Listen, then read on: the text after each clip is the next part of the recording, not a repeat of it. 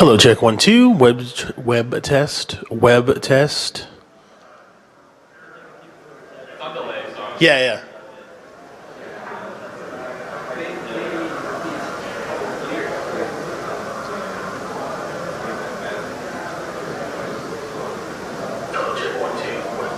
All right, cool.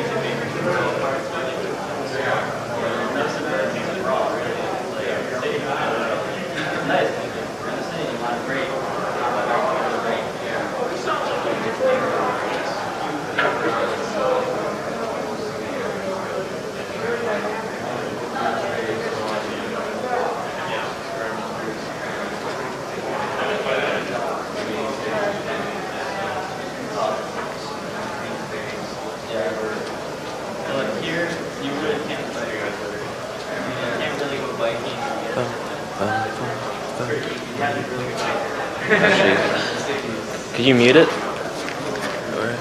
Could you mute?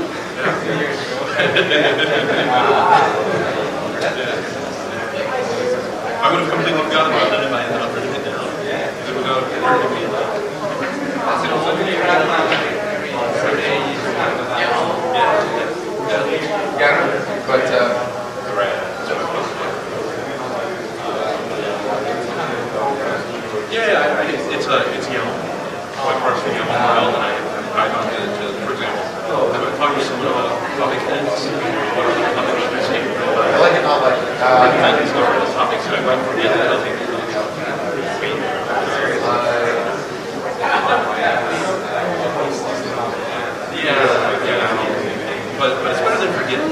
It has benefits.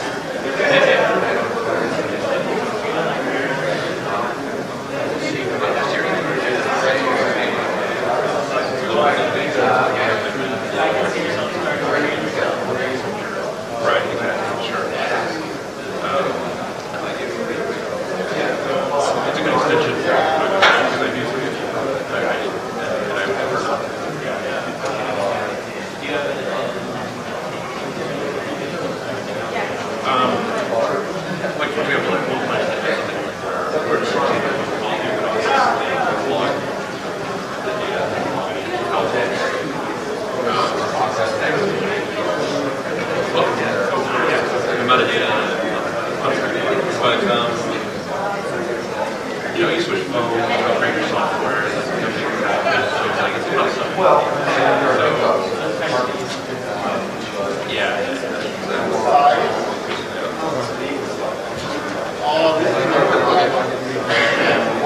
It's gonna be.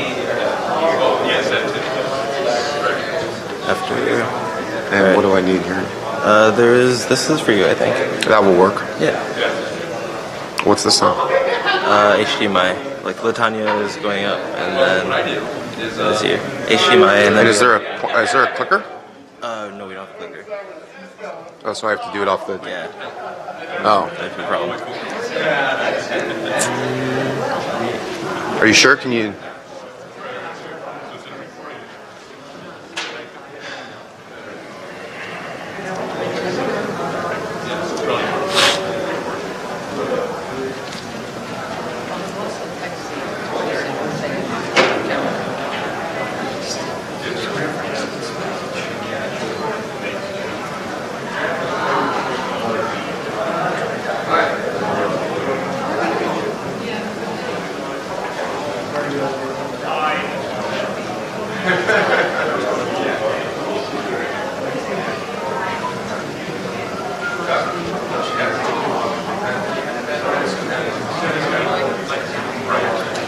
All right, give us like 5 minutes, then we'll start.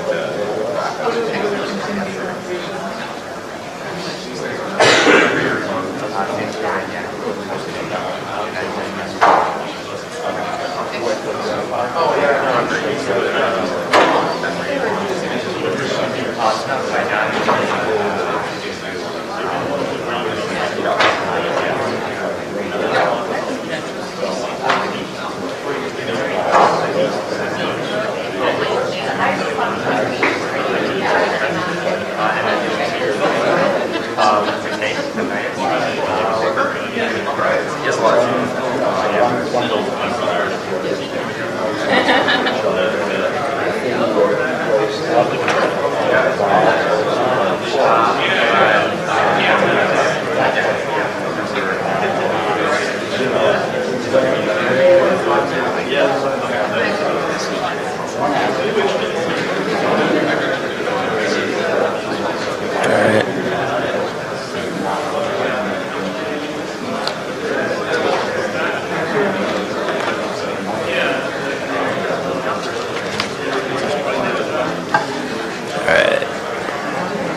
everyone have a seat?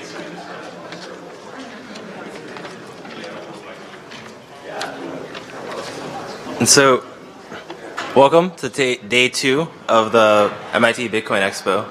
So my name is Chinda again, and I'm a member of the Bitcoin Club. And if you're into social media, you can tweet about us with hashtag MIT Bitcoin Expo. We have a chat going on in the MIT Digital Currency Initiative channel on IRC. So you can join hashtag MIT-DCI. And so, I don't know, there have been some pretty intelligent and insightful remarks on the YouTube live stream chat. So you can also check that out. That's pretty interesting. And I should also should mention that yesterday we had Fidelity, but we also have 2 other sponsors for the expo. We have Bitmain and Bitfury. I don't know if anyone's in that, or any of you in the audience. So thanks to you guys. Our first speaker today is going to be Latanya Sweeney. And so Latanya is a professor down the river at Harvard University, and she's the director of the Harvard Data Privacy Lab. And she also served as chief technologist at the Federal Trade Commission. And so, I don't know, she's done a lot of interesting research. And so she's going to come up and tell us more about how Bitcoin and the government and regulation can work together.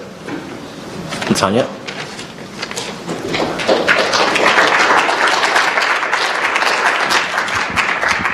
Actually, my voice travels, so probably putting this away is better than putting it close. How's that?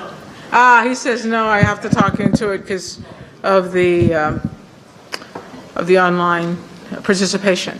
So it's great to be here. I should just tell you straight up front, after that introduction, that I'm a computer scientist, and I got my PhD from here, from MIT.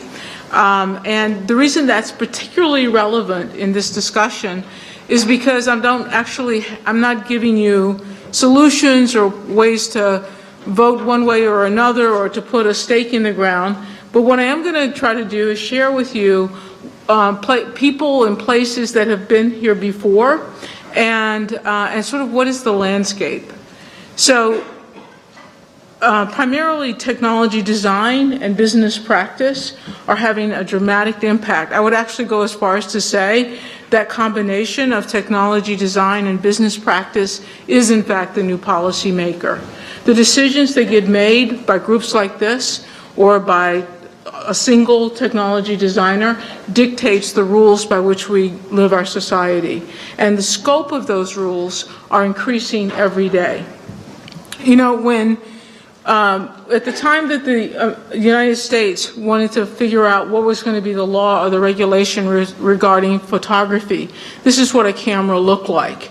And by the time the American jurisprudence decided, they said, oh, it's okay to photograph people in public without their permission. At the time, the Americans wanted to decide what was going to be the relationship between privacy and telephone use. That's what a telephone looked like. And after a while, American jurisprudence decided that you don't need consent to record, that you do need consent to record people's conversations. So with photography, I don't need your consent to take a photograph of you in public, but if you're talking in public, depending on which state I am in, I may need your consent to record your conversation. And then along came the Sony camcorder. And the Sony camcorder, as many of you know, records both video and sound simultaneously. It was put out into the consumer market, and it had no mute button. That meant that it was impossible for you to record people in public without also grabbing sound. And this put the actual design of the Sony camcorder in conflict with American jurisprudence. And so early on, we saw some really graphic examples. There was a case of a Boston University policeman making an arrest, and somebody came up with a camcorder and started filming him. And the person who was being arrested, I think, was let go. But one thing we know for sure, the person doing the videotaping was charged with a felony crime for illegal wiretapping. There was a case in Pennsylvania early on where a mother was concerned about her child being abused on a school bus. So she kind of wired him up with this kind of camcorder and was able to record the incredible abuses that her child was experiencing from the bus driver. So she calls the police, and the police arrest her on a felony charge for recording. So now we fast forward to today with Black Lives Matter and all of the things that we see, and actually we've seen the bend of American policy to make way to change this idea that we can in fact record people in places and in ways that we weren't allowed to earlier, solely because this missing mute button was on the Sony camcorder. And the way these designs replicate, even today, my iPhone or an Android device will also just simply replicates that design, where even today, where the cost of adding a mute button is trivial, a software change, it still doesn't have a mute button. This is the Sleep Number bed. The it's basically air chambers, and so when you lay on the bed, you can adjust how firm it is by how much air you want in the bed. They have a new technology they call Sleep IQ, which is woven into the mattress. And Sleep IQ, when you lay on the bed, will get a sense of your breathing, your heart rate. It'll record all the movements in the bed. And it does this, and it sends all of the information from the bed through your internet connection to the Sleep Number server. In the morning, when you wake up, you can log in to their site, and you can see how well you slept, and you can see when you got out of bed and went to the restroom and so forth. And this is great feedback to know your sleeping habits and maybe to improve your sleep. But in the process of the way this is designed, you have no idea who else Sleep Number is sharing that information with, and you have no control. It's kind of a design decision that sort of got replicated in this idea that companies collect all the data and that this is the right model to move forward no matter what the technology. This, of course, is the Apple Watch. It poses a different technology approach to something that's really similar. So I wear my Apple Watch. It keeps track of how little exercise I get. It tells me to stand up and things like that to keep me active. This design is a little bit different. Instead of it going like the Fitbit all the way to the Fitbit server and thereby being like the Sleep Number IQ, instead the Apple Watch just records it to my local phone. Still left to who can see my phone, but given the current controversies, but it's a totally different design decision, one that keeps my data closer to my control. And so these examples are good examples to explain that we actually live in a technocracy today, that those design decisions actually dictate the policies by which we live our lives. And it's not just on a personal data front. It's every single democratic value is up for grabs. Let me give you an example. A couple of years ago, I was talking to a reporter in my office, and I wanted to show him a paper I wrote. And so we went to Google, and I Googled my name, and up popped these ads implying that I had an arrest record. And so I find the paper, I point to it, and the reporter said, "Forget the paper, I want to know about that arrest." And I assured him I had never been arrested, and with a name like LaTanya Sweeney, it's not likely anybody else has my name. And so we go through this. I end up paying this money to this company to show him that there was no arrest record. But as we began to poke around like why that ad came up, every time we typed in a name whose first name was a person's name whose first name was LaTanya, we would get these arrest ads. And he sort of jumped to this he's a white guy of Italian descent, and he sort of jumped to this conclusion that these were racially motivated ads. And I said, well, that doesn't make any sense. But then we began to learn that if you do a Google search on LaTanya, you get images that look like this. But if you do a Google search on Tanya, you get images that look like this. So that began a very lengthy study where we just sort of mined out hundreds of thousands of ad deliveries based on searches of names.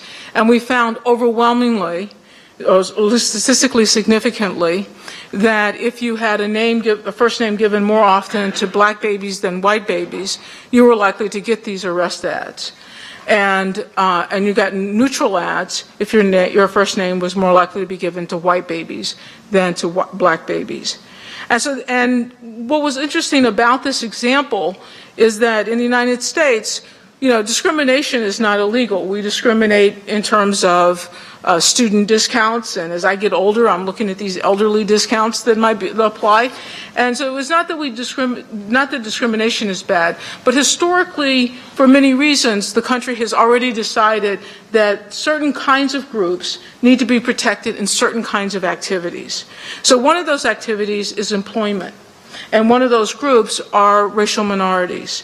And so when a person decides that they're going to actually hire someone, they may often Google that person's name. And if they see these arrest ads, it can have an adverse impact on a person's employment potential. And so it qualified for being in violation with the Civil Rights Act. But how do you prove that? All the ways in which the Civil Rights Act had ever been looked at before had no notion of an algorithm. These are Google ad deliveries. Is Google at fault? Is Google the racist? Well, did the ad actually place it? Or was it the reward strategy that Google uses when people click on it, and therefore it was a mirror image of society? What was interesting about this is we showed that we showed, first of all, the Department of Justice how it satisfied their criteria for normally investigating these cases. But also, it really brought up this question of algorithmic accountability and how do we think about our laws and rules and standards in the face of new technology. It kind of all has to be redefined. But it also showed us something else, that experiment. It showed us that we can take today's technology and kind of flip the world around. We can actually harness technology in the public interest. Let me give you an example. If you use a mobile app, we can ask a simple question: who else gets your data? So if you're using the Amazon app, you expect data from the phone to go to Amazon. And if you use the Facebook app, you certainly expect data to go to Facebook, not necessarily Google. If you use some of the other apps, though, you'd be surprised at all of the places that personal information about you and from the phone goes. We did a survey to give it a sense of how many different places personal information goes from some of the most popular apps on both the Android and the Apple devices. This is an example of being able to use technology to get a better understanding of the state of things that otherwise would be hidden. And so these examples tell us that we can use technology to help the helpers. The advocates, the regulators, the journalists, who would normally be sort of the safety net of these kinds of things, have no idea how to think about the things they've done historically in new ways. And so it's not just that technology designers are designing things in new ways, but there's also a role for those who understand the technology to also think about how it is that you can use technology to make things more transparent, more accountable, and more harmonized with our existing society. I'll give you another example of this data sharing and its hidden nature. If you visit a doctor, you can ask who else gets your data. You expect the insurance company and so forth. We actually tracked over 2,000 recipients of the data and documented them, and we were kind of surprised at all the places it goes. When given to the policymakers, though, this became incredibly significant, not just because of the kind of surprise factor of all the places a typical medical record might go, but that more than half of the flows aren't even covered by our medical regulation. And so this had a profound effect. So what do we do about this? Well, yeah, technology design is important. It is changing the world. It's changing every value, every democratic value that has been hard fought has to be redefined by what technology does or does not allow and how it is we can make a technology accountable or not. And that gives you, in this room, a particular role in your community. And I want to explain to you why it is that you can save the world. I'll give you an example. When I left the Federal Trade Commission, I was really interested in students actually working on problems like this, that use technology to help identify and sort of scientifically document sort of these unforeseen consequences or offer alternative solutions, ways to help the helpers. And so the first course I taught, I told the students, I said, look, At the end of this course, you're going to have a project. You do your project, and if it's good enough, I'll take you down to DC and give you an audience with regulators. And in my budget, I set aside money to take 3 students.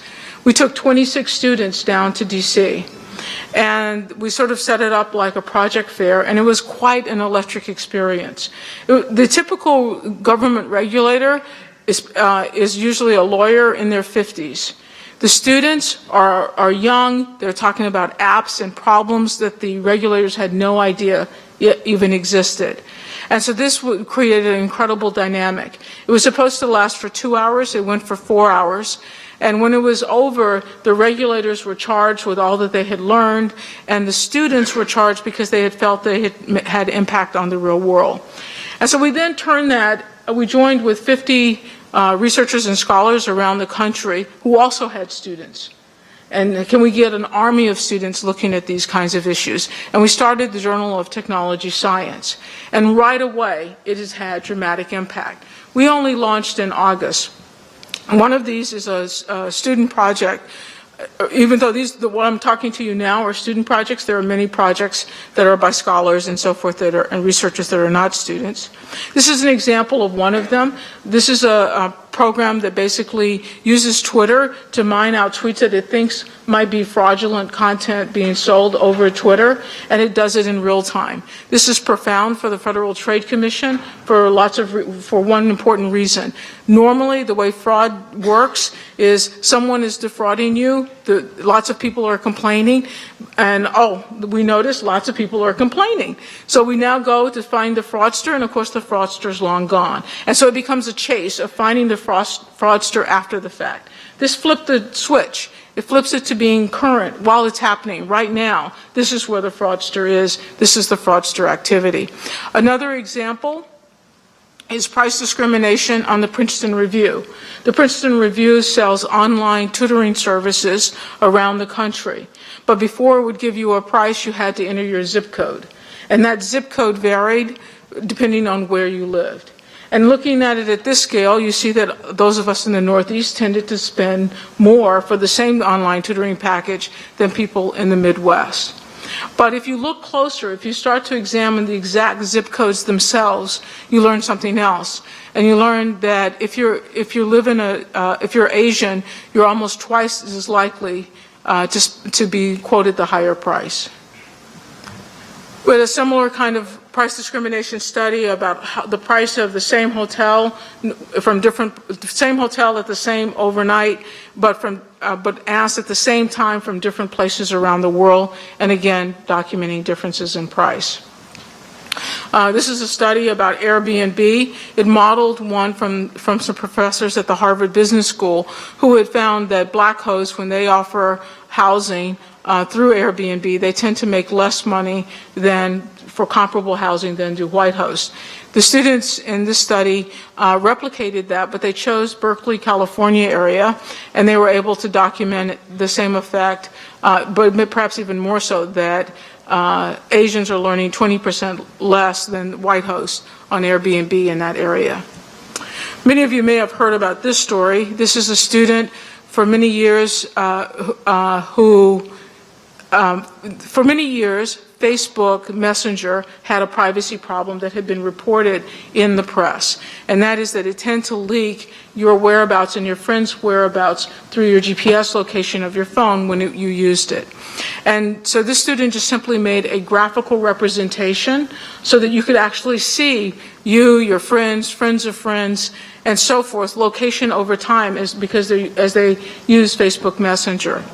And this had a dramatic effect, and within 9 days, Facebook changed its policy. Something that had not been done for years, something that the Federal Trade Commission and others who would normally be the helpers to intercede had not been having any impact. We now see this sort of very graphical way and the response to it really changing it. This is a study, I'll just do one more and I better stop. This is a study of the Affordable Care Act, documenting that when the health exchanges came online, most of the larger insurance companies said, we're not going to participate. And then when they saw that the exchanges really were going to happen, they rushed to the market and raised the price significantly. And so based on the results of this study, a little bit later, we've seen a lot of testimony on the Hill and so forth around it, and CMS did issue an advisory to any insurance company raising their price, additional documentation needed. So there are many other examples that you can find at techscience.org. I think the challenge to this community is similar, but you can learn from the experiences of the past, realizing that you sit in a special time, in a special place, that pretty much the decisions you make are going to dictate for a long time how things are going to work. Thank you.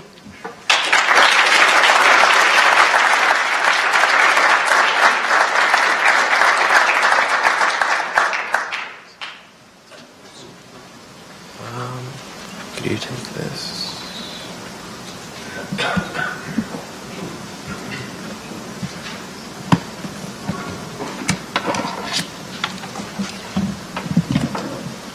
Thank you.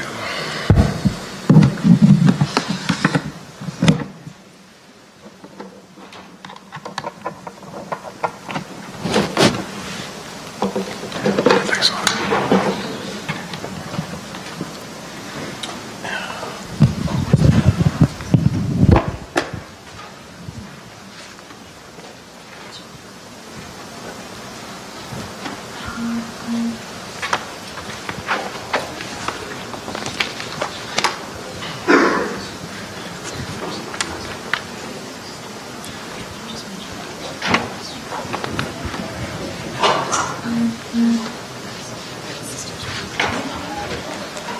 Sweet. So Alex Tapscott and Don Tapscott have written a book called Blockchain Revolution. And so Alex is here to tell us about some of the ways in which the blockchain is going to revolutionize the world.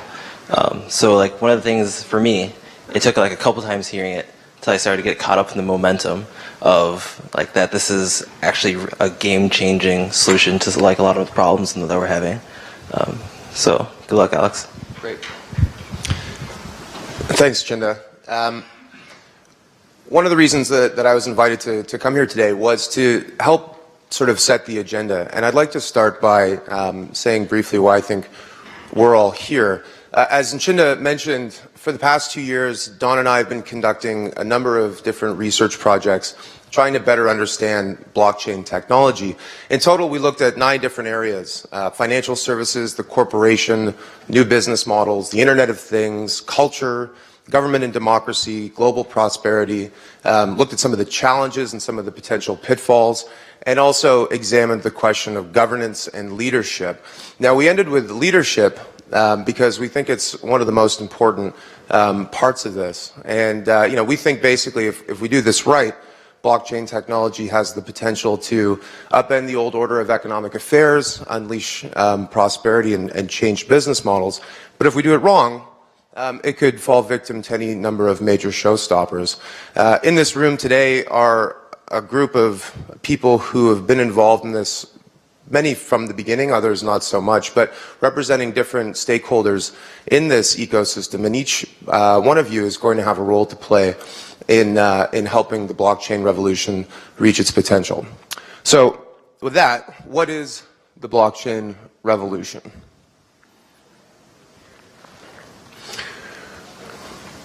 So the first generation of the internet connects billions of people around the world. And certainly it's great for sharing information, for communicating and collaborating online, but it's actually not very good for business.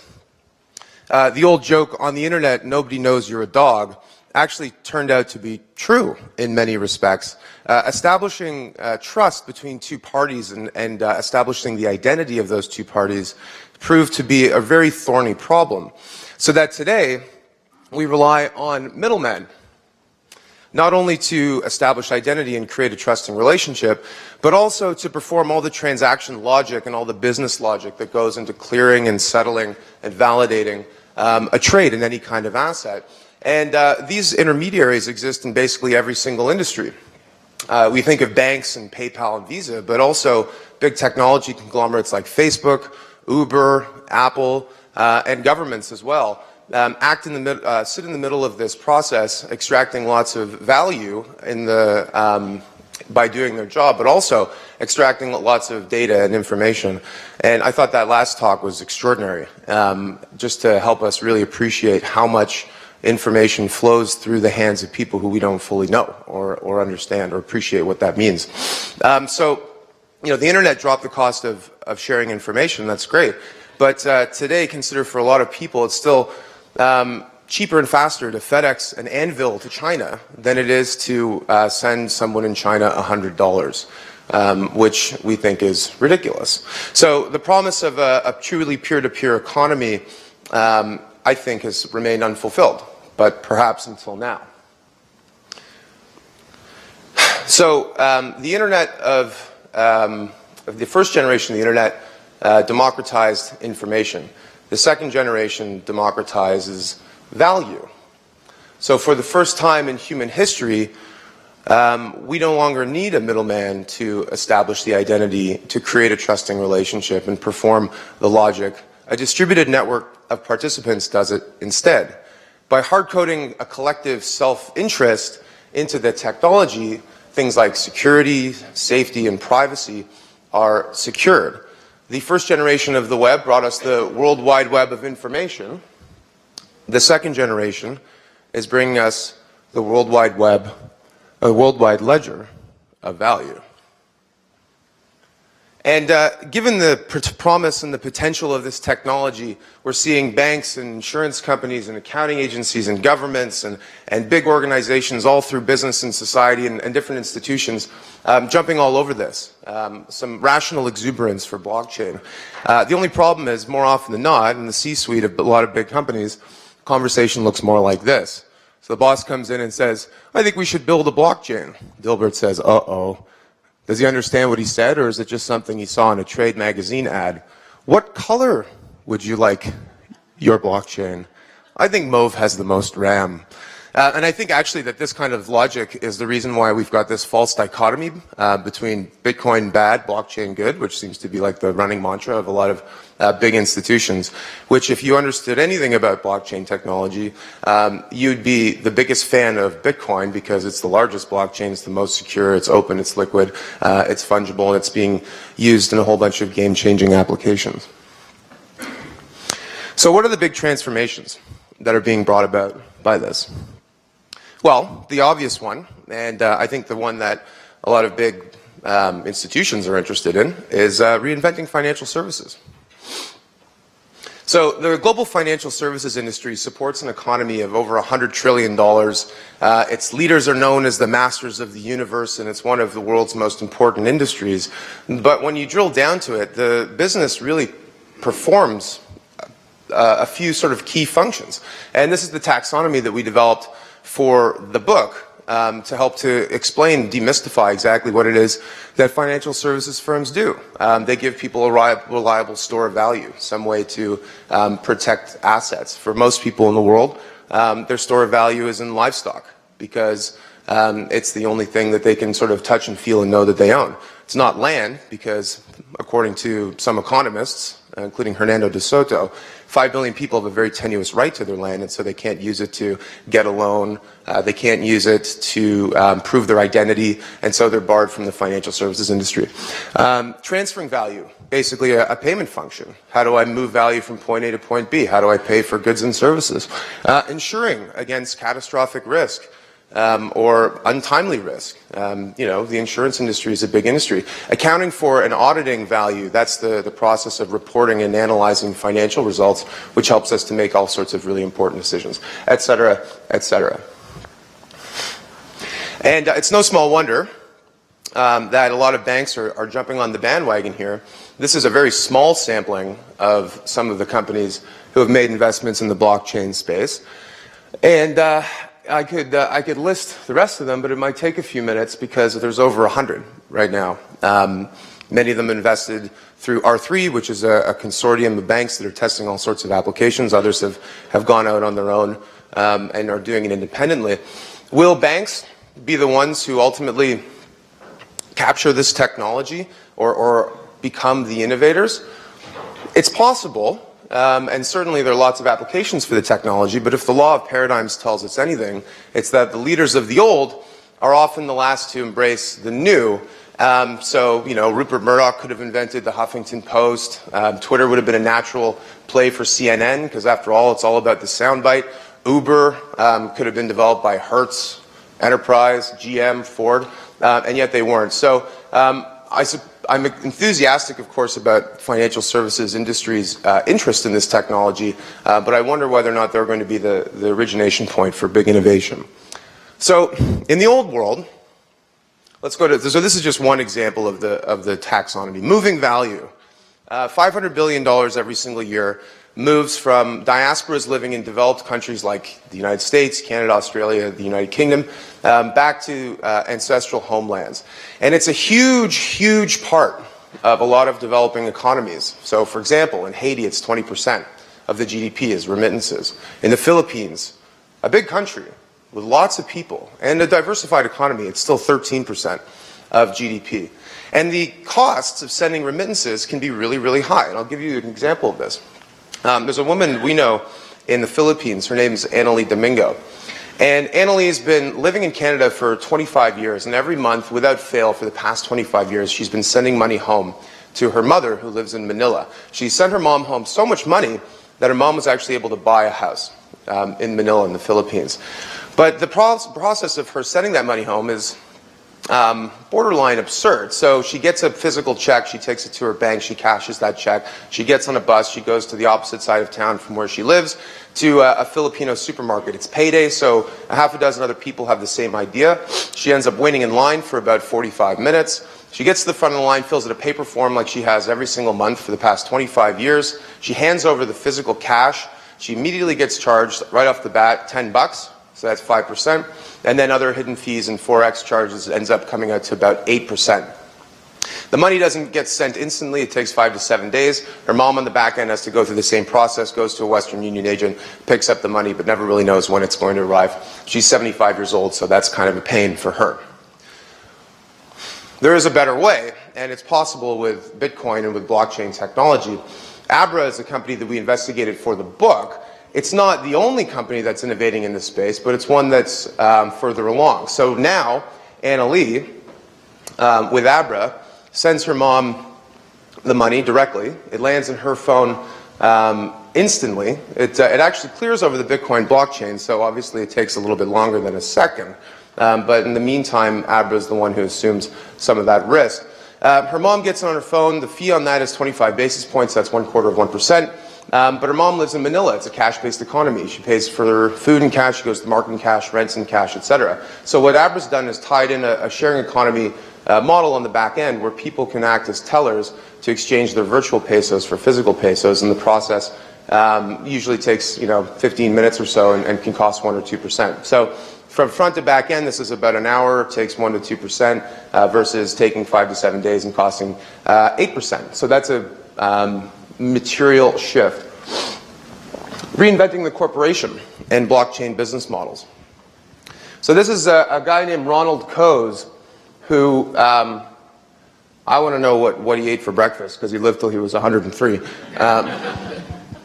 who had a very productive career. In fact, his first big paper was, he wrote it when he was 30 years old. And in that, he asked a deceptively simple question. He said, why do we have corporations? If the free market is the best way to allocate resources, to organize capability, how come everybody is not an independent contractor? How come sales, marketing, manufacturing, finance, procurement, logistics, all the functions of a company aren't their own contractors bidding with each other? And he pointed to one thing: transaction costs.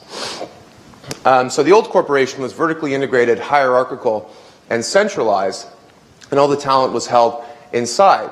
And these corporations grew and grew and grew so long as the transaction costs of doing business inside the boundaries of the corporation were lower than contracting in the open market.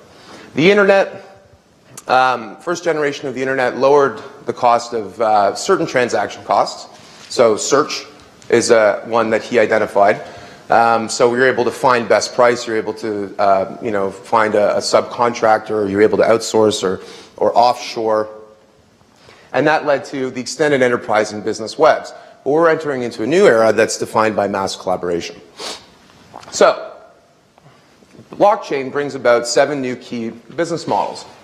And let's just go back to that for a second. I'm not going to go through all 7, but let's just choose one, blockchain cooperatives. So Uber. Uber's a disruptor, right? It's a company that took an old industry and turned it on its head. But the counterintuitive thing here is that blockchain technology is going to disrupt the disruptors. And they say that Uber is a so-called sharing economy company, but really it's not. Companies like Uber, Airbnb, Lyft, and TaskRabbit are service aggregators. They have a centralized point through which all this information and all this value flows. They organize all this capability, and then they resell it to the market, and they clip a big fee, and they also collect all this data. If it was a sharing economy model, the drivers, who are the creators of the value, would own in the equity that was created, and they don't. So I don't really view Uber as a sharing economy company. And Uber is a great service, but it's got some problems.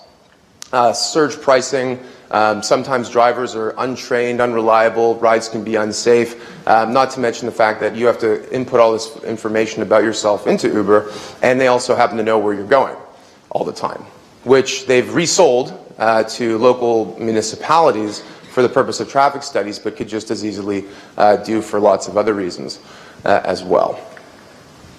So maybe there's an alternative using blockchain. She looks like she's having a good time, eh? Might have to rebrand Suber.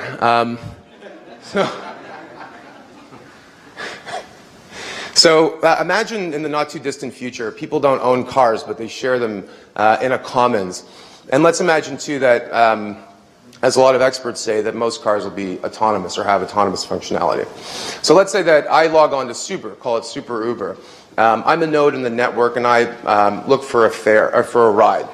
It immediately broadcasts my message out to all the different cars in the area, and I've got a whole bunch of different requirements. I don't want to pay toll roads. I want to get to work in less than 10 minutes. I want it to be an electrical car. I want it to be an SUV. I need to have so many seats, etc. Immediately, it matches the vehicle, which is an autonomous vehicle or driver control. But the point is, it happens on a peer-to-peer basis from me to the car. And that car comes and picks me up.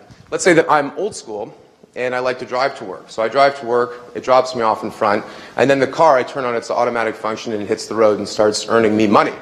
What's amazing about this is not that that's autonomous cars. The key breakthrough here is that the device is an autonomous agent.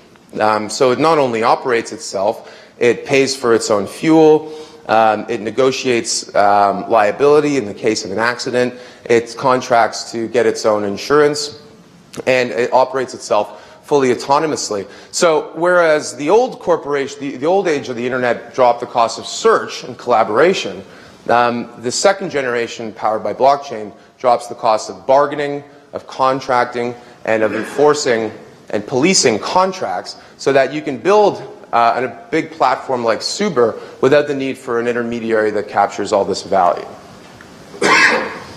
Animating the physical world through the Internet of Things. The Internet of Everything needs a ledger of everything. The Internet of Things, by some estimates, will include up to 1 trillion connected devices, within a decade or two. These devices need a way to transact and do business with each other in a trustless manner. They've got a way to communicate with each other. It's called the internet. But if you're going to have autonomous vehicles that are contracting with fares, if you're going to have vending machines that order their own inventory, if you're going to have Wi-Fi at MIT that meters itself out through micropayments to the community in the surrounding area, et cetera, you're going to need a payment method that's secure and one that's trustless. And that's what's possible with blockchain technology. Solving the prosperity paradox. So the prosperity paradox is essentially this. For the first time in human history, we've got economic growth without commensurate wage growth in a lot of parts of the world.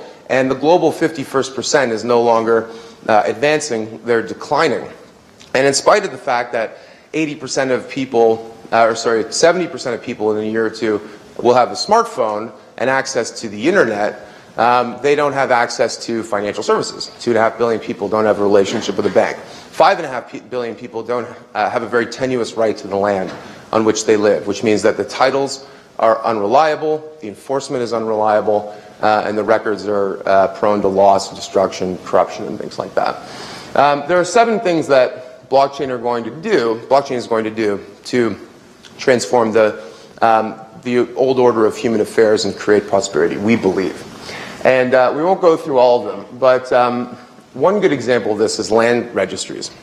So the Haiti earthquake of 2010 was one of the most devastating natural disasters in human history. And Red Cross, the U.S. Red Cross, raised $500 million to go in there, deliver emergency aid, and also to build 130,000 houses for the people who had lost their homes. They didn't build 130,000 houses. They built 6 houses. And the reason they built 6 houses was that, for one, the Red Cross was not doing its job and was prone to some errors on their end, including some lost funds. But more importantly, the land title registries in Haiti were in utter shambles, whereby each little parcel of land had 10 different competing claims. You had a government that was acting in its own interest, not in the interest of the people, and was disputing them along the way because it was looking to get rich in the process. And so these people, the poorest people in the Western Hemisphere, who were devastated by a huge natural disaster, weren't able to move into sustainable homes because of land title registries being in utter shambles.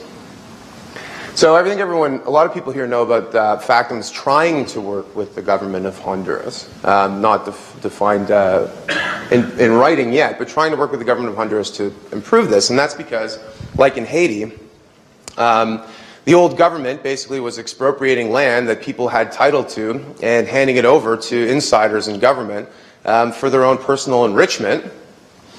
And it caused such an uproar that the old government was basically overthrown. And the new government decided wasn't going to make the same mistake again, and is now trying to work with Factum to develop a blockchain-based land title registry. So whereas normally the land title registry is centralized, it's within the confines of the government, it can be altered at the touch of a button by one person.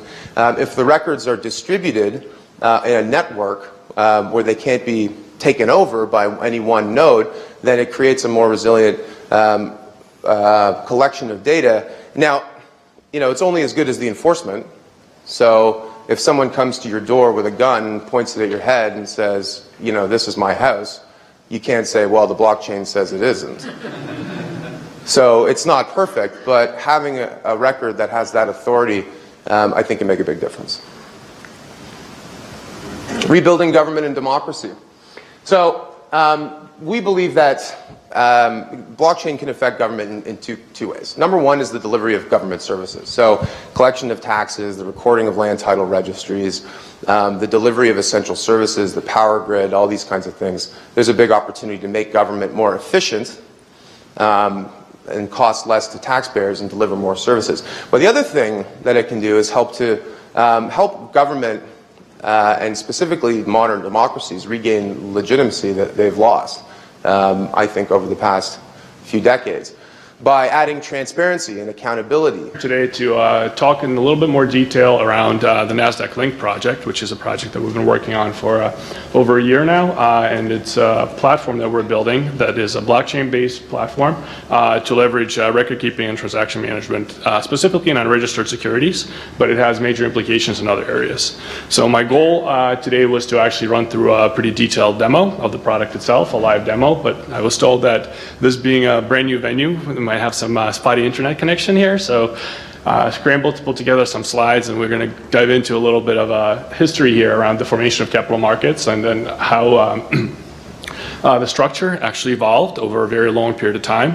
And then actually my connection is working perfectly fine, so I might be able to jump into some demo slides or actually go through some screenshots.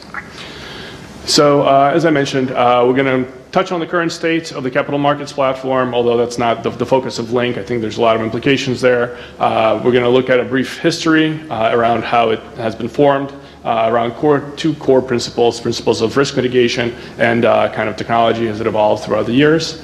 We're going to bring in blockchain concepts and seeing what parallels can be drawn there, and talk about Link more specifically and how we handle some of the processes that currently exist. So looking at the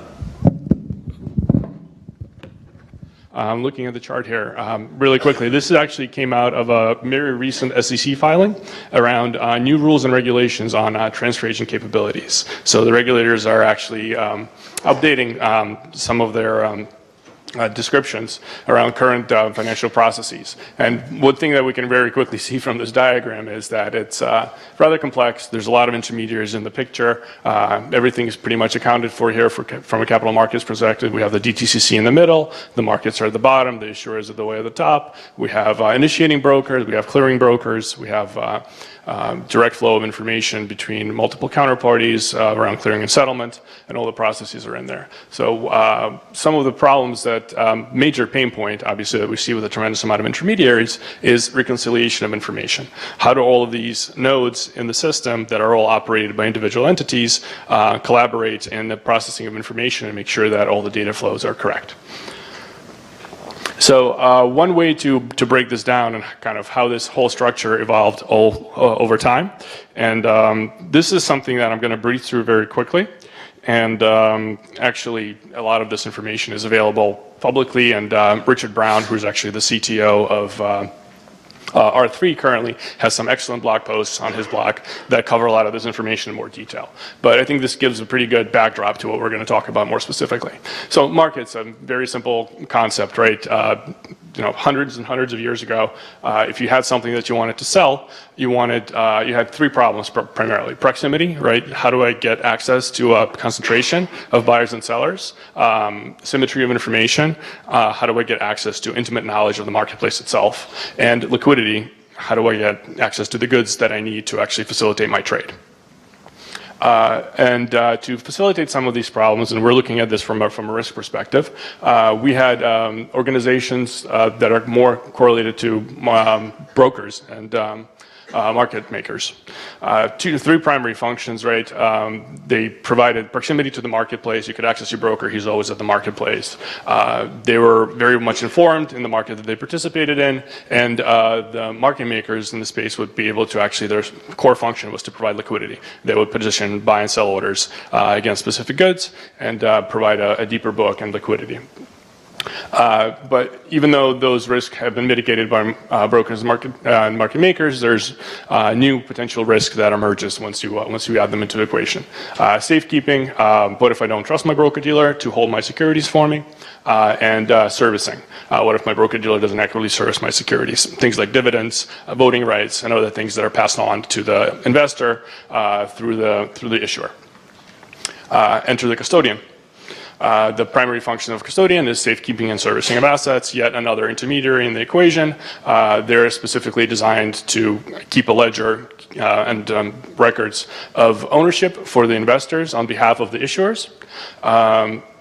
And are an intermediary to the broker-dealer. So the broker-dealer, when facilitating the transfer, would actually engage with the custodian and pass them the clearing instructions to be able to move the security and the underlying assets themselves. Great, helpful in the equation, but what happens now, there's two new risks that are being introduced. So clearing instructions, whether there's discrepancies in the instructions sent from the broker to the custodian, so reconciliation of information starts to actually become very apparent here. And the counterparty risk. What if my counterparty doesn't have the assets that they say they did? So how do you actually verify that somebody that you're transacting with has all the appropriate assets? Enter the clearinghouse. Right, so the clearinghouse performs a very specific purpose. It de-risks the transaction by actually stepping in the middle of the transaction itself. And that's done through a process that's called novation. And they also verify that all the instructions for the transfer of the assets are correct and match on the buyer and the seller. That's great. It solves a lot of the problems, and we're almost done as far as the current ecosystem is concerned. But two additional risks come out, and these are more informational risks now. Because you have all these parties now entering into the equation, how do I notify the issuer that my ownership status has changed if I'm a new holder of securities? And the transfer ownership itself how are the actual pieces of information, the actual underlying security, which is generally a piece of paper, transferred between the buyer and the seller. And those two functions are generally performed by a transfer agent. A transfer agent is responsible for managing all of the information on behalf of the issuer, so the issuer has a very clear perspective on who's currently on the cap table, who currently holds their securities. And centralized securities depository is responsible now for demobilizing all the paper and actually putting all the records on the books and records of a company, generally electronic. So all of these exchanges can now happen with a books and entry, a books and records change, versus actually moving the physical certificates around. Great. And then the centralized security depository notifies the transfer agent of all the different transactions that happen, so the issuer actually has a very clear picture of who owns their shares. That kind of gets us to a current state. Now let's just make an assumption that this is still old paper, but this is how all the different counterparties that exist in the current capital market system came to be, and the reasons for that. Obviously, very simplistic view. There's a tremendous amount of complexities when you start to go international, when you add other types of assets into the equation, but a good high-level overview.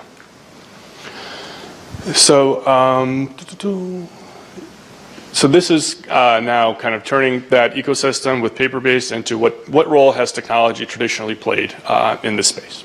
So very interesting example, and this is before the paper crisis, right? All of this information was transferred in wheelbarrows in Manhattan to basically facilitate the exchange of these records. So 90% of the transfers were bundles that were received at a messenger window, and then they would do basically human validation that all the information in there is correct. Once it was verified, it went to several stages of verification. Then the actual assets were removed.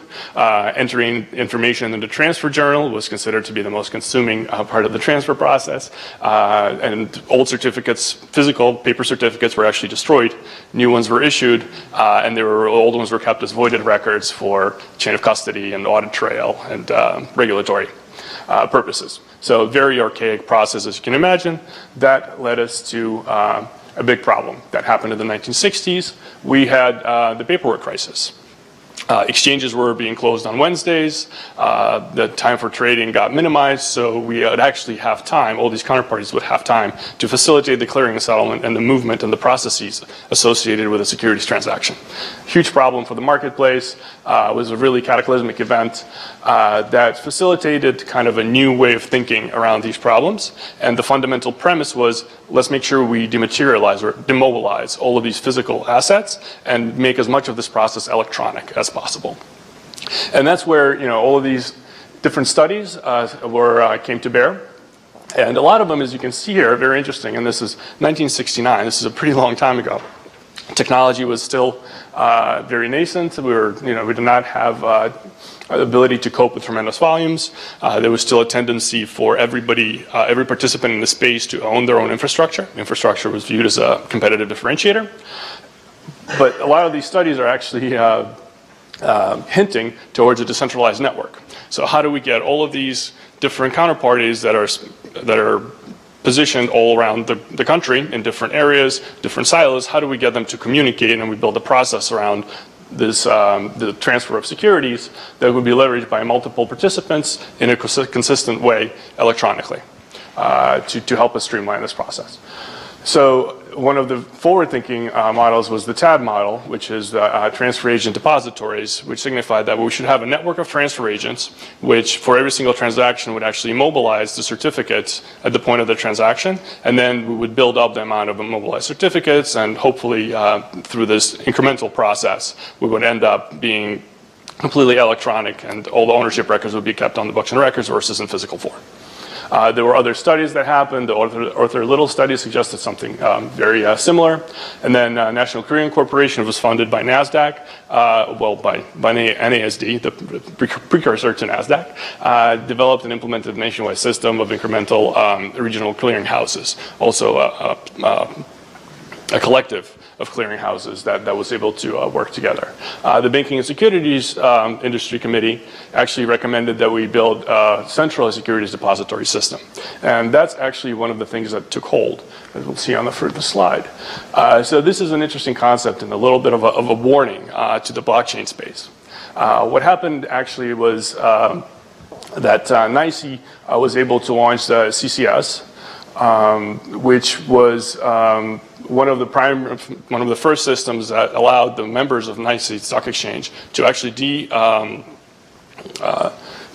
demobilize their securities, their holdings, and that would facilitate much easier transfer of those securities without having to move the physical asset. They've had this system in place for NYSE itself. It wasn't accepted nationally across the entire country, but it took hold and it started to actually mature. And then when the regulators actually started to look at this in a lot of detail, this kind of became the mandate. Like, we know this works. This was the first mover. They implemented this. Let's everybody adopt this structure. So as we move forward with kind of blockchain solutions, there's a lot of competing platforms out there. There's a lot of competing protocols. One thing to remember, that the first mover isn't necessarily the best possible solution that's out there. So not necessarily a bad thing in centralization, right? So now we have the DTCC. It's a highly centralized place where basically has immobilized majority of the paper-based certificates for public companies in the US, also facilitates clearing and settlement. As a result of the centralized siloed approach, they actually do get a lot of efficiencies. So if these are pretty interesting statistics for me, about 98% of transactions, or 99% of all the obligations that are out there that occur in the US actually don't require the movement of cash. Everything is net settled out. And because this all happens in a single entity, they're able to do that, and they're able to facilitate and take advantage of these efficiencies, which is great. But kind of to some of your earlier points, Latanya, the regulators are actually starting to look at this as a real technology and are raising an eyebrow to see how can this be leveraged based on the histories and what impact might this have to the current landscape of capital markets, which is a great place to be. I think, as I mentioned before, they have a new rule set for transfer agent out for comments, and in that paper, they call out blockchain specifically and actually do a nod to NASDAQ Link as a reference to what is being done in the space to facilitate blockchain, to leverage blockchain in the transactions of securities. So this is where we currently are from a technology perspective, right? So we've evolved from accommodating risk on a paper-based securities marketplace to now kind of going through different advancements in technologies through the paper crisis, implementing books and record systems, and then as technology matured, we really ended up in a place where a centralized entity is managing a lot of this, and we're getting some efficiencies out of that, but we ended up in a place where it is very much centralized. There's still a lot of intermediaries, and the reconciliation of information is still a process that requires a lot of effort, introduces a lot of overhead, and a tremendous amount of cost. So how is blockchain different, and why does it have a potential impact on capital markets? So this is a couple of different slides that we worked on with our partner Chain. Very interesting concept of basically blockchain introducing the capability to have electronic barrier tokens entered into the system and facilitate the transaction of value, the transfer of value. One of the proven ones, of course, is Bitcoin. It's a native issuance of a token that represents value that can be transacted peer-to-peer. You can look, different companies have been looking at currencies. Securities is something that's emerging. That's where we play a role from a Link perspective. Commercial IOUs, brand loyalty points, and the list goes on as far as how many different things can you look at that are currently physical in the form of a card, a paper-based certificate, or something of value to be able to digitize it into a barrier token and enter it into a network that's blockchain enabled. And then how do you do that? How do you look at different digital assets and how do they gain value? The best, obviously, and the most seamless approach is to have a native asset being issued directly onto a blockchain. That's our path. That's what we're doing with Link, with unregistered securities.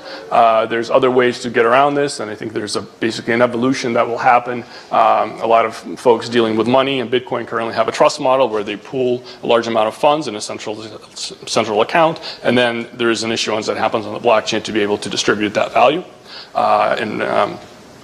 in lower levels of granularity. And then you can also issue IOUs onto the blockchain. So these are just a couple of compelling examples of how this can be done. And then fundamental principles of the blockchain as a technology and why it would be interesting to capital markets as a whole. Assets are issued onto a network. that spans multiple organizations. So you can still have all the different entities that were created to mitigate risk in the previous slides that we described. You can still have broker-dealers, you can still have clearing agents, you can still have custodians. They all serve a purpose to a certain extent.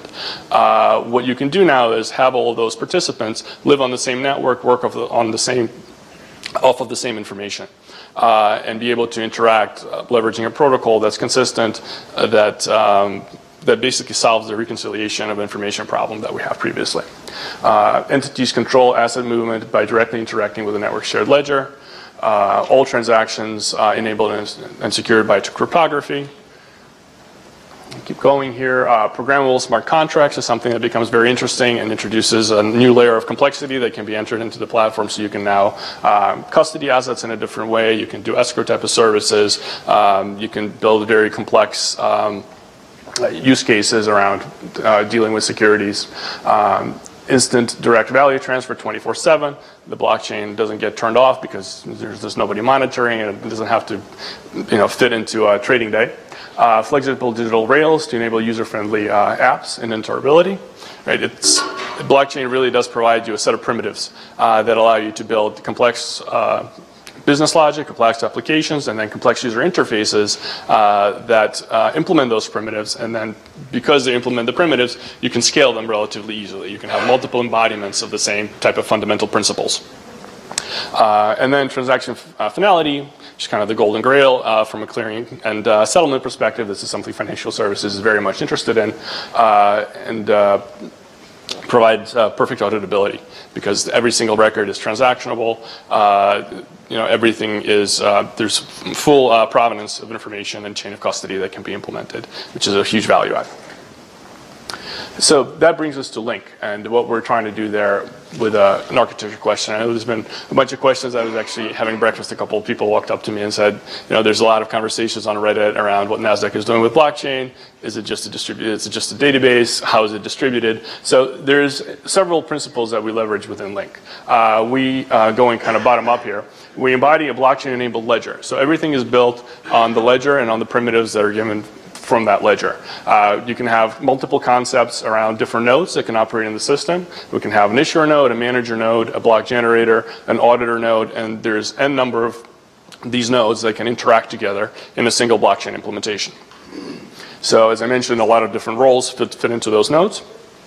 And different entities can operate their own nodes. So they actually have control. It's just that the network and the data itself is shared and distributed.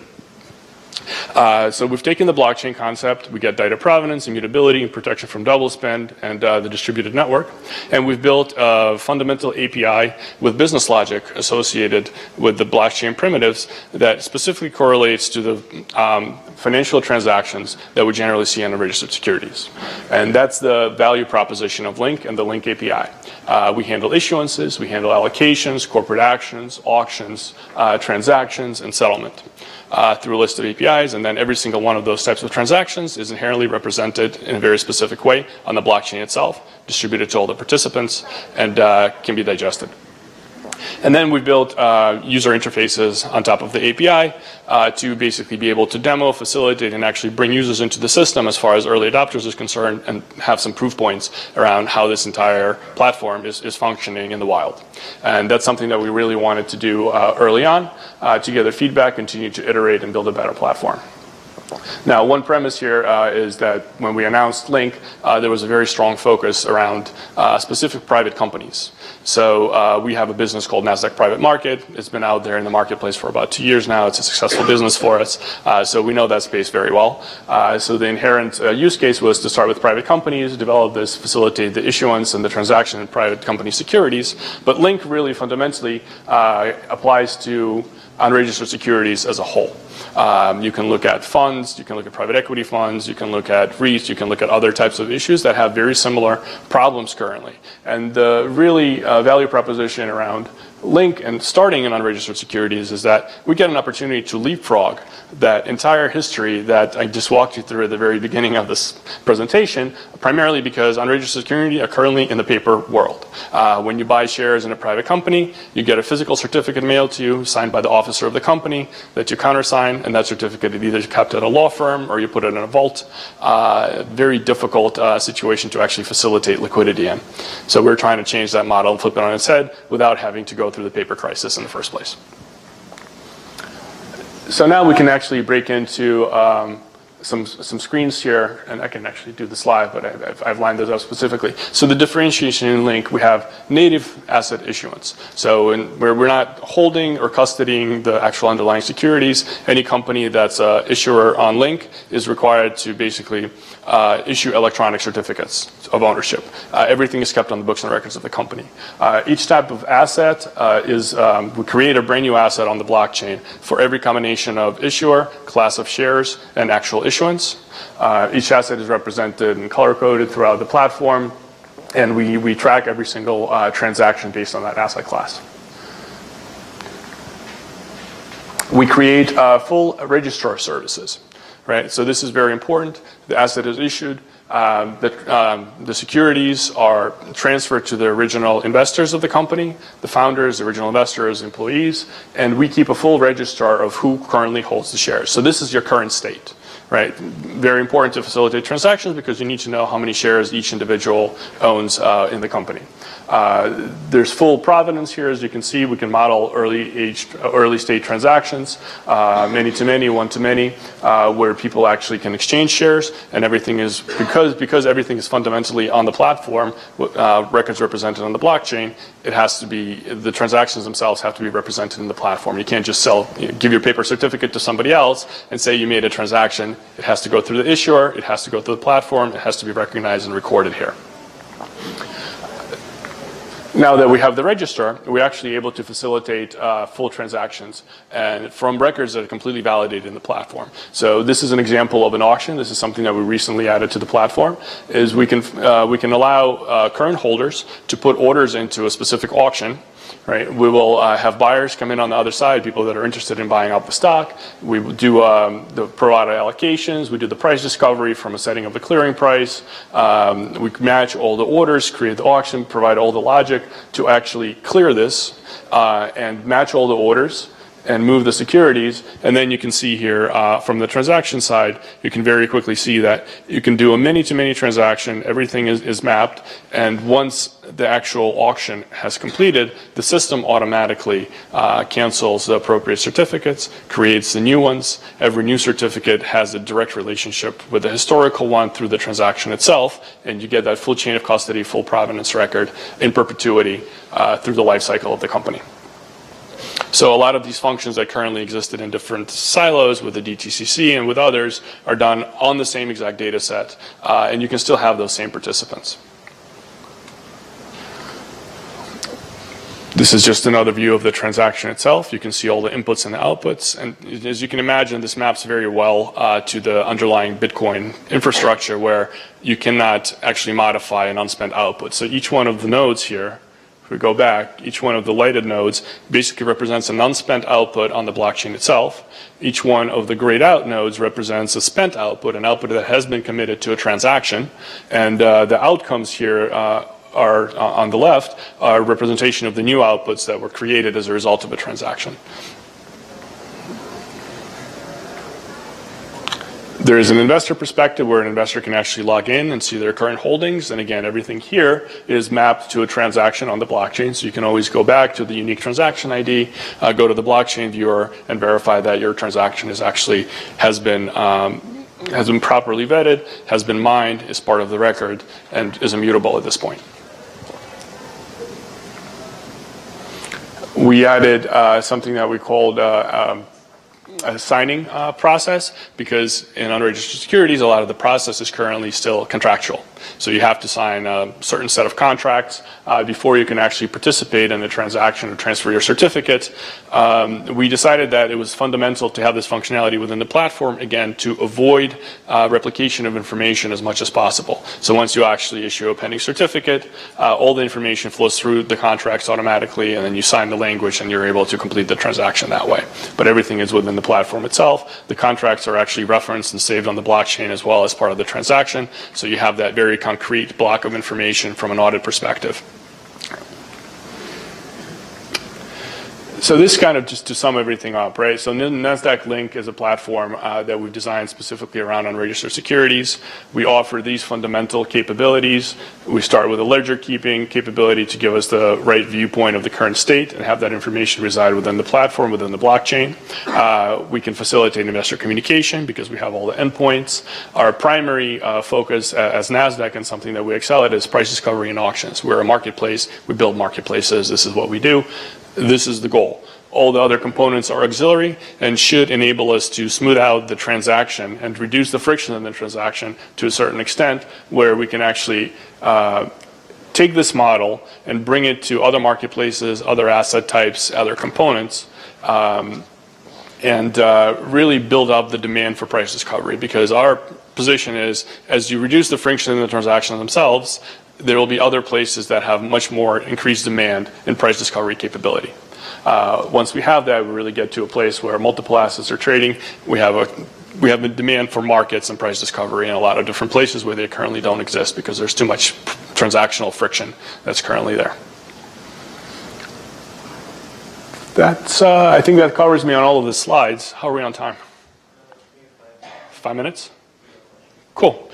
We can open up for questions if there's any questions, or I can dive into the actual application for a couple step-throughs.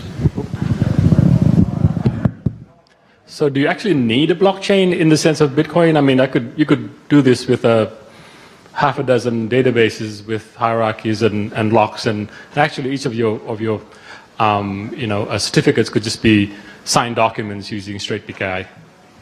I don't necessarily disagree with this statement fundamentally. We have never seen that work. I don't think anybody has ever seen that work. I don't think we've really gotten to a point where an ecosystem with so many different participants and intermediaries has been able to really agree on a protocol and solve for problems around kind of consistency of information, right? There's a tremendous amount of edge cases, race case scenarios, and other things that blockchain has actually solved for through the Bitcoin implementation and has been proven on a very scalable basis. So Bitcoin is very critical from that regard, as it provided us a viewpoint that this type of technology can actually run at scale and be completely functional and alleviate some of these pain points. We haven't seen that with other types of technologies or other combinations of technologies quite yet. Now, there's a lot of open standards out there from a financial perspective. There's a lot of protocols that have been leveraged, but nothing has been able to really come forward as a solution as we have here. Does that answer your question fundamentally, or? I'm not convinced, but okay.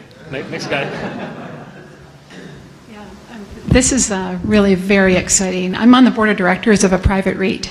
And so, I mean, this is fantastic. I guess a couple quick questions come to mind. First of all, is there a role for a broker-dealer just in terms of the regulatory aspect? Do I have to be a broker-dealer, or do I need to have a market maker behind this, or is NASDAQ Link thought about that?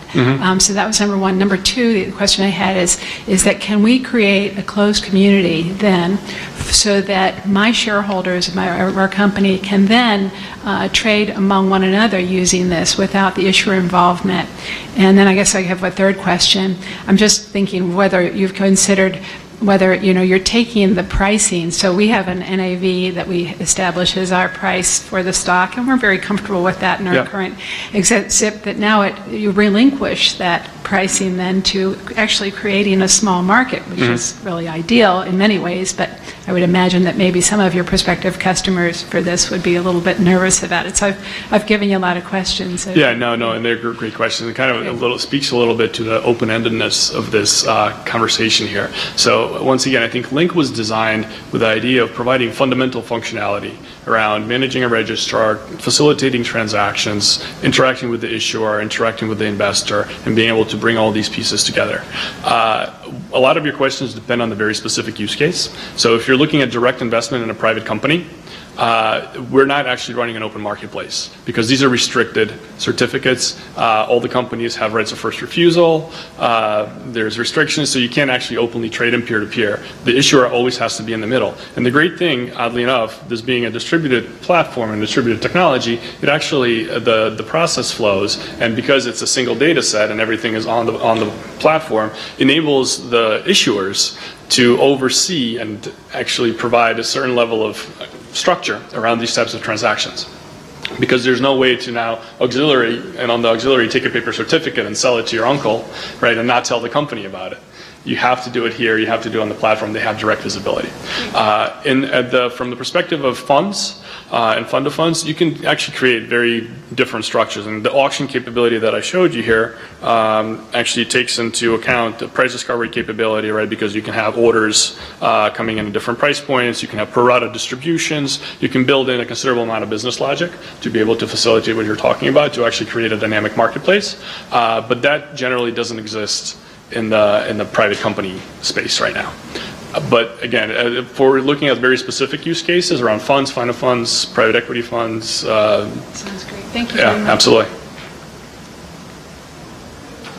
So the long-term trend of U.S. policy on clearing has seemed to be heading towards centralized clearing for more assets, especially for swaps under Dodd-Frank. How do you see Link interacting with traditional clearinghouses, CME, ICE, LCH, if at all? And do you plan to do registered securities, swaps, security-based swaps, derivatives transactions? For Link specifically? And I guess where do you see the risk sitting after Novation? Would it be on Link or what? Yeah, so Novation is a question mark here because within the context of this technology and this platform, we're trying to get to a point where innovation is no longer required, where you've removed a lot of the risks associated with the need for a centralized clearing counterparty to a point where you don't actually need to do that. It's going to be an evolutionary process. It's going to take a considerable amount of time to get people comfortable with that. And currently, specifically in the private security space, there's currently a demand for a broker-dealer to perform that type of a function. The broker-dealer actually takes on a lot of the risk and facilitates the transaction and enters into the middle of it. Interaction with some of the current traditional clearinghouses for unregistered securities, right now there's really no real plans to be able to do that. One pretty significant pain point for us is the actual ability to move funds efficiently and wrap that into a single transaction. We have a couple pending things that we're doing in that regard to help us with that, and a couple partnerships. Once that's achieved, aside from regulatory concerns, there's not much need to go in that direction.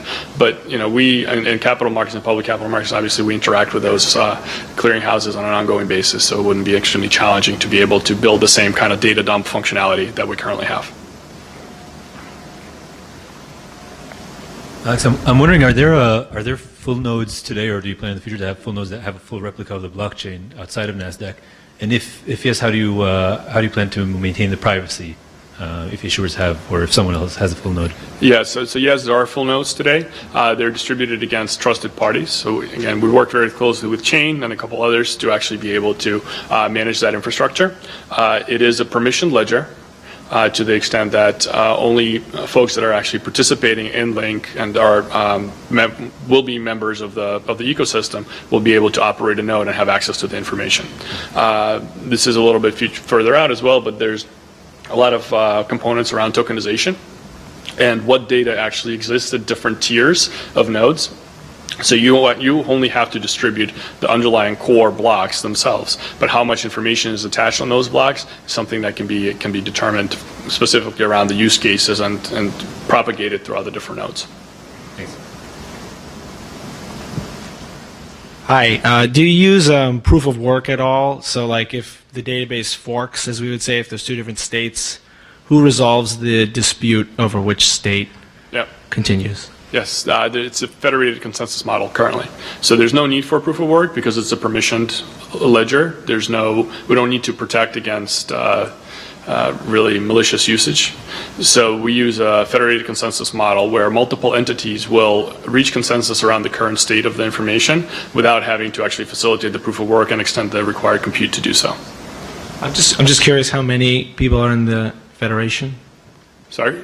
Like the Federation, is it like 7 people or is it like 100 people? Well, Federation is being worked on right now. We have 7 pilot customers as far as the companies are concerned. That's been announced publicly. And we're working through actually defining the minimal viable ecosystem that will be required to get all the right members and participants onto this platform and have a full interaction. The technology is there. It's a distributed platform, but it's more of a business relationship type of a situation right now.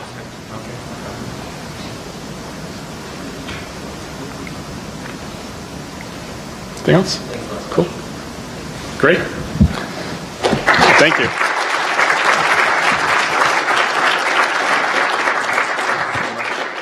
Great, thanks. All right, so our next speaker is Kathleen. And so R3 is a spawn of about 40 banks who came together and decided they want their own blockchain. And so Kathleen has the most wonderful job of telling us how it's as good or better than Bitcoin. I like the use of the word spawn. Actually, R3 predates the consortium that we manage, but I think I'm going to grab the spawn moniker for talks moving forward. It looks like we're running a little late on time, so I'll keep my remarks brief. In fact, the next panel was supposed to start in 2 minutes, so I'll just maybe reduce my talk down a little bit more. No? Okay. All right. So my name is Kathleen Brightman. I work at R3, which manages the Distributed Ledger Group, which is the consortium of 42 banks interested in using blockchain or distributed ledger technology. Now, people wonder when I tell them I work for a consortium that wants to use electronic ledgers, what that has to do with capital markets.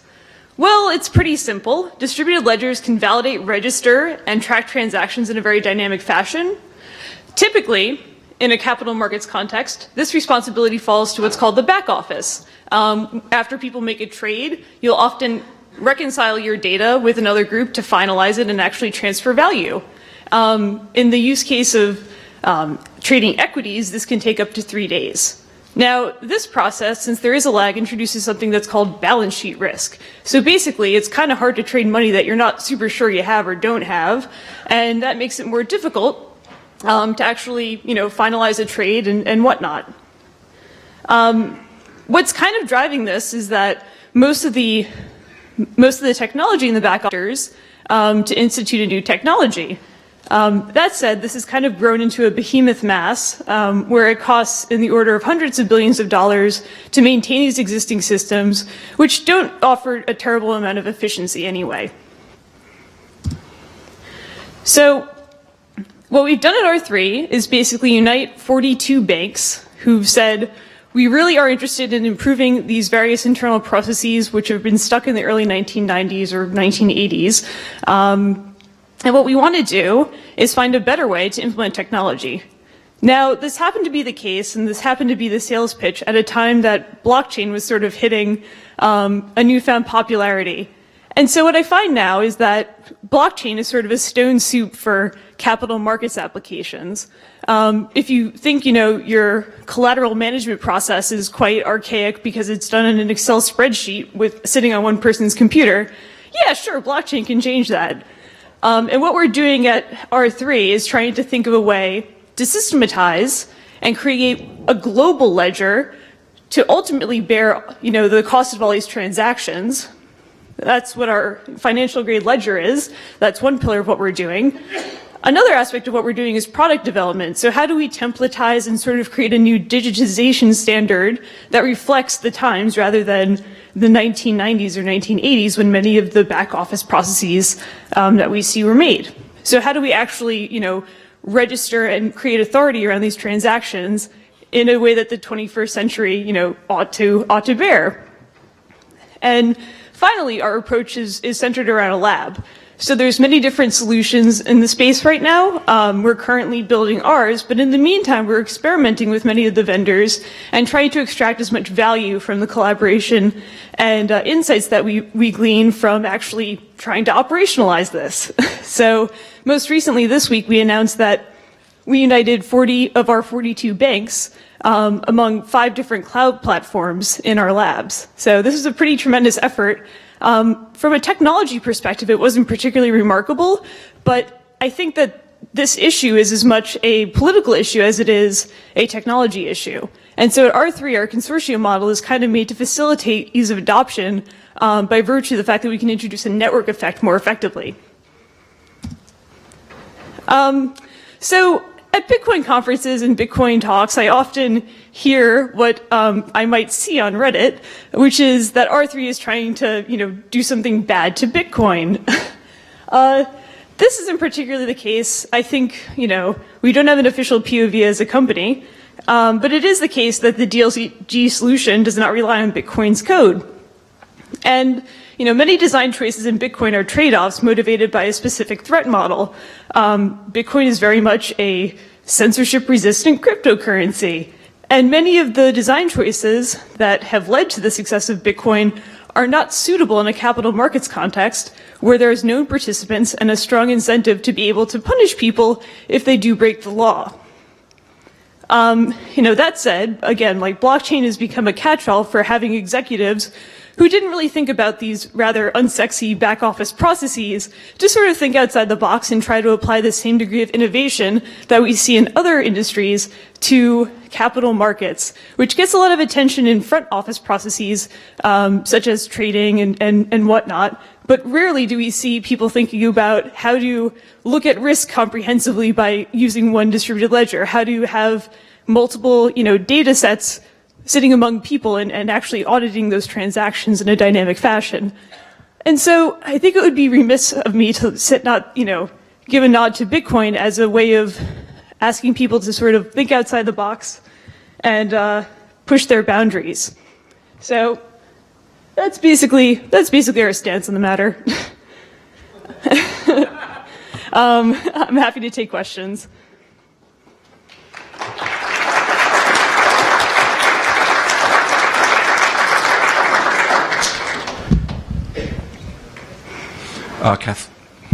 Kathleen, thank you so much for your presentation.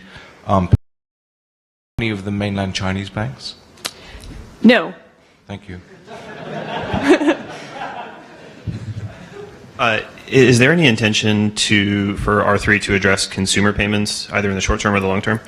Right now, what we're trying to tackle is really capital market specific, but there are a lot of different parallels between what we see in the payment space right now in terms of innovation and the type of adoption schemes that we could implement with capital markets. So I think ultimately this will benefit the consumer. It'll put a tremendous amount of pressure on the sell side. And so I think we're going to see a different way of looking at finance once this is all said and done. So it sounds like it's actually not really competitive with Bitcoin then in the same way. Oh, yeah. Bitcoin inspired, not Bitcoin imitated.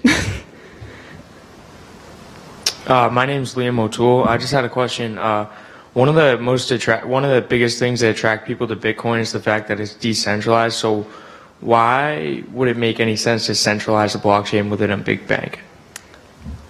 You mean for private use cases? Yeah. If we want to just reconcile internal records? Okay. Yeah. So I think that's another sort of false application of the use distributed ledgers. I think what people tend to not appreciate if they don't work in a bank or I come from consulting, so consulting for a bank, it might be that, you think that these places are fine oiled machines on the inside, but the fact of the matter is oftentimes they have, distributed and disparate databases that they have to reconcile within one group. And so I think what people mean when they say an internal database is really a correct by construction database. So effectively, you want the guy sitting in the department over from you who eventually has to look at your expenses, for example, to be able to say oh, hey, that's weird. Why didn't that transaction clear? So on and so forth, and have more of an audible database. So I don't think in that sense, a decentralized ledger is the most adequate use case, but I think it's mostly a proxy for a better database. Okay, thank you. Yeah. So in terms of privacy, even between banks. If you have 42 banks in a consortium, some banks don't want to see, I mean, people don't want to see what other people are doing. Have you looked into things like zero cash or confidential transactions? Absolutely. And I wouldn't even put your question as at a banking level. Like within groups in a bank, you can't see what other groups are doing for different, financial regulatory purposes. All fair and good. I would say at R3, our architecture group, which is ultimately trying to build this financial grade ledger that's going to underpin everything. We have three main concerns. We have scalability, privacy, and then smart contracts or business automation, because you can't really get to a lot of the numbers that people have speculated without automation. Thanks. No problem. So I've got two questions. First of all, R3 is a premier member, I believe, of the Hyperledger project. Yes. I'd just like to ask, kind of what is your POV on that and how it relates to the ledger that you're building? And secondly, the Hyperledger project was it's kind of kicked off by Digital Asset Holdings. They've been very public about focusing on securitized loans. Are you focusing on a slightly different use case? Yeah, we haven't really focused on syndicated loans or anything like that per se. We're really more focused on the labs and the architecture layer at the moment, and use cases are kind of something that we're dealing with on an interest by interest basis through each of the banks. In terms of our participation with the Hyperledger project, I think we represent, our members' interests. There are about 5 different code bases which have been donated to it. I think them, serves the best uses of our members. So it's open-ended. Hi, my question was also about privacy. So I was wondering maybe if you could give a few more details about kind of what sorts of transparency and auditability / privacy banks actually want, and what techniques you're using or you plan to use to enforce that, and also how you plan on dealing with things like permissioned access and revoking permissions and things like that. Yeah, so I think a lot of that's going to fall to our product stream, if you will, which is going to be more of a case-by-case basis. So if you want to do something where it's like all the data is being streamed to all of the members, I guess that's a much more different model than if you want to have a bilateral transaction that's held among 2 parties. So it's very much, to answer your question, we're looking at a variety of different solutions. Obviously, Zcash is one that uses zero knowledge proofs. Is a very powerful technology, and they've managed to find a way to make a very good and perhaps even scalable application of that, which would be very exciting. But we also have some other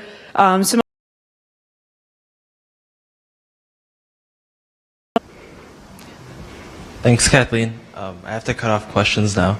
But if you could stay up on stage, or we're going to have our Bitcoin traditional finance panel. Absolutely. Sweet. I also like to invite back Alex Zinder and Eric Cassini and our moderator, Shal Giffert.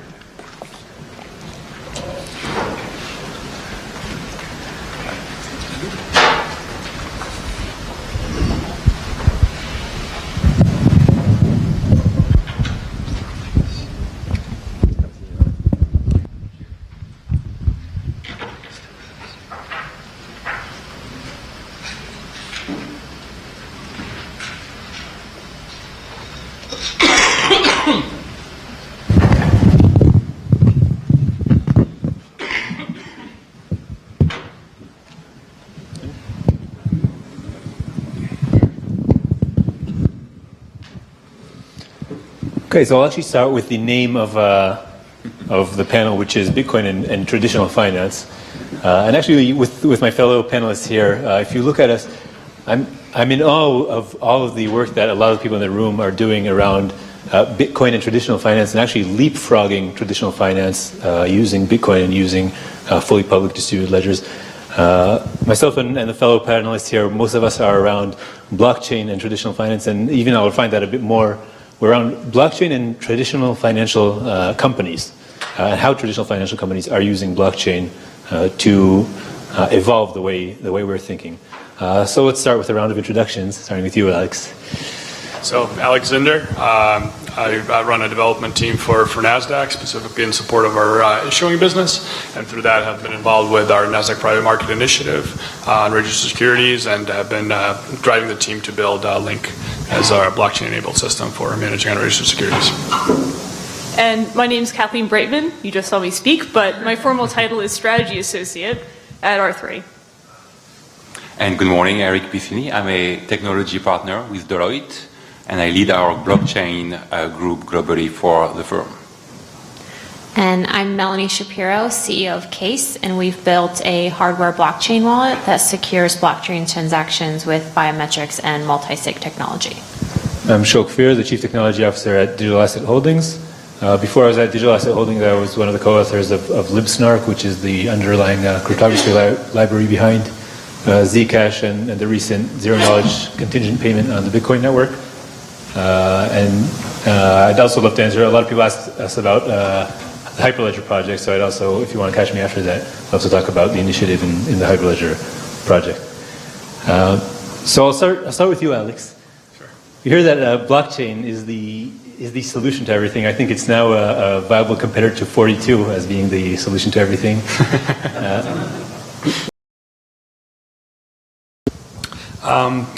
I think fundamentally, and I think a lot of us have actually touched on this today, there's a really good collection of talks kind of insinuating the same point. I think one of the primary things that the blockchain helps us solve for is the reconciliation of information. And that becomes increasingly critical in a transactional business model. In a financial transaction that has a lot of value associated with it. One fundamental problem is to make sure that all of those participants in a transaction are actually evaluating their positions based on the current state of the truth, right? So the solution would be to be able to have a platform where everybody is looking at the same exact data set and knows that the transaction that they're executing is based on the same premises. And that's a fundamental problem that we have in the financial sector today. Yeah, maybe I would add something, which is we keep talking about financial services, but if you look at every industry that we touch as Deloitte, every industry has the same challenge, right? Whether you look at retail, you look at distribution, manufacturing, supply chain, all of those components of the economy have a potential for a blockchain solution. I would even add to that it's not just the institutional use cases of the blockchain, but there's a lot of social use cases as well and consumer banking use cases that the blockchain can basically help with. So not just on the company side, but on individual people as well. So Eric, Deloitte works with probably most, if not all, of the largest institutions, the largest enterprise in the world, not just financial institutions. What kind of large corporations are interested in Bitcoin and in blockchain technology, and how does a company like Deloitte go through that transition and bring your customers through that transition into a new technology? So it's a good question because you have two different groups, right? So you have internally within the firm, within Deloitte, we looked at this almost 3 years ago and we said, what is the value of blockchain for our business, for our own business, right? So we do, for those who don't know, Deloitte is really big. We have 250,000 people in the world, and we have a lot of different businesses. And audit is the traditional business of Deloitte. And that was the first situation we looked at on what is blockchain going to change in the business of auditing our clients. So we did a lot of work in this. The challenge is to find enough participants in a solution to be able to audit effectively with blockchain. So that project is not moving forward as fast as we thought it would be. But now internally we have other areas within the firm where we change the way we deliver business, right? What's interesting to us is really the market facing. So a lot of the industries that we are dealing with are considering blockchain. You know, honestly, we end up doing 50% of the time a lot of education about what blockchain is really about. 25% of the time, it's a little bit more than education. It's really asking them, are you really sure that blockchain is going to be the solution you're looking for? Because you can probably fix this with a database and better governance. And then 25% of the time, it's, yes, maybe we do have a case, and let's investigate and build a prototype together. And we started with financial services like everybody else, but I think today we are doing that for insurance, for retail, for, again, supply chain, global commerce, and we have a lot of different cases. I find it interesting also that you said database, because this came up a lot of times in Arvind's excellent talk yesterday, and in Thomas's question before around, is this a new type of database? And actually, at Digital Asset Holdings, we say private chains are a new type of database. So I know the Reddit crowd and the Bitcoin crowd thinks of that a lot of times as as a derogatory term of private blockchains being a new type of database. And we actually find that, yes, it is a new type of database, but it solves a specific, going back to Arvind's talk, it solves a specific user story for the type of institutions that are clients of NASDAQ, of Deloitte, of Digital Asset Holdings. If I were to just make one point, it just kind of came to mind to succinctly state the problem set and the solution that blockchain actually brings to bear. It's really informed, verifiable trust, right? You have the concept of trust. You have a certain level of trust between your broker-dealer, between your vendor provider, between your, whoever you're paying for whatever services are being rendered. But in a lot of cases, the information is in there to make sure that that trust is informed and it's also verifiable. And I think blockchain does have a lot of capabilities in that regard. Thanks. And Melody, now with Case, you've tackled the specific problems, the problem of identity management in financial institutions. Would you like to talk a little bit about explaining what is the problem and how Case looks at solving that? Sure.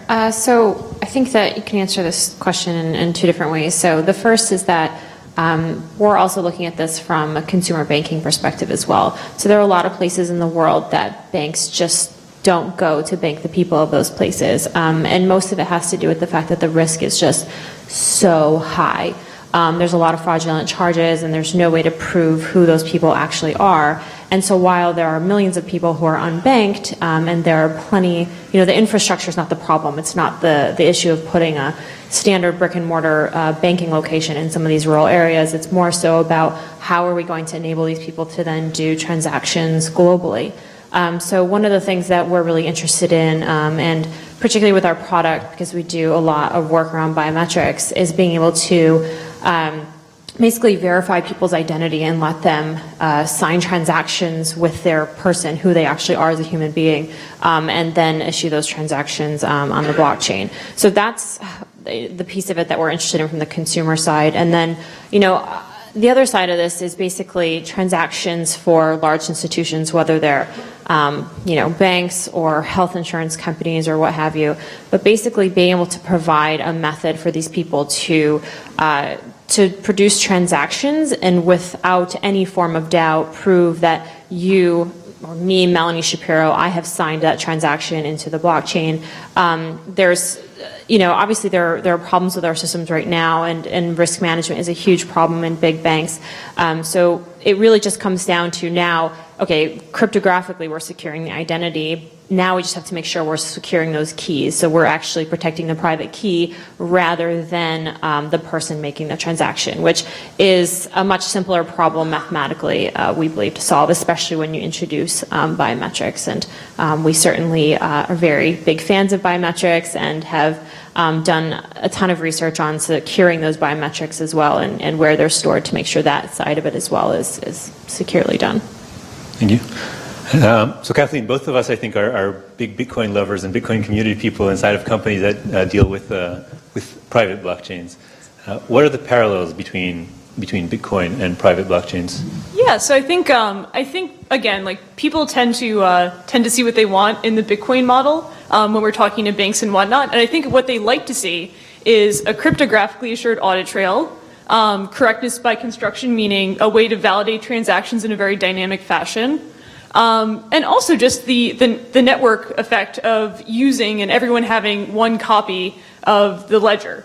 I think where the parallels tend to break down is that Bitcoin thrives in a trustless environment, whereas in an environment where you need to be able to hold people accountable for nefarious actions in a closed or permissioned database or data network, the use case becomes a little less clear. So, maybe a question to everyone: why weren't these problems that we've said, why weren't they solved until today? Is this truly a tech problem? Is it a business problem?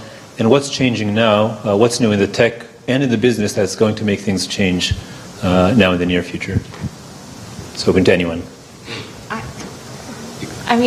I think a lot of it has to do with the fact that first of all, people don't like to talk about things like security. No one likes to be told that you're doing things in a very insecure way or we could be doing this better. And a lot of times you see big innovations happen and world-changing innovations happen in more of a consumer market. There's less resistance. Inside of a big organization, there's always fight back to all of this stuff. And I think that we've just, as a community, early on, the Bitcoin ecosystem, I mean, I've been in this industry for a very long time, we've made a lot of noise. And I think that, at the very beginning, it was a little bit, the noise was not very positive. It was a little bit more aggressive.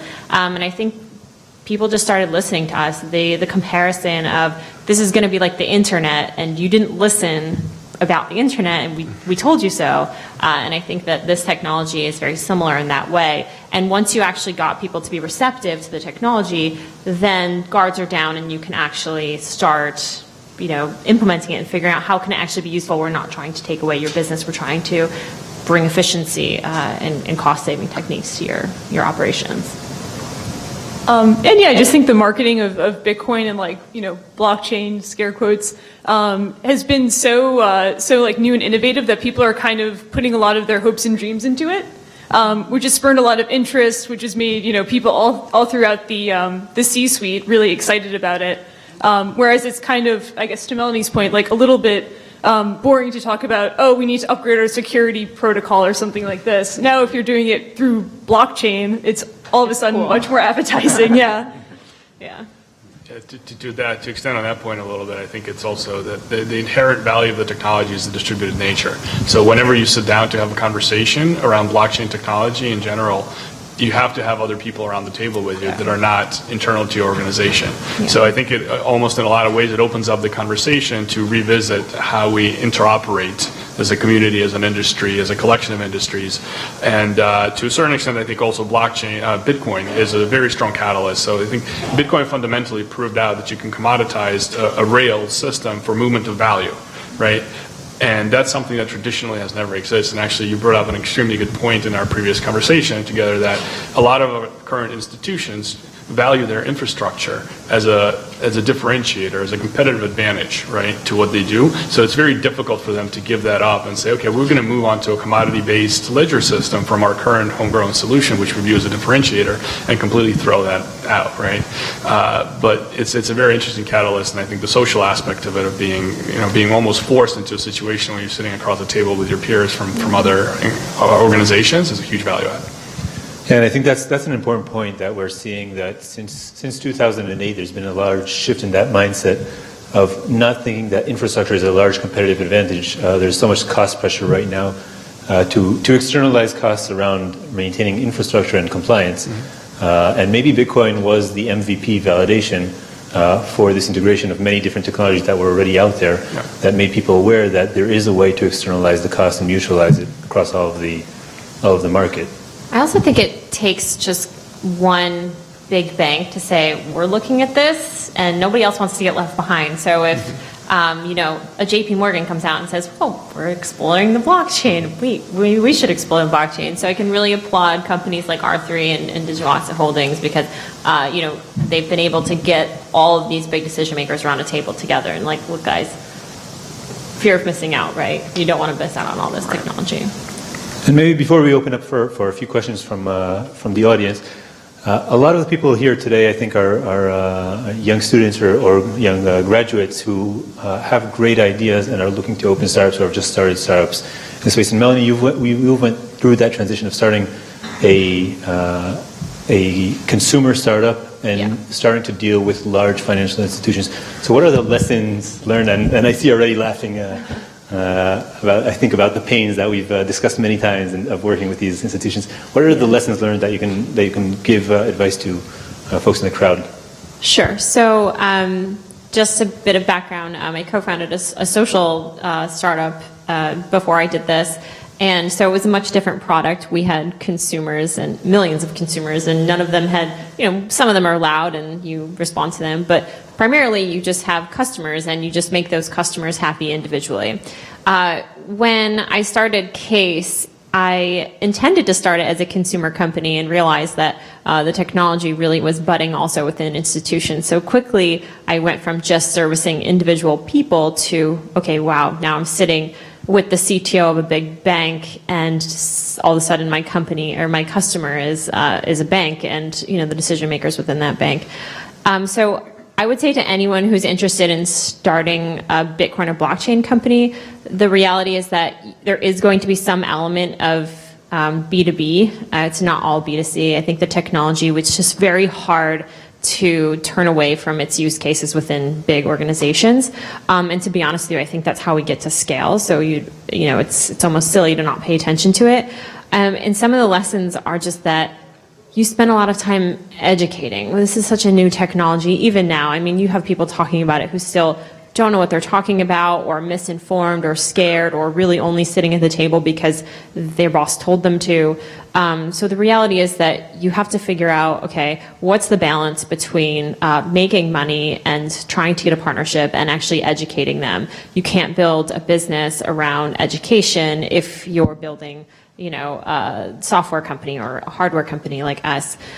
So that's for one, expect to educate a lot of people. And the other part of it as well is that there's a lot of layers within big organizations. So you need to excite people, not just at the top, but at the bottom as well. So there's actually going to be, you might get the CTO excited, and that's awesome, right? You're like, wow, I just met with such and such bank, and the CTO loves me, and they love our technology. But that's just the beginning. So kind of don't get too excited. There's going to be engineers working with you and working on your technology. So really getting everyone, even from that level, excited, because they're the people that are actually going to push your technology through up to the top and through to the implementation stage. But the reality is it's tough working with banks. I mean, I would add one thing, which is, and I like what Alex is doing at NASDAQ, because what they said is we're not going to replace the entire exchange platform with a blockchain-based solution. We're going to start very small, very, very specific use case and expand, right? And that's, you can keep your big idea about changing the world, keep it, but find a way to start very small in an organization. You definitely need step one. I mean, we all have this big grandiose vision of what we think the blockchain is going to do, and a lot of people don't ever get to step one because they're so focused on the end goal, but the reality is we're never going to get there unless we do things like what we're doing now. I'll add one more thing, that we as a community tend to trivialize the problems that banks are dealing with, and we don't always appreciate how smart and innovative some of the people working there are. And really start by listening and asking what really are the problems. Not what do we assume are the problems coming from outside, but what really are the problems that you have, and why haven't you solved these things until today? Chinda, do we have a few minutes for one or two questions? Right, so I'd like to open up for questions from the audience. Right. Hi, I'm Jeremy with Library. And I'm feeling a little bit like I'm in a situation where the emperor's not wearing any clothes. And I know that you guys are really smart people. And as Shaul just said, I'm hoping you guys can convince me that you are in fact wearing clothes. So if as precisely as possible, could you clarify what blockchain or distributed ledgers make possible in the financial industry that was not possible previously? And there's literally no precision that could be too much. Because I just feel like the answers are generally vague. So thank you. A great question. Who wants to start? I'll show you my clothes, I hope. Distributed ledgers are effectively a record of consensus with a cryptographic audit trail maintained and validated by several separate nodes. In effect, this provides like a governance structure for actually validating transactions on a very large scale. And what's more, it provides institutions a way to politically sort of validate each other as doing something in the right. At present, in financial services, many of the databases that would be providing the information that we hope to one day record in a distributed ledger sit in silos among many different groups and many different disparate groups. And the way that they reconcile this and kind of come to consensus is through what's called batch order processing, which is profoundly not sexy. It's very, very boring. And it's quite inefficient and introduces quite a bit of risk to the financial system. So the hope is that, through distributed ledgers, we get a much more efficient way of doing this, and then you get the add-ons with smart contracts and the like to make the asset issuance process more efficient, so on and so forth. I'll add that what I think distributed ledgers allows us to do is to start unbundling concerns.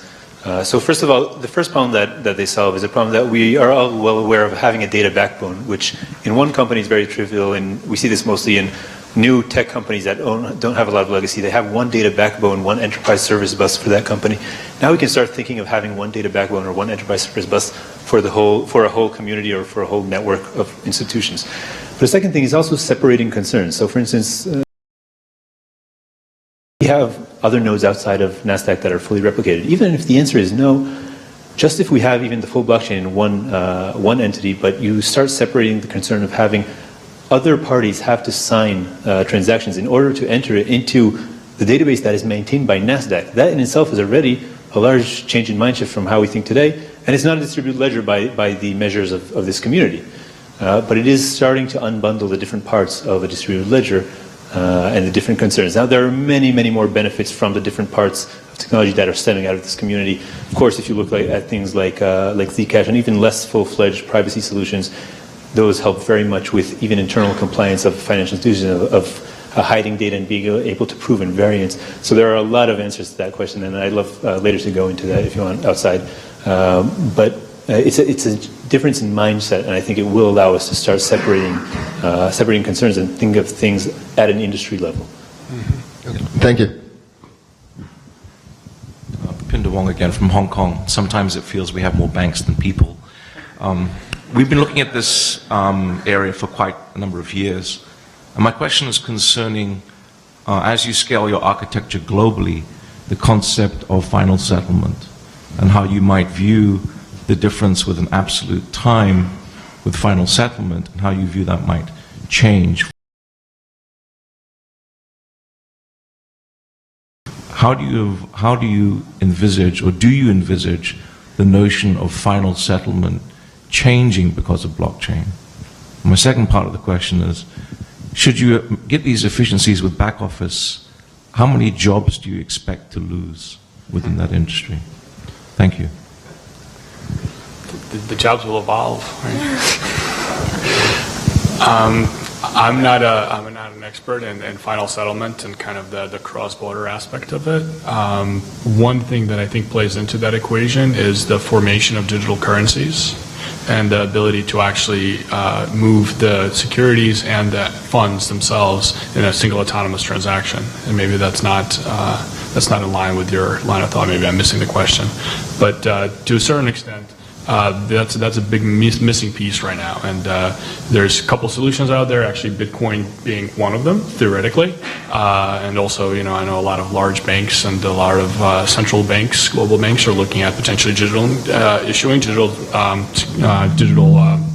currencies, which would allow us to actually exchange digital assets, digital securities for digital currencies in a single transaction, reflect that in the blockchain, and then you have the finality of the settlement itself.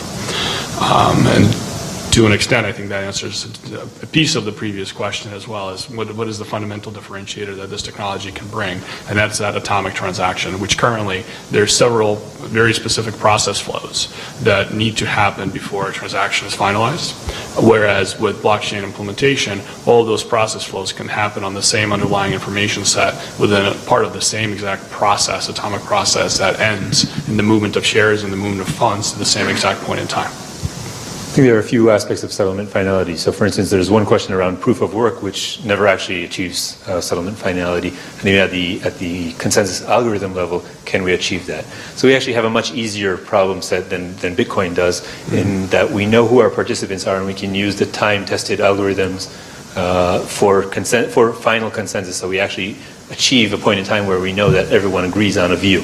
So we have settlement finality from the technological perspective, if we can dematerialize the asset. And that goes to what Alex was talking about, that in the US for years we already have immobilized assets, that the legal title to that asset is in electronic form. We have markets such as the Australian market, which we're involved with, that for the past 20 years have been a dematerialized asset. So the addition of an electronic record actually is the settlement finality. So it depends on what is the problem that we're solving.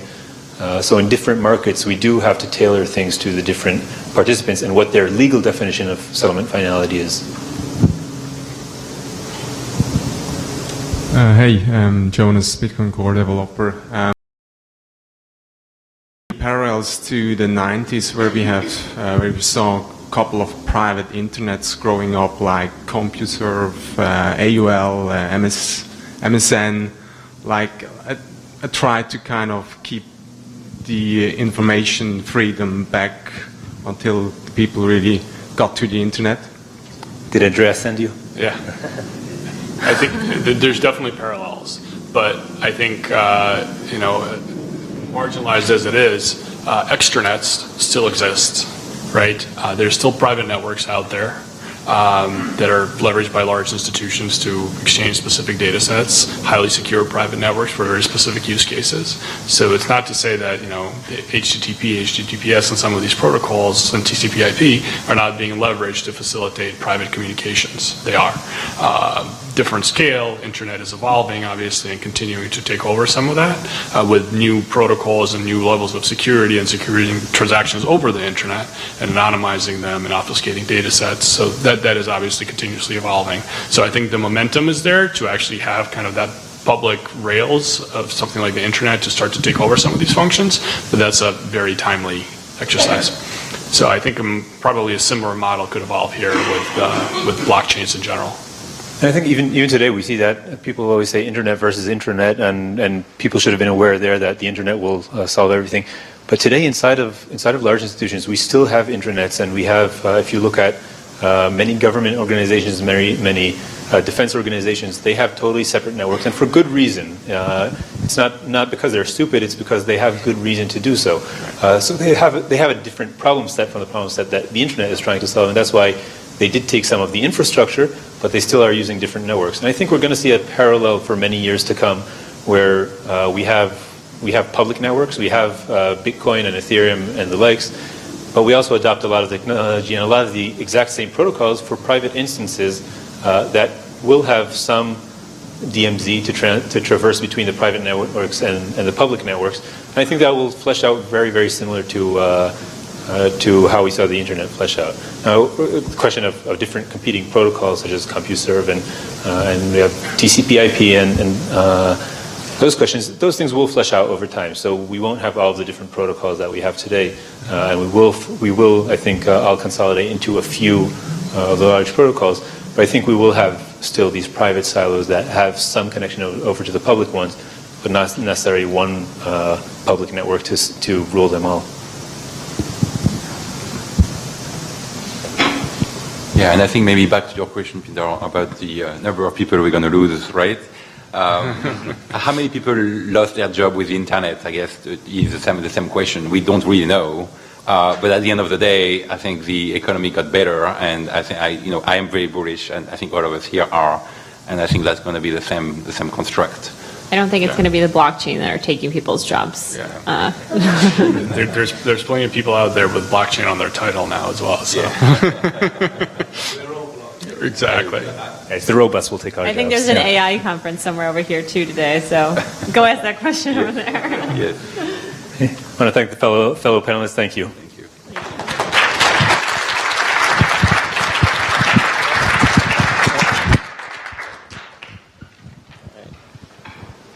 Thanks. And some of those questions were pretty tough. So for Alex, Kathleen, Eric, Melanie, and Shaw, could we get another round of applause?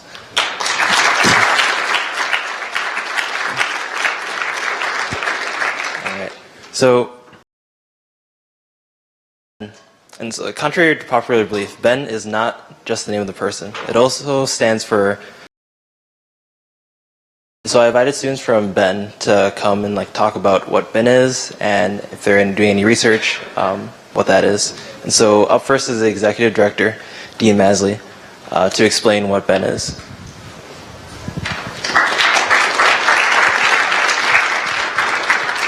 All right. Well, thank you so much for inviting me here, Nshinda. It's a pleasure to be speaking here today. Before I go into describing what our organization is, I would kind of like to start with the story of what it's like to be a student just getting into Bitcoin or just getting into this technology. So you might hear about it from a friend in the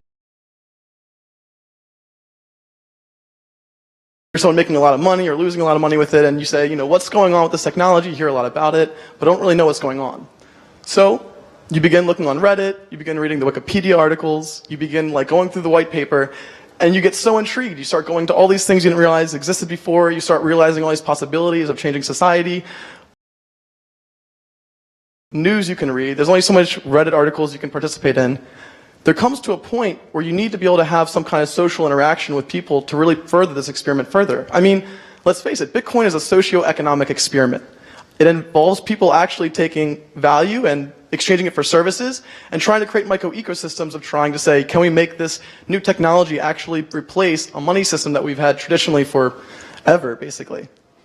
So we're here at the Blockchain Education Network trying to provide that kind of social network for the students to have this kind of engagement and experimentation with.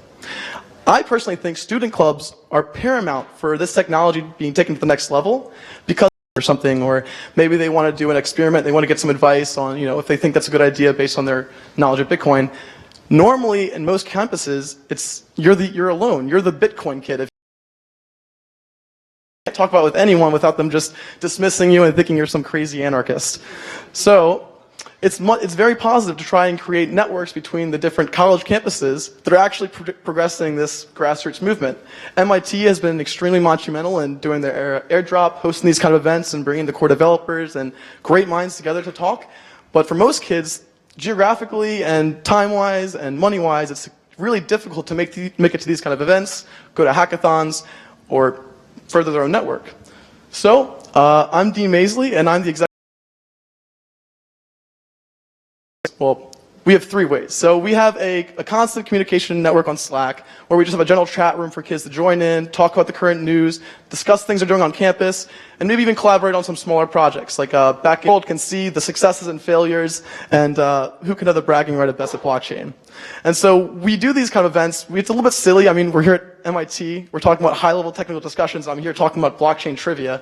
But I mean, I think it's important to create the faces behind this network and actually create these social relationships in terms of building a global network. I mean, if you can create a global network of friends, then there's no way traditional finance can compete with what Bitcoin can offer in the blockchain solutions. Additionally, though, we do this because we want to provide clubs the ability to rally their troops, build morale on campus and make their clubs seem more important by doing global events.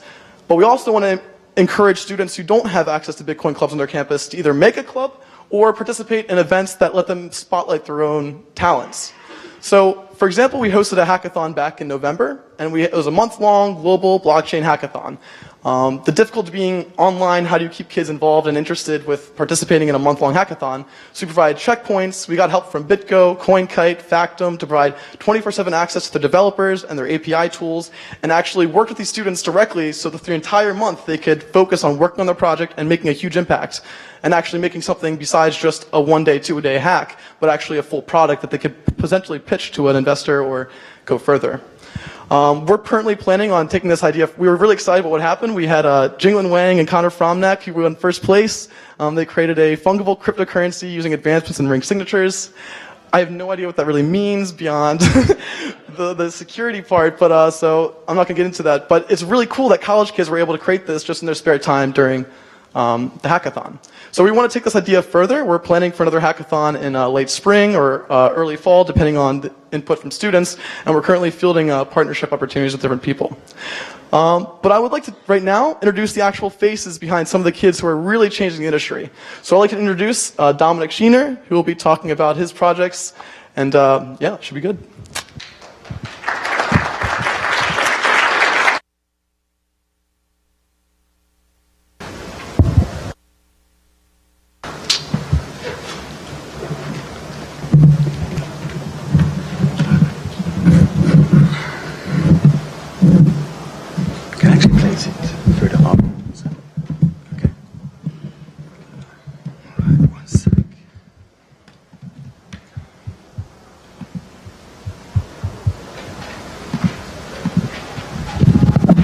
All right, awesome.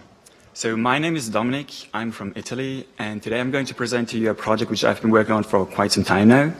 I want you to be super fancy with my title, so it shows democracy powered by the blockchain. And so what I'm actually working on is a kind of backbone. What I'm actually going to talk about is a kind of backbone of democracy today, which is voting.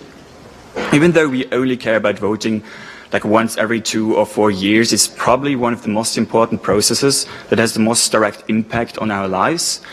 And obviously with the democracy, like with the presidential run right now, voting is really relevant to us. So as with any kind of protocol, there are certain properties that a system needs to achieve. And when it comes to voting, there are 6 main properties. Integrity, that means that your vote is cast and counted as intended.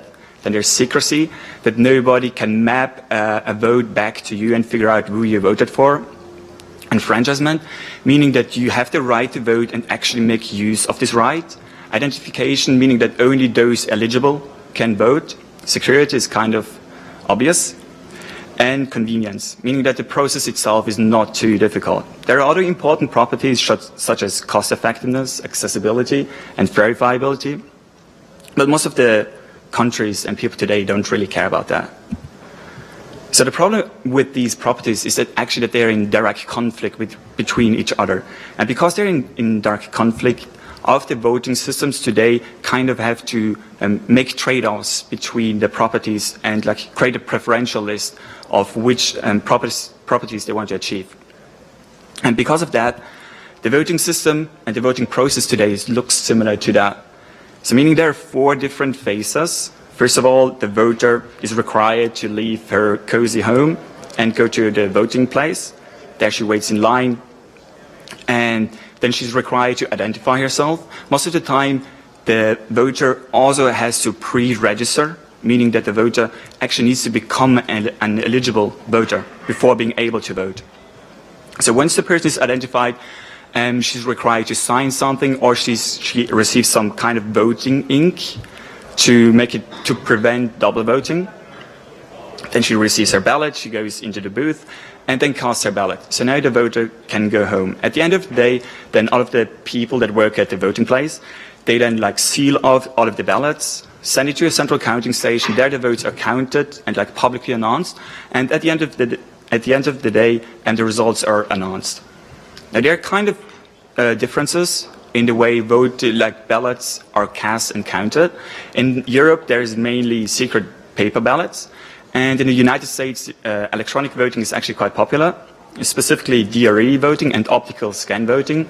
But the problem with these systems is that they're kind of treated like black boxes, because there's no way to know if a vote has been cast correctly and counted. And because this process is so complex and has such huge infrastructural requirements, it's really expensive.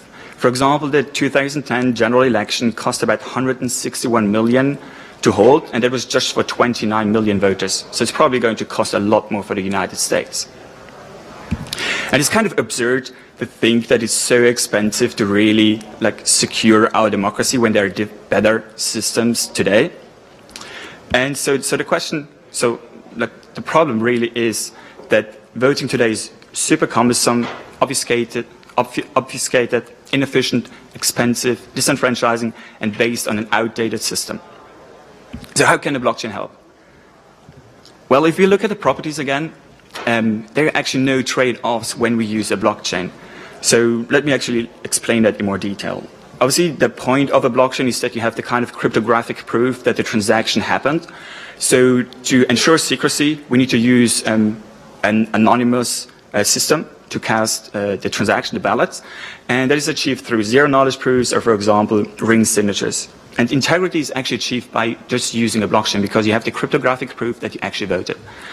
And enfranchisement is achieved by making the voting process itself much easier than it is today, and I'll talk about that more later. And identity itself in the blockchain space is probably the biggest problem apart from scalability.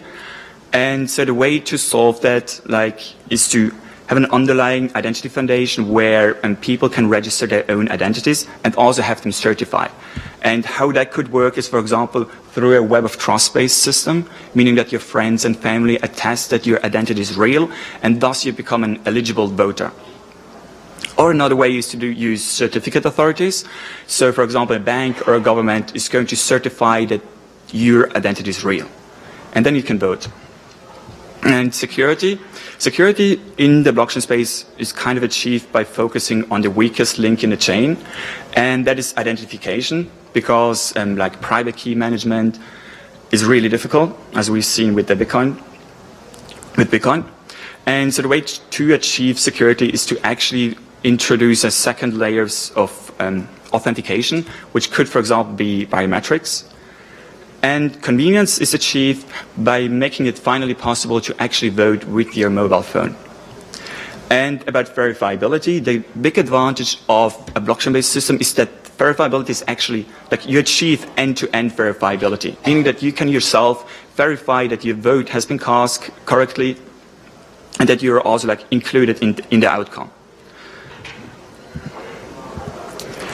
So when it comes to blockchain and voting, it's actually more about reinventing the voting process entirely, instead of just reinventing the way ballots are cast and counted. And so, for example, instead of having a 13-step process for voting, it's more about making it a 3-step process.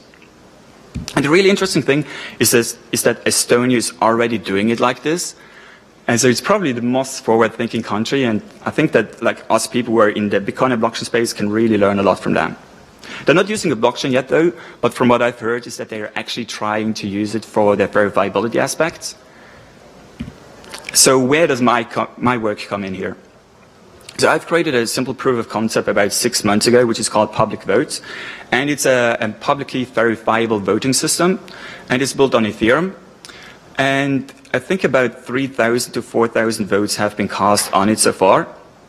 And since then, I've been working with a lot more parties, and I've also, like, done a lot more research in regards to how feasible it actually is to use the blockchain for voting.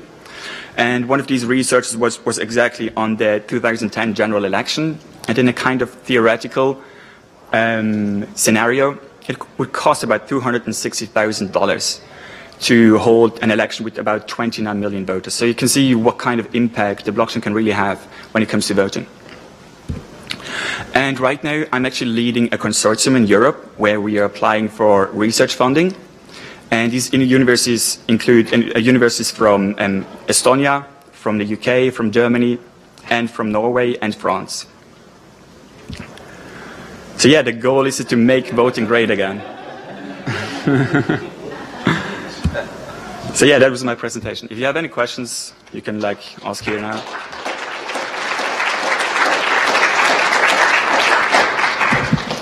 Is there time for questions, or should I?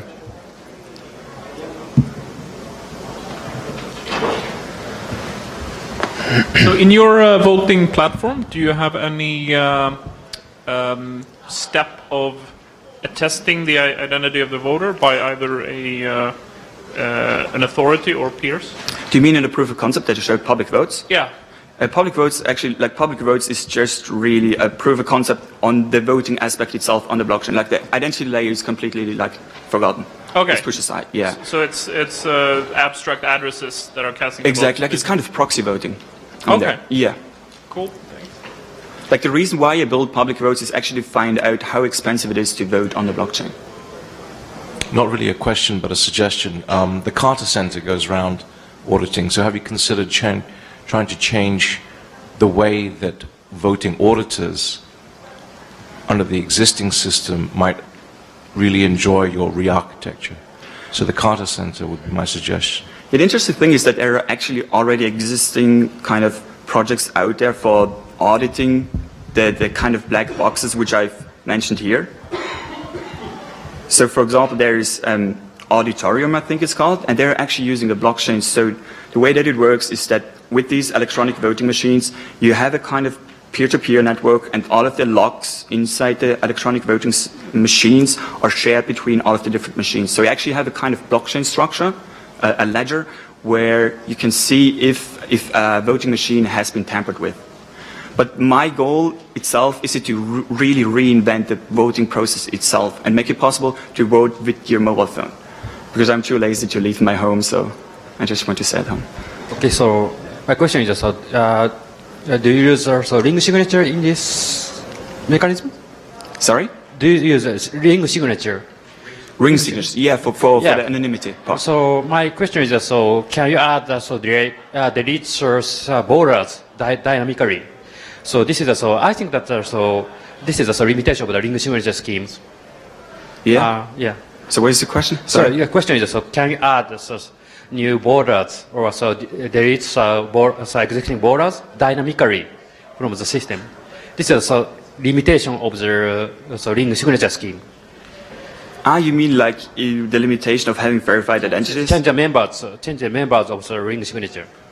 Okay, yeah, like the details of this have not been specified yet, because what we are actually trying to do right now is write like a 30-page proposal to actually get funding for this type of research. So that's not been figured out yet. But we work on that, yeah. Hey, good question. Blockchains are good for maintaining consensus. What do you need consensus about? You need a consensus. Obviously today, the way that it works is that trust in voting is kind of hierarchical. So you trust each person in the different stage to actually do it correctly. And with the blockchain, we can actually have consensus on the votes which have been cast, and then really know that all of this is the truth, actually, like a single source of truth on the votes that have been cast. And then in the end, like I said, the main goal of the blockchain is to actually make it end-to-end verifiable, so that you yourself can actually verify that your vote has been cast properly, and it also counts to the end result. And so that's where the blockchain aspect comes in. If all the votes which are cast are published, you don't need consensus there for everyone to see. So what do you need consensus for? You need consensus to have a single ledger. That's what you need the consensus for. You don't need consensus. Why do you not need consensus? We can discuss that later.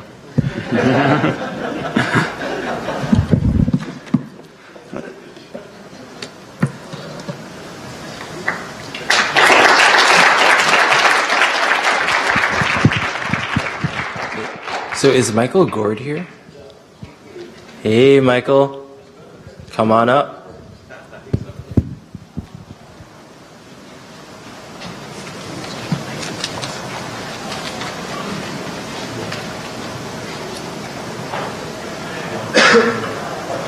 You good to start?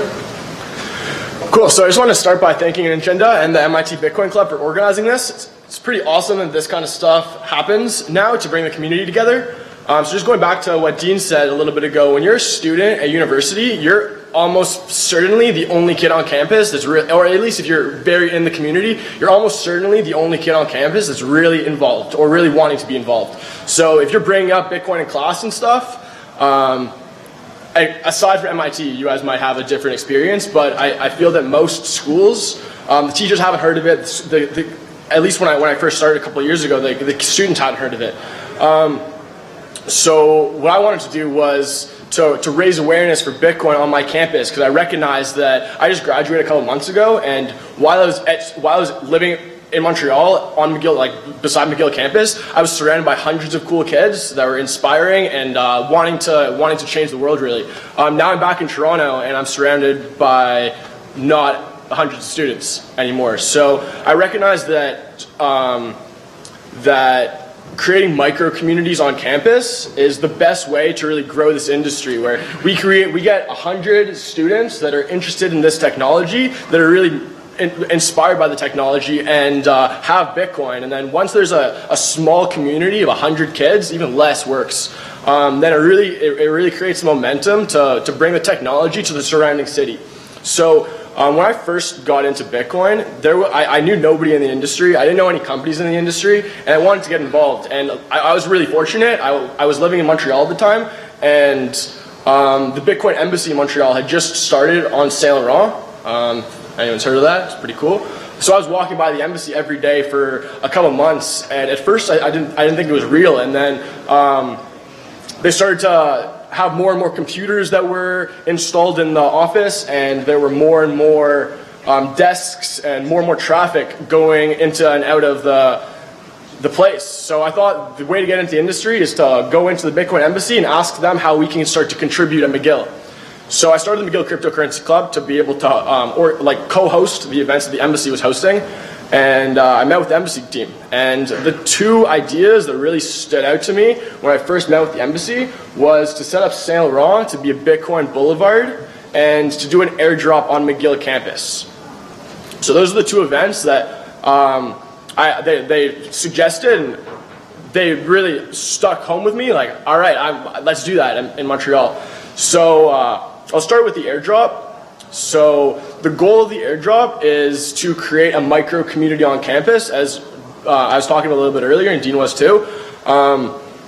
So it's difficult, especially when the price of Bitcoin was falling, to really encourage students to get their first Bitcoin, because students don't have investments for the most part.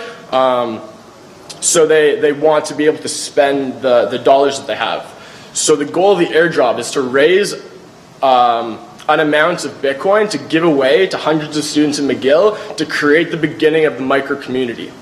Once we have the micro community, then setting up the 10 merchants around McGill to accept Bitcoin is a lot easier. Once we have the community on campus and the merchants, all of a sudden we have a micro community downtown Montreal. So we did that. We did a couple of them at McGill, inspired by the MIT airdrop in 2014. And yeah, so it was sponsored by ChangeTip, and the plan. So we're planning another one. We're planning to do this yearly now during Frosh Week, and just scale up the number of cities that we operate the airdrop in. So it's a great way to inspire student leaders to make a big enough impact on their campus that so the airdrop is now going to be organized by the Blockchain Education Network rather than McGill Cryptocurrency Club or whatever. So it inspires student leaders to make their clubs stand out. So they're one of the campuses that we host the next airdrop on. So yeah, the goal for the airdrop is to create a micro community, and for the businesses that sponsor it, that are the businesses that we give out Bitcoin to are the platform that we use to spread the Bitcoin. So we want to create a formula that is the best way for a Bitcoin business, to get massive adoption on university campuses. So that's the first one, and the second one is the Bit Crawl. So once there's a community of students on campus that have Bitcoin, students want to be able to make an impact on the school and the city that they live in, and students also want to be able to create changes in their surrounding environment. So students want to be able to students that have Bitcoin want places to spend the Bitcoin. So I started setting up merchants in Montreal to accept Bitcoin. It was easier because before Bitcoin I did a lot of music and event stuff, so I was already familiar with the venue owners. So I hosted a couple at single venues, which was good. They brought out more of a crowd than the Bit Crawls, but setting up one merchant at a time is kind of slow. What I realized is that as soon as there's one merchant that's down to accept Bitcoin, and there's an event where a community is going out to spend Bitcoin at the venue, all of a sudden now there's value that we're bringing to set up another 3-4 merchants in the same neighborhood to also accept Bitcoin. And when we do an event like that, idea is that it creates more city news, and we create grassroots change in the community to continue to accept Bitcoin, and for more venues in the neighborhood to accept Bitcoin. So we did one of those in Montreal on Saint Laurent. It's one of my goals of leaving school, and we just did 2 in Toronto. I just graduated and moved back to Toronto. One of them on Queen Street, which is a main street downtown Toronto, and the second one was in Kensington Market, which is a really trendy student neighborhood in Toronto. Yeah, so we're going to be doing more Bit Crawls. We're going to be doing an airdrop every year for Frosh. So we're looking for partners. If you guys want to get involved in an airdrop at a specific city or the global events, yeah, let's talk.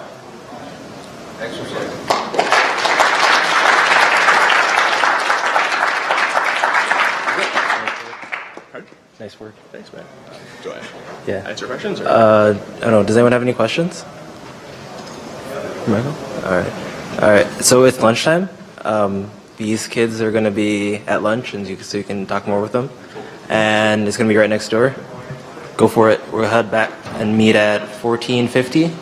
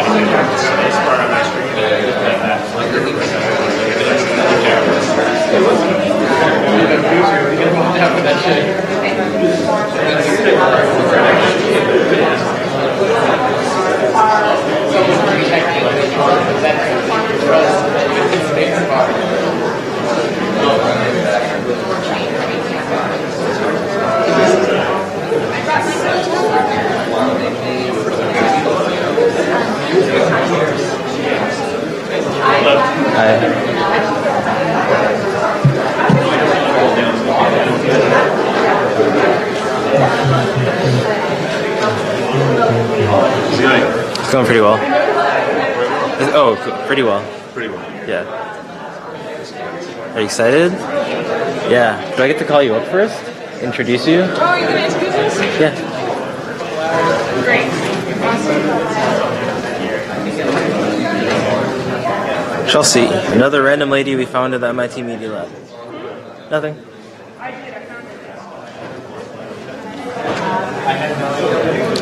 All right.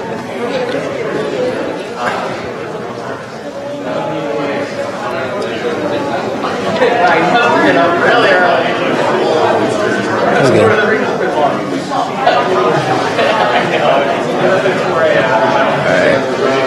Everyone have a good lunch? We're going to get started with the next session. If you could...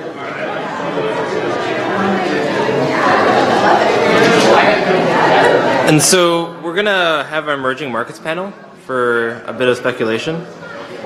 And so I'd like to invite Meltem Demirors up, along with Sam Rosenblum, who's community director, who is head of Americas and Asia Pacific at Coinbase, Ben Peters, who's co-founder and CTO at Bitso, and our moderator, who hails straight out of the MIT Media Lab, and she is head of social innovation at the MIT Digital Currency Initiative, Chelsea Barbaros. Good luck, Chelsea. So we have until 3:30. Yeah.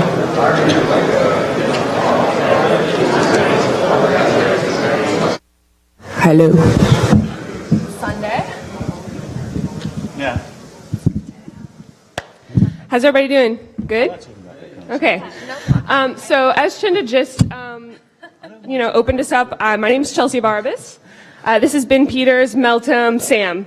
Do you guys want to just go ahead and give a quick introduction about who you are and what your companies do before we dive into questions? Sure. Okay, go ahead and start. Hi, I'm Ben Peters. I'm CTO and co-founder of Bitso, which is Mexico's Bitcoin exchange. Hi, I'm Meltem Demirors. I'm the Director of Community at Digital Currency Group. We've invested in 67 Bitcoin and blockchain companies across 20 countries, and we own and operate 3 companies in the space as well, including CoinDesk, which is the leading media and events platform, and we're investors in Bitso and Coinbase. Yep. Hi, my name's Sam Rosenblum. I head up our work at Coinbase for the Americas and Asia Pacific. Great. So for those of you who don't know, this panel is kind of broadly going to be about the potential applications and uses of Bitcoin in emerging markets. Over especially the last couple of years, we've really seen the conversation about Bitcoin, shift from talking about its uses for maybe more dubious things like buying things on the dark web or supporting organizations like WikiLeaks to seeing a really strong conversation about the social impact potential of Bitcoin. And a really big part of that conversation has been talking about the potential of this technology in the developing world or in emerging markets. And the general kind of thesis there is that in places where there are kind of weak institutions and regulatory frameworks to protect everyday people, something like blockchain technologies and Bitcoin could serve a really interesting role. The other side of that, though, is to think about, kind of some of the weaknesses or the growing pains of this technology at this phase in the game, right? So still a very volatile currency, kind of something that regulators, policymakers are still struggling to figure out how to deal with, which means that we don't have very clear safety nets or due process procedures for everyday people. So for you guys, I'd love to hear, do you see emerging markets being the real starting place for us to start to see the social impact potential of Bitcoin? Or is it not really the right market given kind of some of those vulnerabilities at this stage in the game? So why don't we start over there with Sam? Sure. Yeah. I think like any other technology, I think there's huge potential for impact in emerging markets. There's also sort of, paradoxically, it's much easier to test and see in a market like Boston or New York or San Francisco. So that's definitely the challenge. We have a lot of impact that I think everyone at this table and a lot of people in the room are striving to achieve. In order to get there, I mean, there's a reason why they're still emerging markets. They're very difficult in a lot of ways to bring a new large change. I'll just speak briefly from the DCG perspective as an investor. I think what we look at when we think about Bitcoin and the associated blockchain technology, there's really three primary use cases. There's Bitcoin as a store of value, there's Bitcoin as a payment rail, and then there's the underlying blockchain technology, which has many different extensions and applications. If we think about the first two use cases, which is Bitcoin as a store of value and Bitcoin as a payment rail, I think that's where the potential in emerging markets becomes really exciting. If you're living in Argentina or Greece or in a state where the state currency is losing value year after year, owning Bitcoin is a great hedge, an open hedge against that local currency, especially if there are capital controls in place that don't allow you to easily move money. That's really transformative, and I think from an investment perspective, that's where personally I'm excited about seeing more money moving into Bitcoin. And then I think beyond that, if we think about the financial system and the cost of serving a customer, today, all of the people in this room, we have credit cards, we have bank accounts, we have an easy time transacting with value. But if you think about someone who lives in a part of the world where there is no financial infrastructure, and you think about the advent of smartphones, internet connectivity, Bitcoin offers a great opportunity for people to move from a cash, a paper-based culture into a digital age of finance where now they can have access to financial institutions and an entire financial stack of applications, including lending products, credit products, etc., all through their mobile phones. And I think that for us is where we're really excited about areas like Latin America, some of the work Bitso is doing in Mexico in particular, Southeast Asia when you think about the Philippines, Indonesia, and Sub-Saharan Africa. Yeah, so this kind of follows on directly from what Milton was saying. In Mexico, around half the population has no banking. And of the half that does have banking facilities, maybe 10 to 20% have credit cards. So these are people who can't engage with internet e-commerce or this whole world that's opening up very quickly to them. I mean, there's 90% penetration of mobile phones, and that's very swiftly transforming into internet-enabled smartphones. So you've got people who are being exposed to the internet and international commerce, but they don't have any means to engage with it. And I think that's where Bitcoin can really allow them to start interacting. Great. So when we talk about emerging markets in the developing world and things like that, I think, as some of you alluded to, one of the appealing things is that you're really digging into substantial real problems that face kind of everyday people, right? The trick with that, though, is also that you're talking about places that tend to be very far away or disconnected, especially from kind of the locus of this community, which here is largely comprised of Americans in this room probably today, but the community is international, but, you know, largely a Western conversation about emerging markets and things like that. I think Arvind yesterday gave a really great kind of talk trying to encourage us to really think about avoiding this idea of, having a solution and trying to pair it with any problem that kind of emerges on the surface. So I'm curious for you guys as companies, maybe Ben, we'll start with you. How do you guys thoughtfully go around about this process of identifying real problems that you think fit the solution, the technology you're building? That's a tricky question. We're a small company and with limited resources, so there's a limited amount of broad research that we can do. So we try to infer where there are use cases from what we do know about the economy, and we've been doing trials really just to see where is the technology most useful for people, and those have been very informative. So could you tell us a little about that?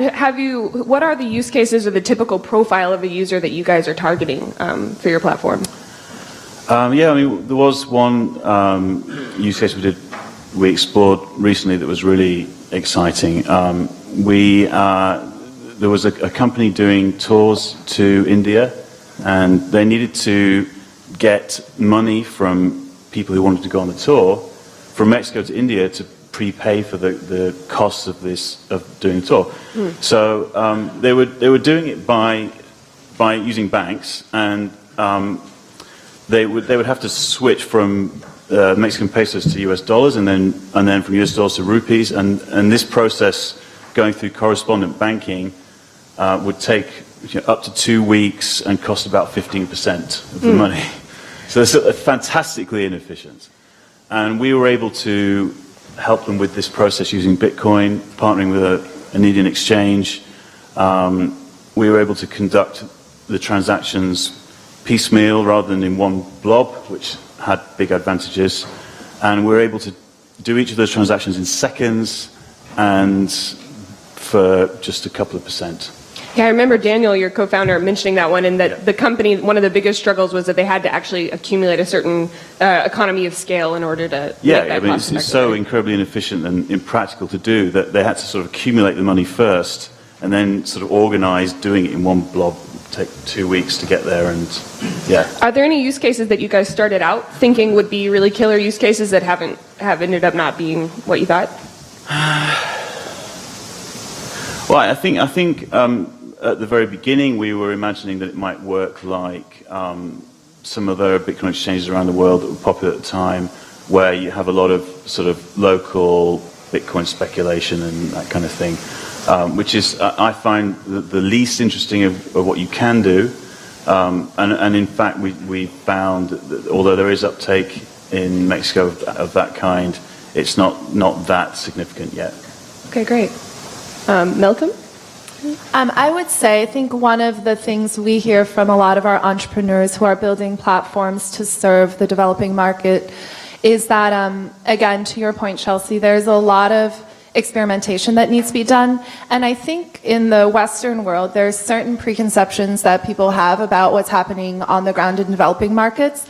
There are already great technologies in place in Africa, in Southeast Asia, that are enabling people to move money more efficiently, that are enabling people to access financial services. So it's not that this market is underserved. If you think about the success of M-Pesa, for example, there are solutions that people have built that work very well. I think the exciting opportunity for Bitcoin is how do you extend these technologies by using Bitcoin as the base layer of an application stack. So you start with having someone transact on a Bitcoin network, and you can see the volume that they're transacting, who they're transacting with. You compare that with social data from their mobile phone with geolocation data. Then you build the next layer of the stack. How do you use analytics and data analysis and machine learning to take that data, which has nothing to do with Bitcoin or blockchain, you take that data, you analyze it, and you start extending credit.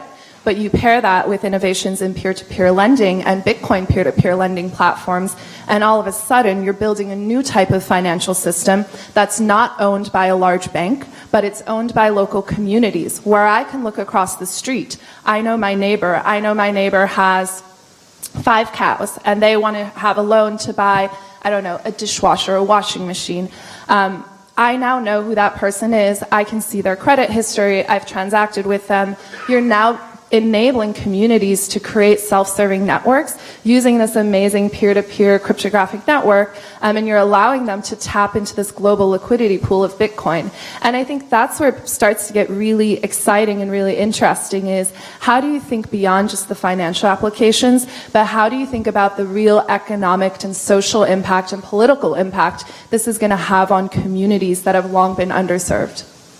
Yeah, I think that's a great way to think about it. And at Coinbase, we're very cognizant of the fact that sitting in San Francisco, we're not going to be able to solve a problem halfway around the world or wherever. So the way that we think about it today is we have, similar to what Melton was describing, you have this mentality of a stack. Well, in order for Bitcoin to be useful for people in all these different markets, first they need an easy, user-friendly, secure way to get that Bitcoin or trade out of it. So that's what we're hoping to provide. Using an exchange and then pairing that with something like an API, the hope is you have developers in these markets where they know better than we do what that market needs or what that market can do with Bitcoin. And hopefully using sort of the infrastructure that we provide that sits on top of Bitcoin, they will be able to make functional and useful things for their communities. Great. So Sam, as the head of kind of global expansion at Coinbase, how do you guys think about picking the context that you're going to start pursuing, the new markets you're going to go into next? What are the factors at play there? Yeah, there are quite a few. The biggest ones, and I think Coinbase is sort of broadly known for this, but we really consider the regulatory constraints a lot. So for us, for example, there are markets out there in Latin America is a great example where you have markets where you have a central bank that's fairly conservative, potentially closed to new technology, and on one hand, that's what makes Bitcoin so valuable for people in that market. On the other hand, Coinbase isn't going to be comfortable launching our services there until we've gone and had numerous conversations with all of these people that created the hurdle in the first place. So generally it creates a bit of work up front, but I think probably worth it in the long term. Cool. And maybe just building from that. So do you guys put much thought or strategy into thinking about adapting your platform or the user interface for the specific context you're going to? I'm thinking here a little bit more, for example, Uber, when they've opened in new markets, they've added new features. So for example, in Kenya, you can pay in cash, and a couple of places in Southeast Asia, motorcycles are part of the service, things like that. Are you guys thinking about things like that as well? Definitely. So we're fortunate enough to have one of our product leads on the mobile application side is actually from India. He's only been in the US for a few years. So he is very much mobile first, Android first, and this needs to be the slimmest, lightest version of the app possible for some of these markets. A good anecdote that I read a few weeks back, I forget the name of the company or the product, but in Somaliland, the user experience needs to be so simple that people that don't know how to read can still figure out how to use your app. So that's definitely something that we think about, and that's going to be important as we get into some of those less developed countries. Cool. So Meltem, DCG, you guys kind of have your pulse on the broader community and kind of are looking for talent everywhere. Where are you guys identifying hotspots outside of the US, particularly in emerging markets? That's a great question, and I think we've really started to look to emerging markets more and more as we think about Bitcoin, not just blockchain, which seems to be the flavor of the year here in the US. So we're really excited about Latin America. Obviously, Bitso is a company we're very excited about. I think what Bitso's done in partnering with 7-Eleven and OXXO and allowing people to take cash that they get at the end of the payday, go to a convenience store in their neighborhood and take that cash and put it in a digital wallet is really exciting.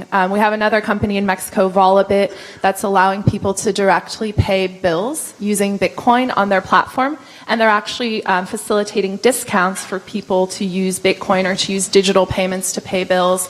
Argentina, we're very excited about. Chile, we're looking at companies that are expanding into Venezuela. So to your point around regulation, I think what we've found is while the Coinbases of the world have this fantastic breadth of services they can provide, sometimes working with entrepreneurs that are working in really small localized markets is a good point to start because we learn so much from those opportunities, and then helping them build relationships with multilateral institutions like the IMF or the World Bank, working with local banks who are solving a lot of the same problems and finding ways to use all of the resources that are focused on this issue to help the company grow and scale, but also to make sure that we're addressing real structural challenges. I would say sub-Saharan Africa is very interesting to us. There's a company there, BetPesa, that's been expanding rapidly. They now are in 5 countries, including, I believe they started in Kenya, but they're now in Nigeria, Tanzania, Senegal, and the Chad as well, I believe. But they've shown some really exciting use cases that even they weren't anticipating, right? What we're seeing is that people are starting to stack these different platforms on top of one another in new ways. And that's really exciting, and I think it informs what kind of opportunities are out there going forward. And then lastly, Southeast Asia, I think, is very exciting. We're seeing really high growth rates of user engagement with Bitcoin. But what a lot of the companies there do is they abstract away the Bitcoin entirely. So all the user sees is if I have relatives who are working in Singapore, which is a common remittance corridor for Indonesia, the Philippines, I can do that. I can transfer money from Singapore back home to my family very cheaply, very quickly, very efficiently. I don't know that I'm using Bitcoin. It looks just like any other app I've used, so I don't need to know anything about Bitcoin. All I know is I'm solving a real problem that I have very cheaply and very efficiently. Great. Yeah, and just kind of tying to that, again, another challenge with this is that the community, the Bitcoin community is largely clustered around a couple of different spots, right? The States, China, some in Europe, things like that. How do you think we can support kind of the development of a pipeline of people from some of these markets we're identifying that have so much potential? Melton, maybe you can go first, and then to you guys, starting to work substantially in these other markets, do you think there are any blind spots or things that are missing from the current conversations around the future development of Bitcoin that could be informed from perspectives in these emerging market situations? Sure. What I'll maybe note is two of the companies that we're really excited about, Unicoin in India and a company called BitOasis in the Middle East. They're based out of Jordan but working primarily in Dubai. Is both of those companies were started by people who created a local Bitcoin meetup in their community. They said, hey, no one's doing anything with Bitcoin here in Bangalore. No one's doing anything with Bitcoin here in Dubai. Let's get people together and talk about Bitcoin. And so they started these local meetups, and through those meetups, they found other people who ultimately became their co-founders and their first employees, but they sort of built from the bottom up. And that's what we're seeing in a lot of these emerging markets is people are starting from this basis of, hey, I'm really curious about this technology.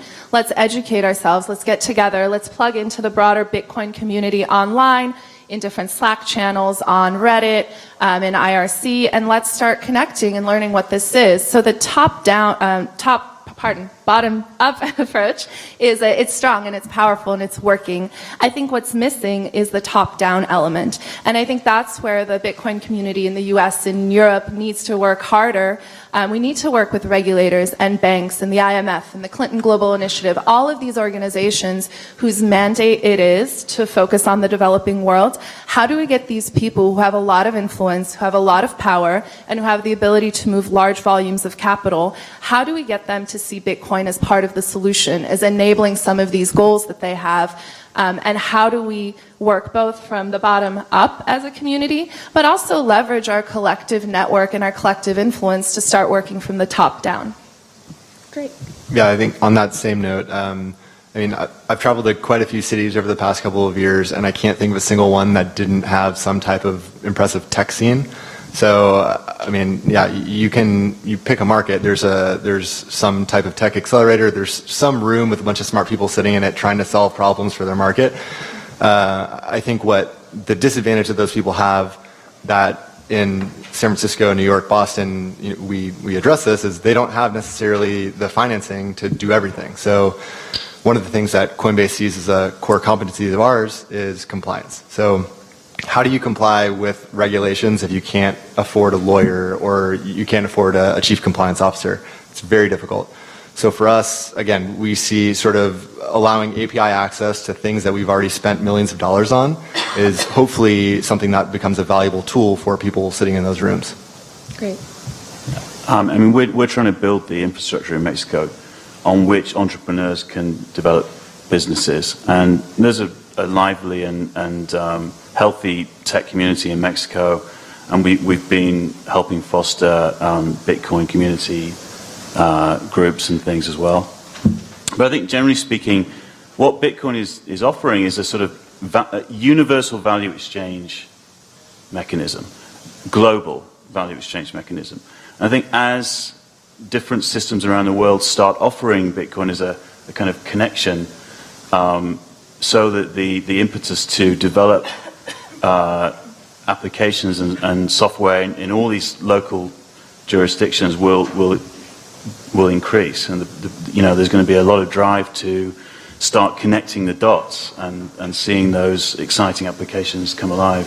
Great. So. Yeah, Ben, you're touching on my next question too. You know, when I speak with a lot of other development experts about the potential for Bitcoin in terms of like cheap payments and things like that, they say, great, you know, identified a real problem. You know, remittances are very expensive right now.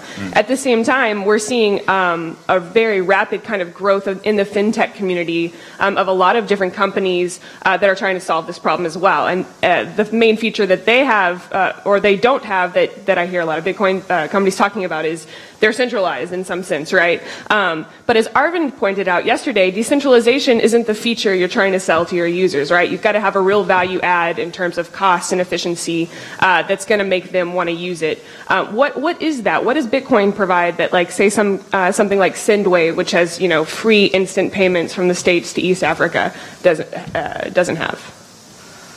Yeah, I mean, I think the consumer remittance proposition for Bitcoin is a little bit overstated. The mechanisms that already exist are not as terrible as they're painted as being in some cases. Especially the US-Mexico corridor is relatively efficient, and there isn't a lot of demand for something better either. So I don't see that as being the number one use case for Bitcoin. I think it's more general than that. It's about cross-border payments of any kind, be it business or consumer paying for services around the world and buying goods. I think that's where it's really exciting. Yeah. I just want to add in, we haven't touched on identity yet. I think that's an important thing to keep in mind when we talk about emerging markets. In the US, we all have identities. I have a driver's license. I go to a bank. I have a social security number. I can open a bank account. I can access credit.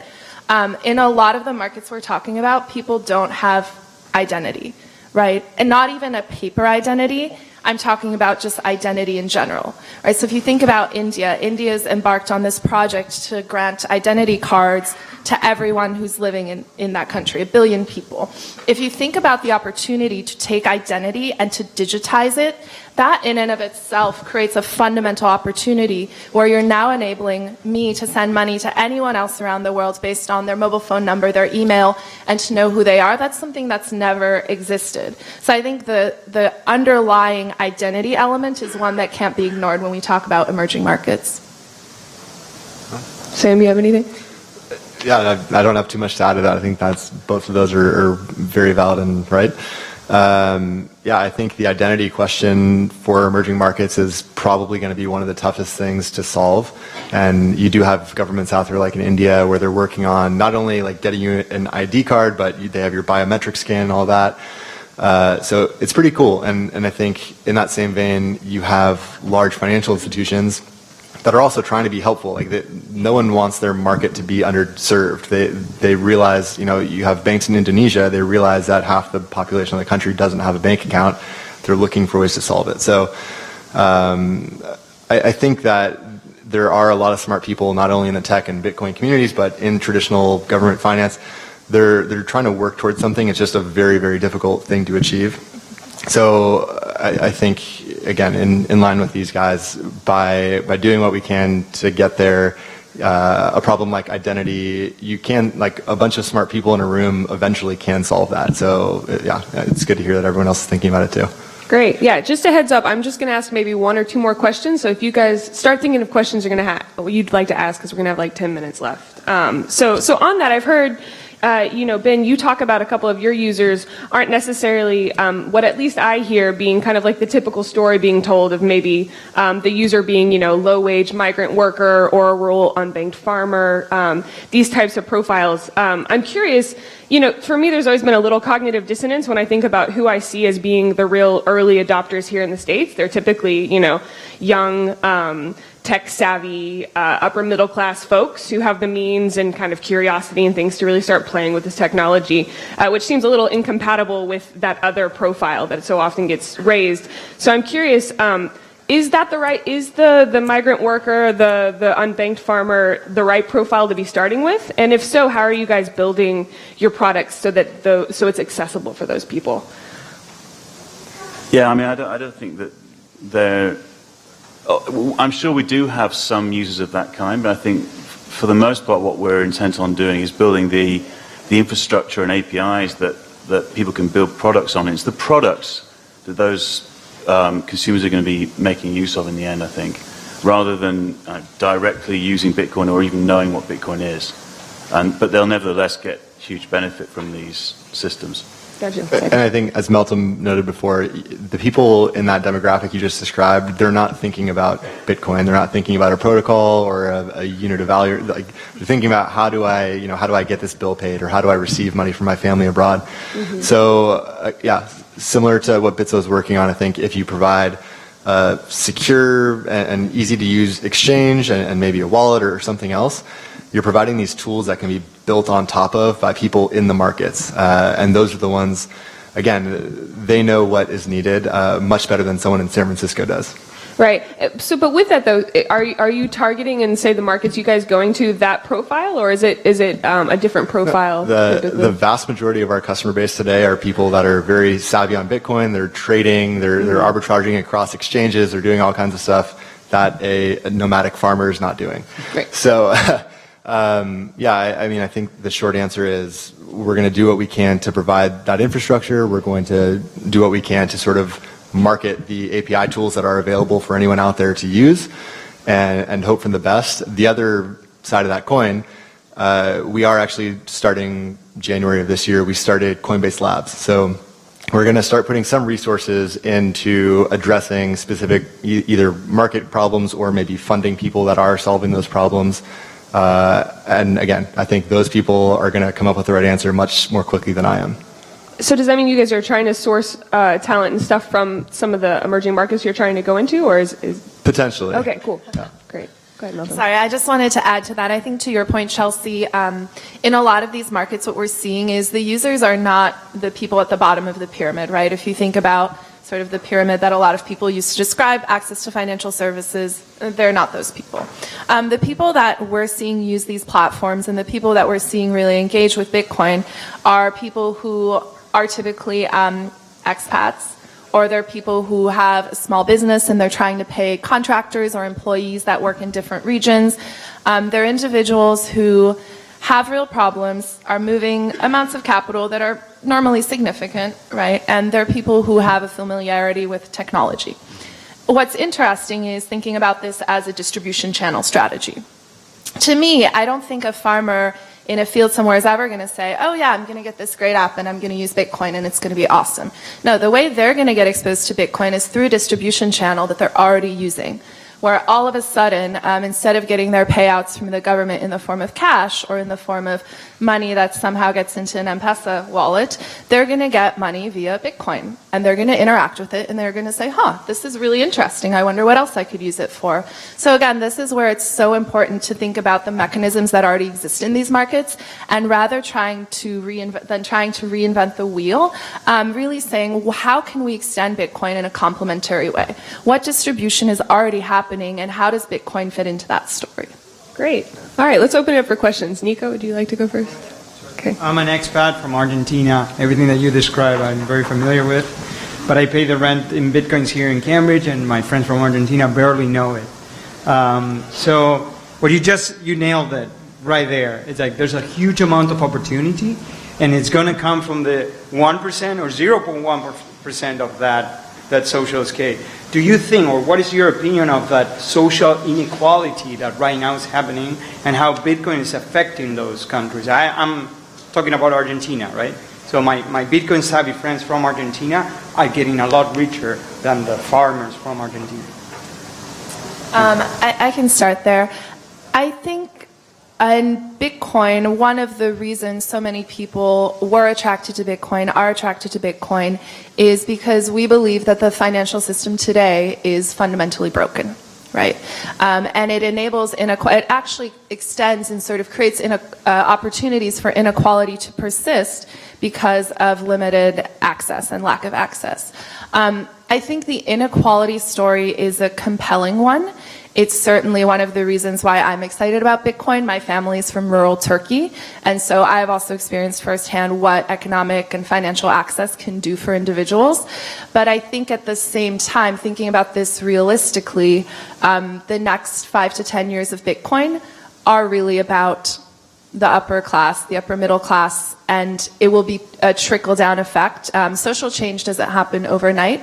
But I think the more that people start using Bitcoin and building platforms that use Bitcoin and enabling financial platforms to be more open, to be more inclusive, the more that starts to happen naturally. But to me, it's going to take some time because we're just not at a point. The market cap of Bitcoin is so small, frankly, and so few people really care about Bitcoin, to be very honest, that we still have a long way to go. So the best thing we can do, what Coinbase and Bitso are doing, build really beautiful, elegant, easy-to-use products that solve real problems. Great. How about we go over here? Thank you. So your question is really interesting. It might answer some of my question. So in a previous life, I was a management consultant, and we did a case competition on banking the unbanked. And in our solution, we did some research into blockchain, and we concluded on principle that it would make very little sense to not use blockchain to build a next-gen financial, a resilient and a decentralized kind of financial network. However, when we were looking at Bitcoin, a really big roadblock in our mind was the cost of electricity. So we tried to figure out what the real cost of electricity would be, and we realized that it varied tremendously, other ways from like, it was just all off the charts. And so in developing areas where electricity is unreliable and expensive and not very evenly distributed, how does that play into using Bitcoin for emerging markets? Yeah, so there's probably mixed opinions in the room on this, but I think for Coinbase, this is the value of having off-blockchain transactions or potentially a trusted third party that you are relying upon. So if you don't always have electricity, and let's say you have to go to a central place in your community to access electricity and you can do so once a day or something like that, yeah, you have to go and kind of do all your transactions while you're there, and then you're not going to have access for the next 20 hours or whatever it may be. So I think this is more of a product question than a Bitcoin question once you accept potentially having people not directly interacting with their Bitcoin address or something like that. And then again, on the product side, yeah, I think there are a number of ways you can try to address it. And this is something that actually you have banks, again, you have a large bank in Indonesia right now that's setting up virtual accounts for a bunch of people that previously didn't have any access to a bank account. And they're now relying on a third party that's not the bank to sort of be a proxy bank for them. So there's a lot of interesting ways to think about that, but I think it's more of a product question, assuming ideologically you're okay with not having people do their own Bitcoin transactions with their own addresses. And I'll just add one note. I think Bitcoin's also not the only protocol that's going to emerge. So if you think about how the internet works today, one company that we've invested in that I think is doing amazing things is called IPFS. And what they're building is basically a new distributed peer-to-peer form of internet. So you think about the ability to create localized networks where you can still transact even if you don't have access to the internet. And you think about building censorship-resistant systems. And again, this gets back to some of the social and political vision around what Bitcoin could enable. I think it's equally important to not just think about the financial implications of Bitcoin, but to think about how other systems that we rely on work, internet, electricity, power distribution. There's a company in Brooklyn that's working on creating localized power networks where people can share electricity. So as these concepts of Bitcoin and cryptography and the blockchain start to evolve, people are starting to create solutions to address not just the movement of money and value, but the movement of all sorts of goods and services that enable people to create value. Great, let's go back over here. With some of these countries not having like a centralized organization like the Federal Reserve on behalf of the US dollar, how are these people that are uneducated going to be aware to even issues of, you know, being taken advantage of by these 1%ers with the knowledge going in and taking advantage of, say, 500 million people and just upcharging the exchange rates? Like maybe the real exchange rate is 1-to-1, but they're going to charge, you know, these farmers, 90.9, and then on the back end they're taking that 10% clip. Like, who's gonna protect these people? It's not going to be the United States. Like and that's where my issue is. Like, and especially with interest rate volatility, you know, it's relevant in Bitcoin. Like, I wouldn't want my retirement 401k in Bitcoin. You know, some people might, but who's going to protect these people? Yeah, that's a great question. So I think for the most part, the countries in developing markets, like, they do have a central bank, a Ministry of Finance or something like this.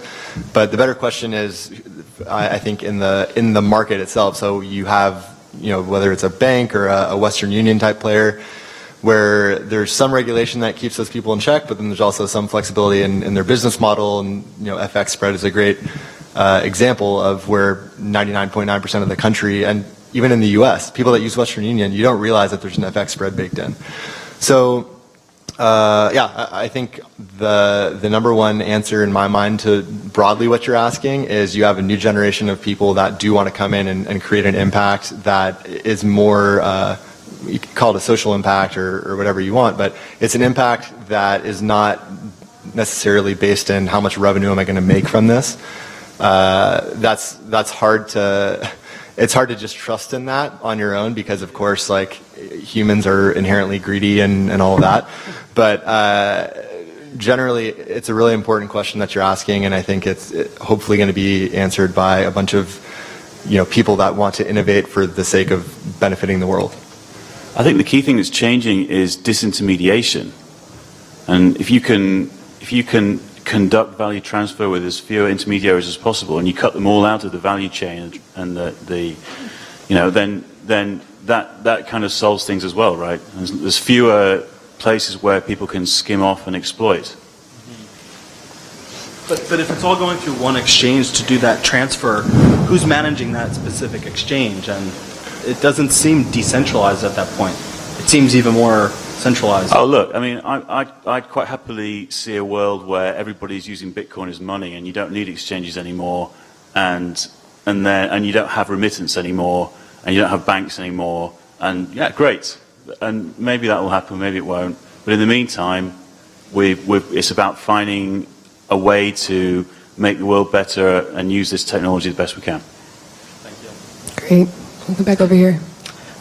So I think we've talked a lot about the potential of Bitcoin and digital currencies in emerging markets and the blockchain technologies, but could you talk a little bit more about maybe like actual evidence that the potential is being met? So maybe in terms of traction, Bitsos, how many transactions are you seeing? How many users are you seeing? Coinbase, how many of your users are actually outside the US or the developed world? So some sort of evidence on that side. Okay, start. So today, Coinbase, we operate our brokerage or retail brokerage type business in 32 countries. Our mobile wallet is accessible globally.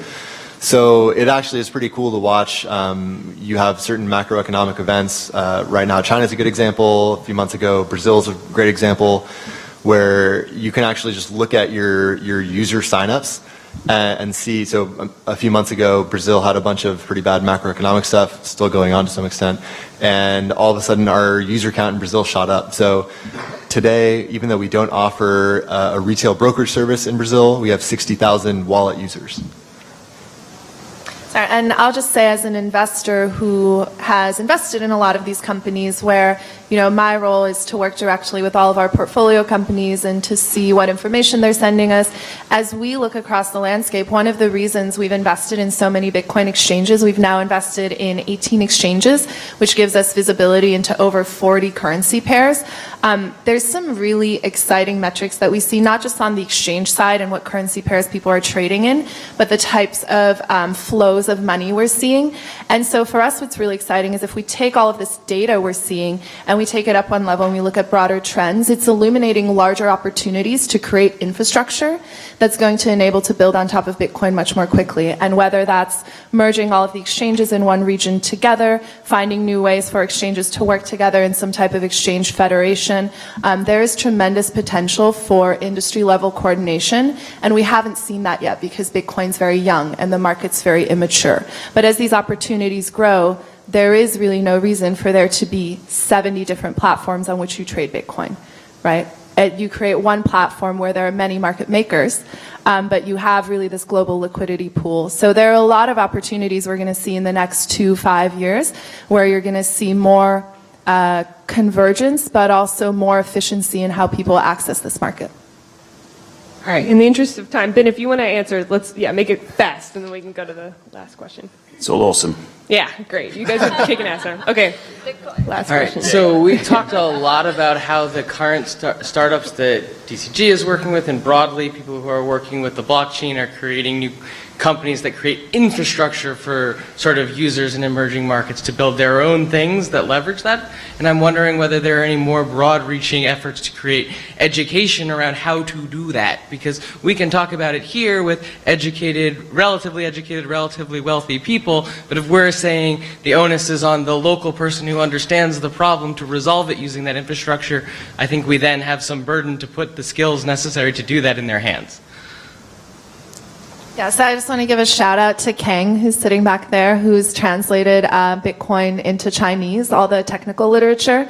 So there are people like that who are working in different countries. There are organizations in the Middle East who are taking all of this documentation, this language around Bitcoin, and translating it into Arabic. Like the term Bitcoin doesn't exist in Arabic, right? So predominantly, I think it's really a lot of people who are volunteers, who are using their own time, who are themselves taking the onus on them to create education resources for their market. And that's why universities like MIT are so important. If you think what the Digital Currency Initiative is doing, universities are sort of the gateway, right? And you think about MIT, you think about Technion and institutes in Israel, you think about universities in China. There are great institutions all over the world that can work together.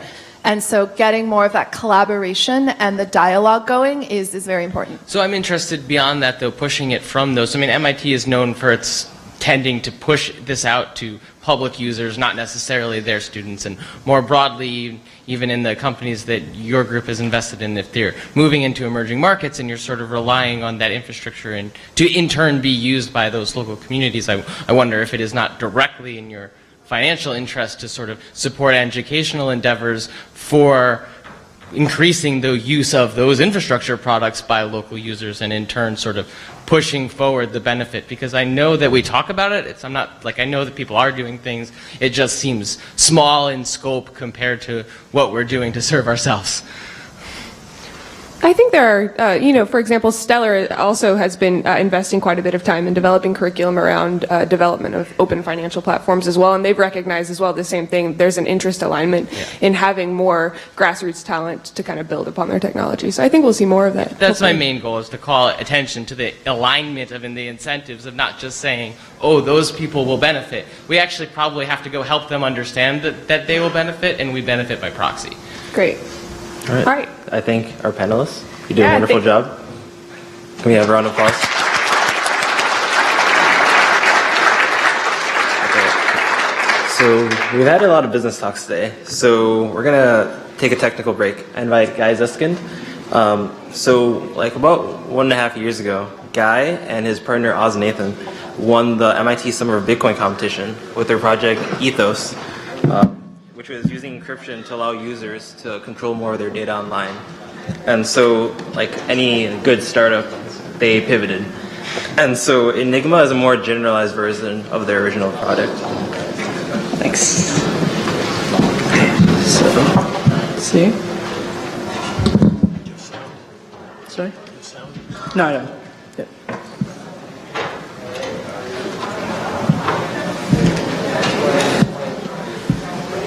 Cool. Hi everyone, I'm Guy. I'm co-founder of Enigma and also an MIT graduate student at the Media Lab. So I'm going to tell you a little bit about Enigma, which is trying to be a platform where you can share data, store it encrypted, but the really cool part is that you can actually then process it in the framework while it's still encrypted. Now you can really think about what kind of advantages this could lead to, but let me tell you how we think about it. So right now the problem is that, well, the good thing is that society is data-driven. So it doesn't matter which industry you're working in, it's all data-driven already right now. The big problem is that we kind of scale too fast. So there's kind of a lose-lose situation right now where each company stores a lot of sensitive consumer data about us, about, whatever. And they have to protect that, so they silo that inside their own data sets, which create large exposure, single points of failure. And this is really not what the companies want. That's a liability to them. They really just want to use the data. And more than that, because of regulatory, again, privacy, and also competitive reasons, companies can share data across each other. So each company only has a very, very specific view of kind of the universe of data. And for the consumer, for us, it's even worse. So basically, we have no control over what's going on. We have no idea where our data is. We obviously have no privacy, no security, as you can see with the constant amount of breaches. So this is really a bad situation for everyone. So really what we're trying to do is to create a system where you can just pull the data, have it encrypted at all time, and then just query that data. Just ask questions about the data and only get the results that you're really interested in without actually seeing the data itself. So let me give you a simple example that we like to mention. Genomic data, genomic sequencing is increasingly becoming more cheap. A very rich source of data that's also very sensitive. So imagine all of our genomic data could live safely in some location in this Enigma platform. And then imagine that scientists could just query that data directly. They would not be able to see it, but they could set a query, for example, which genes correlate with skin cancer, and just get the result without actually learning anything else. And it's important to mention that the Enigma network itself, well, that network it stores the data, it does the computation, it doesn't know what it's working on. So no computer in the network can actually see any of the data as it does the computation. That's really the key insight. And if we generalize this actually leads us to two properties that are really important. So on the owner side, they get privacy. This is what we want. This is what the people want. We want to know that no one is looking into our data. On the requester side, the ones that are actually interested in utilizing the data, they want correctness. They want to know that they have some model they want to test, they have some hypotheses, they have some code they want to execute, they want to get the correct output. Don't care about the inputs, but they want to get the right results. So I guess like everyone, there's this big trend. We can, just put a blockchain there. It can solve everything. It can do whatever we want. Would really be great if it was as simple as that, but the fact is that it's not. So blockchain, as many of you know, only gives us one of these two properties. It gives us correctness, but not privacy. What do I mean by that? Let's give you the Bitcoin example. So the Bitcoin example gives you a distributed consensus, distributed agreement over a ledger of transactions. So everyone can know the correct state of the ledger, that all transactions are valid, this is correctness, but everything is public. And Bitcoin itself has a lot of problems with this. There are many interesting solutions to solve that problem specifically. What we're trying to do, we're trying to be something more general, over computation in general. So obviously you need something else, so blockchain is really not enough. And luckily there's a very interesting subfield of cryptography called secure computation or secure multi-party computation. Has been around for a long time. We've known for decades that you can actually run any code on data that you cannot see and still get the right output. So basically you can do exactly that. You can manipulate data without seeing it and still get the right results. The problem is that this is a very interesting theoretical problem, but we did not know how to do this efficiently. It's not practical, it's not scalable, it's even worse than Bitcoin and blockchain. And it's also unclear how do you deploy this. So you need a distributed network. Finding a distributed network is not an easy task, and I'll touch that later in more detail.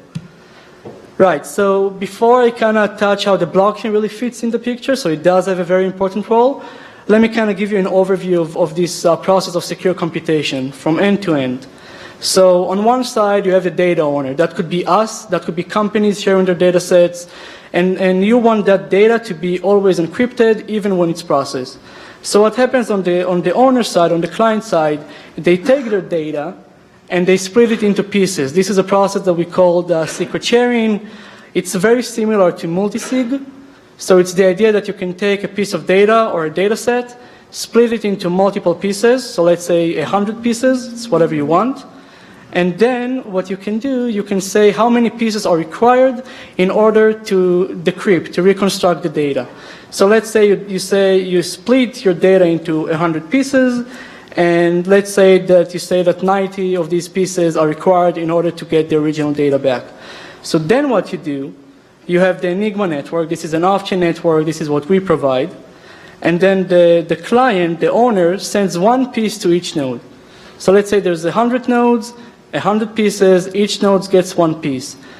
The idea of secret sharing is that unless you have at least 90 of those pieces, so unless you have that, you cannot learn anything about the data. It's completely secure, completely private, just like encryption. It's completely random.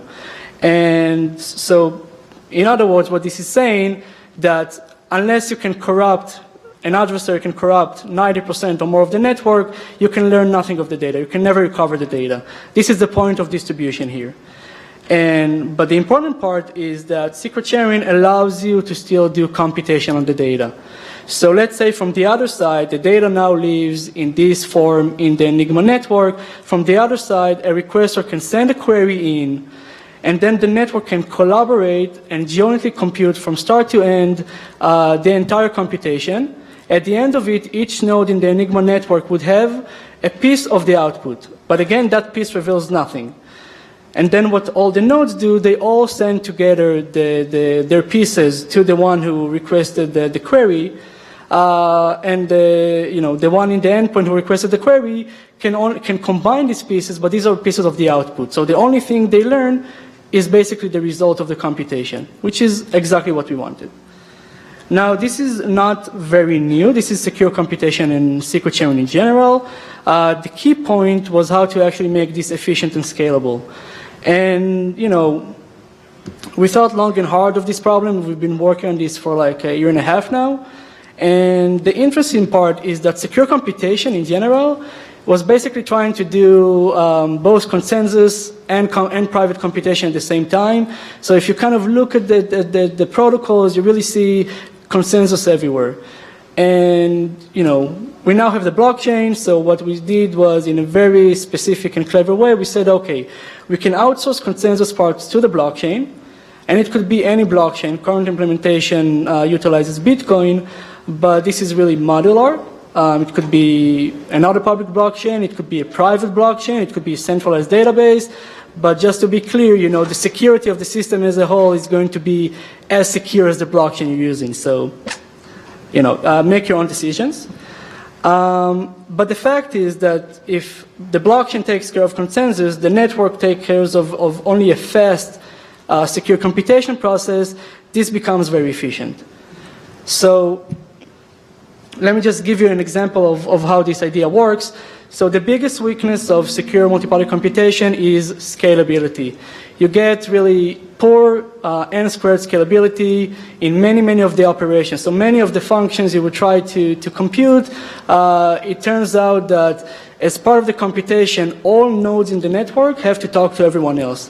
What does this mean? Why is that so bad? Well, you really can't scale the network. And on the other hand, you really want a large network.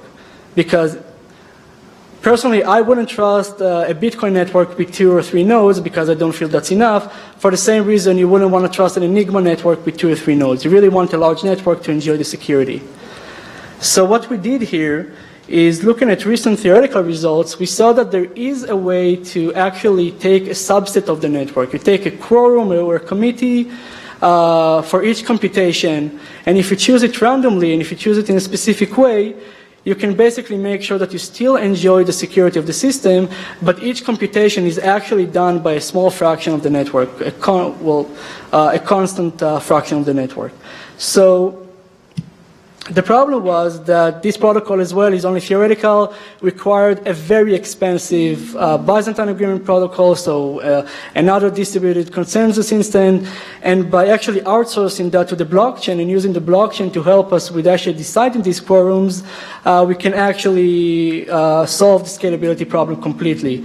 So we can very efficiently, very quickly choose for each computation one small quorum to do the computation. Only they do the heavy lifting, and they send back the output.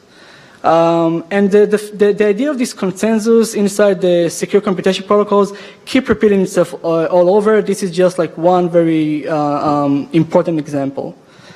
Now, another problem that we have to face is, some of you, if you have some distributed systems background, you would know that cryptography, computer science like to kind of partition the world into honest or malicious. So it's really black or white. We're all either good or bad. The fact is that the world is more complicated. When you kind of starting to think about rationality, things become really complicated. And we had really bad results. So previous attempts to actually try to add rationality into secure computation was really bad. So it actually said that you can only do worse, you cannot do better.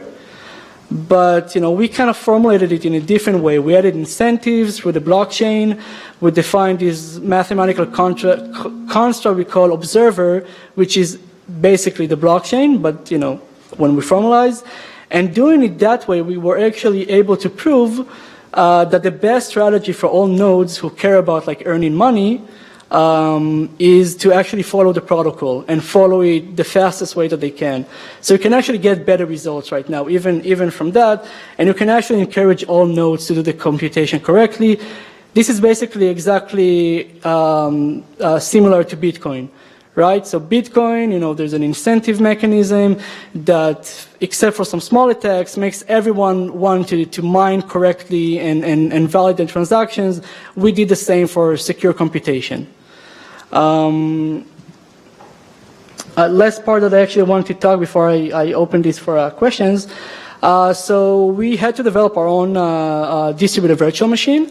This is very much like Java virtual machine, Python virtual machine, Ethereum, Bitcoin script, but it has some other complexities that we had to deal with. So there's like more cryptography involved. So it's not like, it can't be like just any code. It has to really make sure that like, as each instruction is being evaluated in the network, it doesn't leak anything. This is what gives the guarantees of the privacy. And the second interesting part is that, if you think about Bitcoin or Ethereum, each node is actually running an instant, kind of siloed instant of the VM, and they execute that kind of in vacuum. In our system, you need nodes to communicate. So a node, as part of the network, has to know how to halt the state. They have to stop, like mid-computation, wait for incoming data for other nodes in the network, then send some information, continue that. All has to be automated, has to be secure, and has to be fast, and that's what we did. And in fact, a lot of the improvements of why this is much more scalable and efficient right now compared to like result that if you check, result in the last 20 years, what we have now is much more efficient because this is where we did a lot of the optimizations.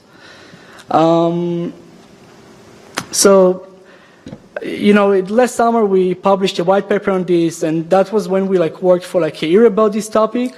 And the cool part was that until that point, we had no idea if we were working on something that is interesting to other people. So it was really cool to see that other people are also interested about it. The team is mostly here at MIT, so we are 4 people right now at the core. We are actually growing right now. I'll be happy to take some questions, or feel free to email me or talk to me later on. Sure. So when the end-to-end process runs and you get this output, is that output have the differential privacy property? Like, can I get out of it information by asking something and then, say, neglecting part of my query to infer something about the thing that I neglected? Because I find that to be a really interesting element of sort of this type of thing, and it wasn't clear to me whether or not that property was considered in your work. Sure, so that's a great question actually. So yes, the idea is, so hopefully what we want to do, unlike differential privacy, is to actually encourage working on large data sets, and then you can actually get meaningful signal and results. And you might not even have to add noise to the output like you do in differential privacy. However, we will test for that. And if we need to add noise to the output in a differential privacy way, then yes, we're going to do that. Yeah. Okay. I was just curious. Yep. It's a cool property of these types of systems. Yeah. Cool. Should I go next? Yeah, go ahead. Hey. Non-technical question, don't Sure. worry. So once I upload, say, my genome or whatever, it seems like I sort of lose control of it at that point. Is there any way to say, this person can query it, but this person can't? Is there any way to limit the number of queries so they don't query it until, my whole genome leaks? Yeah. And then ultimately, can I revoke it if I decide, in a year that I don't want my genome up anymore? Yeah, so that's actually cool. So when we as mentioned in the beginning, this started as a different project, which was exactly that. It was like access control on the blockchain and doing exactly these ideas. And this is fully integrated in our system. So when you share your data, you can say you can define who can access your data and how and so forth. So yeah, that's built in. And in terms of the leakage, so yes, you can limit the number of queries, but the more automated way that we'd like to do it is with something like differential privacy. So the system would automatically see if the query leaks too much data. If it does, it either won't serve it or it would add some noise to it that it doesn't leak. Okay, yep. Hey, Christian Longquist here. I have a very specific question. Can I store a private key in Enigma and then ask it to give me a signature back? And if so, how is that quick to do that in the current So system? what do you mean? The network would sign for you? Yes. So it would act as it would hold a private key and be able to provide a signature. Yeah, so that's actually possible. We've not done it yet. Randomized algorithms require a bit different involvement. They can be done. We haven't implemented that yet, but it should be possible. Okay, in a reasonably fast way? It's hard for me to say without implementing it and testing it. There have been solutions out there. I think we can do better than what's been currently. And currently, if I remember correctly, it takes a few seconds. So that's not very fast, but I think we can do better. It's hard for me to say without actually doing it. Very cool, thanks. Yeah. Kind of almost the same question. Can you give us a metric for how fast this computer is? I mean, how Sure. many operations per second? And second of all, when is it going to be out? When can I play with it? Sure. So first question is, actually right now we're having some deployments that we're testing it. Currently we're testing it on simple algorithms like linear regression, that kind of stuff. We're limiting it right now to 100,000s, going up to millions of rows, so nothing too extreme right now. It's mostly an engineering problem right now, not a scientific. So as we scale, as we get more engineers right now, I believe that within a year we'll be able to do pretty interesting data sets and many operations. Operations per second, that's hard to say. I can tell you that, depending on the operation, I can tell you how less efficient that would be, but let's take this offline then. Hi, I'm just curious, if a user asks for a result, can the user maybe possible to calculate back into the original data without encrypt it? But they can get the data set. Is that possible for if someone gets an output, Yeah. if it's bad, can you try to retrace back the person? Yeah, so that's the differential privacy kind of question. So the system will automatically see if something like that is possible. If it is, it would either block the query or instead it would add a little bit of noise to make it impossible.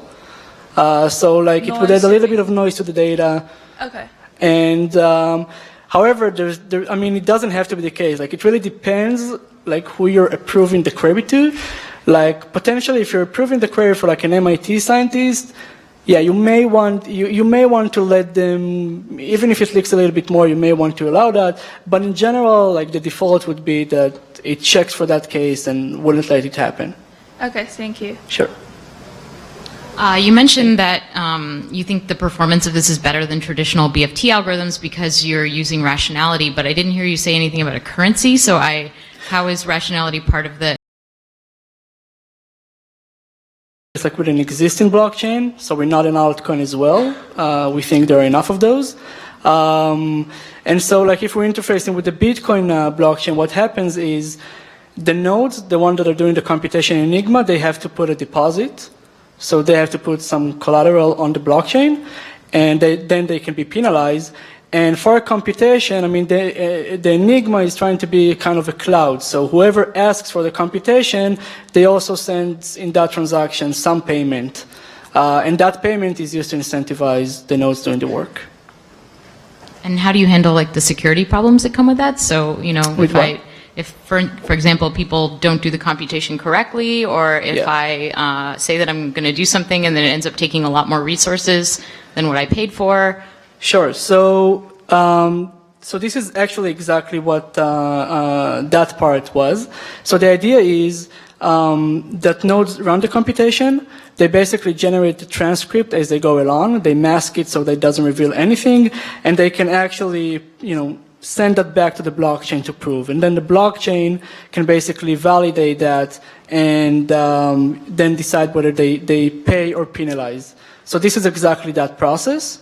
The problem of what you're saying, so we're still doing tests to see like kind of what are like the reasonable limits that we should put, kind of like Ethereum doing, like what's the limit that we should put on how long a query could take, and that depends on who's asking the question and so forth, and how much money they have to put. The main idea is that when a query is received, we compile that down to our bytecode language, and then we can calculate how many operations are required and how many rounds are required. This is true except for dynamic cases. And then we basically amortize the cost like per round, per operation. I'm not sure if that was clear, but yeah. So you have some secret sharing mechanism to initially distribute the data, and it sounds like you have some punishment mechanism if that secret share is reconstructed. But what stops me as a user from like distributing a secret share for, let's say, my genome, and then later uncovering that data, which would then create the punishment case? Like, are these secret shares somehow like unique, such that you can prove that like you never unlocked yours individually? What do you mean unique? In what sense? Like, so the issue that I'm pointing at is that, like, let's say I encrypt some data and I, you know, send that out to a secret share of people, and then later I just reveal that plain text data. Mm-hmm. Is it possible for me to create a convincing case and like cause your punishment commitments to trigger? I'm still not sure I understand the question, sorry. Can you? So let's say like I put my genome into the system, right? But then I decide I actually don't care that my genome's secret, and so then I release it. Yeah. What stops all of the nodes from being punished for my just releasing of my data anyways? But you're the user and you released it, so that's what I'm not clear about. Well, so I'm talking about an attack on the nodes in your network. Yeah. So I get everybody to agree that, you know, this network of like 100 nodes aren't going to release my data, but then as a user, I screw them all over by releasing my data. But then, yeah. So I'm making every node give up their collateral essentially. Yeah, but if you're sending that request over the network for them to do it, then that's visible, right? So like, that's a valid request. So that's what I'm asking is like, would it be known that I was the person who uncovered it versus? Yeah, you sign it. Yeah. Okay. I mean. Yep. Okay. If you release the data later on, they've already performed the computation. But I could release it like in the middle of the computation, right? Yeah. Anyways. All right. Great. Thank you, guys.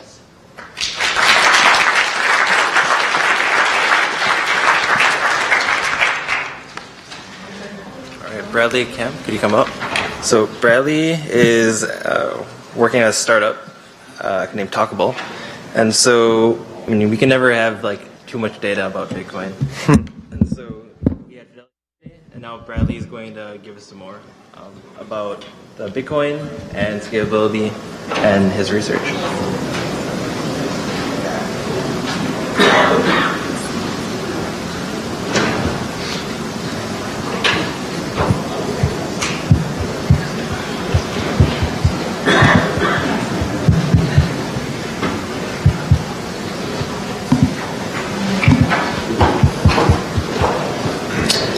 Hi, everybody. So I'm going to talk about why Bitcoin needs a massive block size increase. About me, I'm CEO at Talkable, a Y Combinator-backed marketing company. I'm an advisor to Bitcoin companies such as DAT, a decentralized micropayments app, and I'm not working on a Bitcoin company. And I wish I was, but I'm not, and that's what I want to talk about today. So people talk about three aspects of Bitcoin: the store of value aspect, the payments rail aspect, and the database aspect. I'm going to be focusing just on the payments rail aspect. And the reason why is because the store of value aspect is actually being covered pretty well. There's a lot of great companies, exchanges where you can you can use Bitcoin as a store of value. There's a lot of wallets where you can use Bitcoin as a store of value.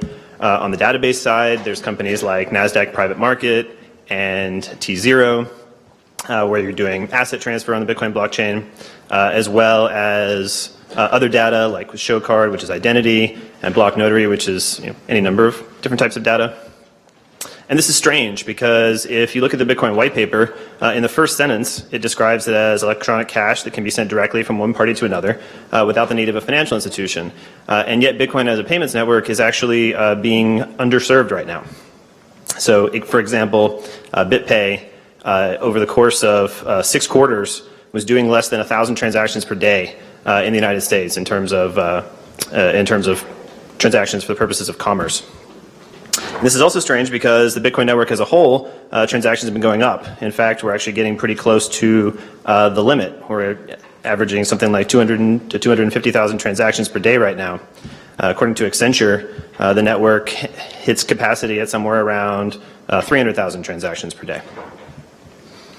Payments companies especially need a roadmap showing a massive block size increase in order to actually effectively use the Bitcoin network.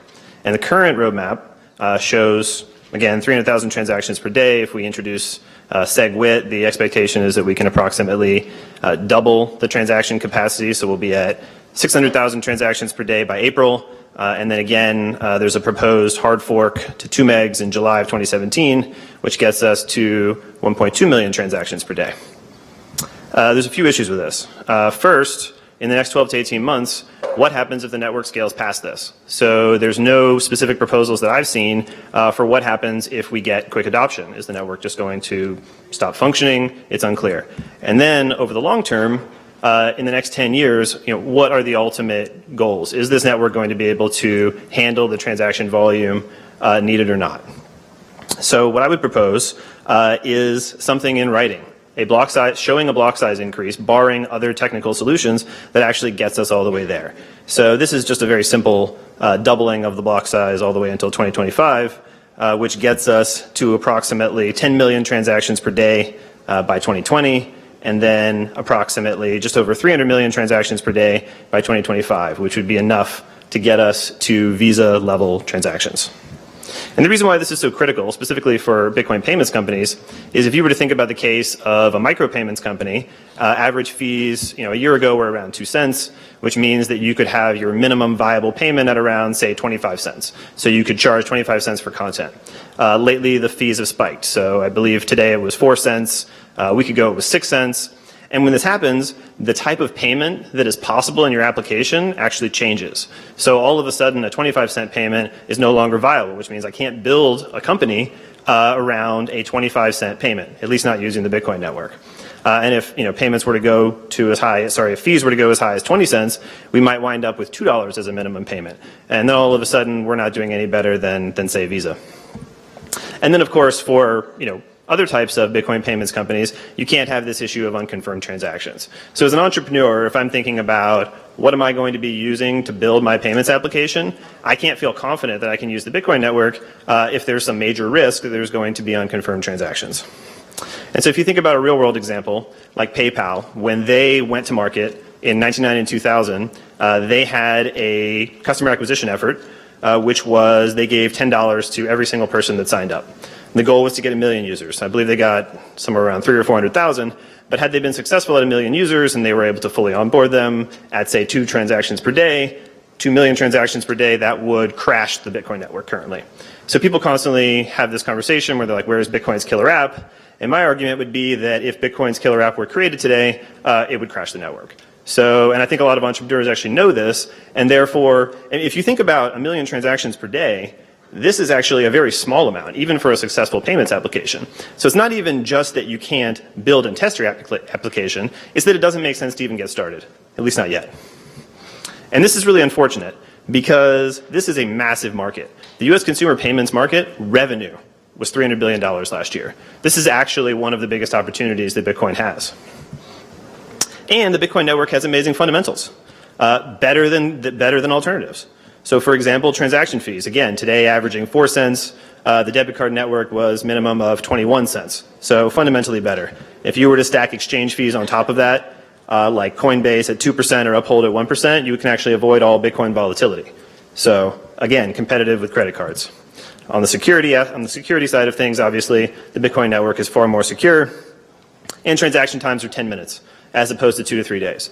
So from an entrepreneur's perspective, the fundamentals of the network are there, and really the only missing piece is a block size increase, or at the very least, a plan to get there. I know there are many paths to scale Bitcoin. I've heard several different options, including alternative implementations, blockchains on top of Bitcoin, or maybe even alternative blockchains. But ultimately, I think that one of the things that seems to have been lost in this debate is Plan A. And if you were to go back to, say, 2013 and listen to the discussions were almost exclusively around how to scale Bitcoin Core. Now it seems like most of the energy is around some of these alternatives, and I'm hoping that we can shift the conversation back to what I would say is actually the most obvious answer, which is scale the current Bitcoin blockchain. We hear a lot of conversations about centralization. I would make the case that centralization is a persistent issue. It's an issue today. It'll continue to be an issue in the future. If you look at the top 5 mining pools, they control approximately 81% of the network. But the issue is that this was actually on some level by design. So if you look at Satoshi's comments on November 2nd, 2008 to the cryptocurrency mailing list, he actually imagined that specialists building giant server farms were going to be the miners of the future, and that it wasn't going to continue to be one computer, one vote, and so on and so forth. The piece of the puzzle that I think wasn't really fully figured out was the Bitcoin development process. And this is where we see ourselves today, and this is where I think that the community can play a really large part, which is asking for a scalability roadmap that actually meets everyone's needs. And if we're actually able to do this, we're looking at a really massive opportunity. Digital payments per day globally are just over 1 billion, and Bitcoin is actually well suited to solve this problem. And entrepreneurs like myself are waiting for it to do so. That's all. Thank you.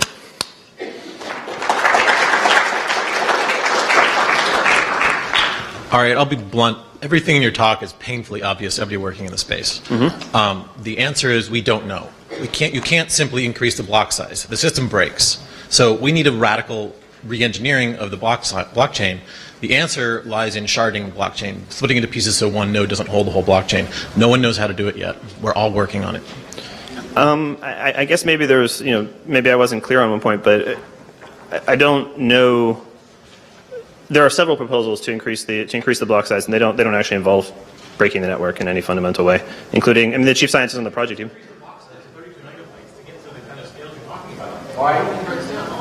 Yeah, can you go to the mic again? I'm sorry, I want to make sure it's on camera. If you increase the block size faster than someone can receive it, at some point the block becomes so large that you can't verify it within 10 minutes. And that may wind up being, that's the end. And that may wind up being a concern, which is the reason why we're going to have to, scale it along the lines of computing capacity. The answer to that is to shard it, to divide up so I don't have to verify the whole block. I only have to verify half of it. Nobody knows how to do this yet. We're working on it. We can't just throw numbers at it and expect the problem to go away. We're all aware of it. I think that I think there's a lot of people in the community that would actually disagree with that notion, at least in the shorter sense. Like moving to 10 megs or 20 megs or things like that. I do agree, though, that there are long-term issues, and not all of the problems have been solved yet. But I think that my concern is more that there are a lot of members, at least on Bitcoin Core, that are actually saying that maybe the network shouldn't do this. And I think that that's really the thing that is not in everyone's interest, and it would be in everyone's interest to get it to the point where it can scale.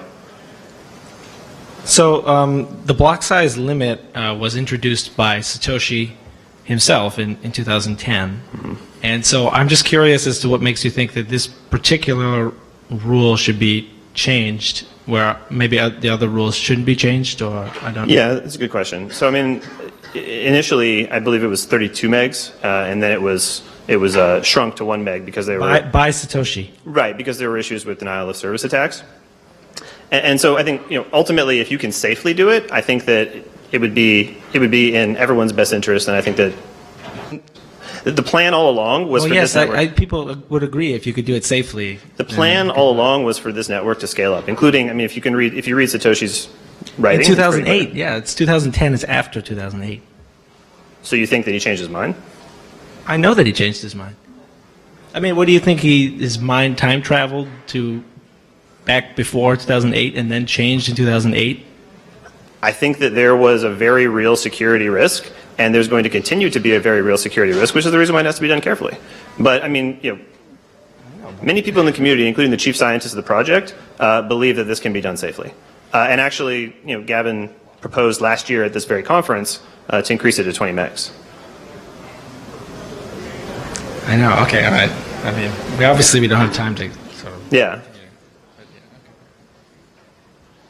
I have a question. Doesn't Lightning Network more or less take care of the scaling issue? Yeah, it may.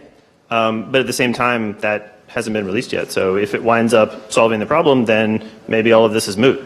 But until then, I can't imagine how it serves the community not to be driving towards scalability answers. You can't wait for a technology. If the technology solves the problem, then that would reduce all the conflict.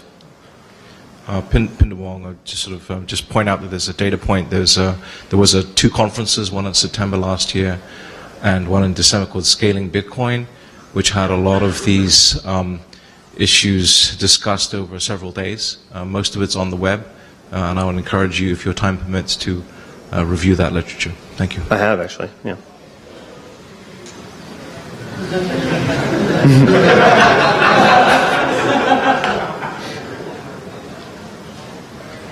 Thank you.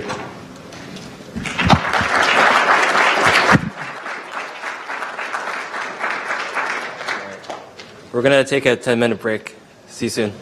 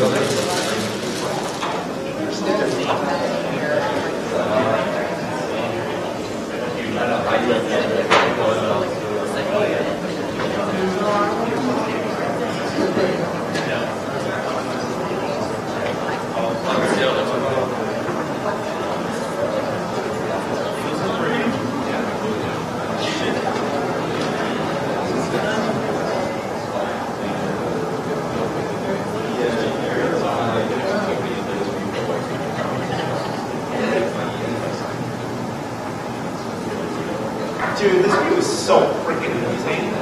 There's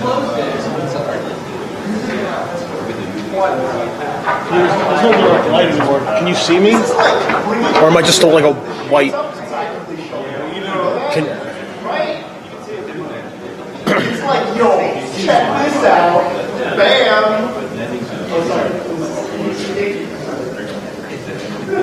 what does it look like on the webcast? Am I just like white, or am I actually showing up on camera? All right.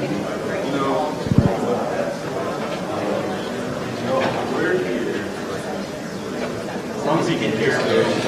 Sure, the sound will be fine. The sound will be fine. But no one has any makeup on, so you can't see me. The sunshades.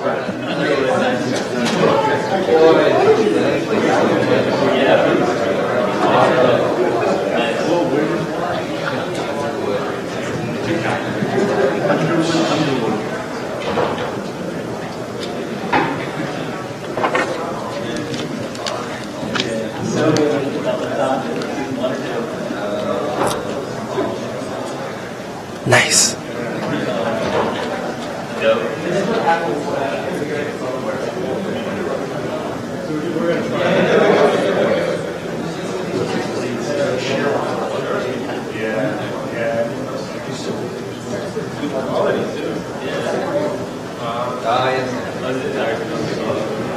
That's good. All right, we'll do the sheer ones.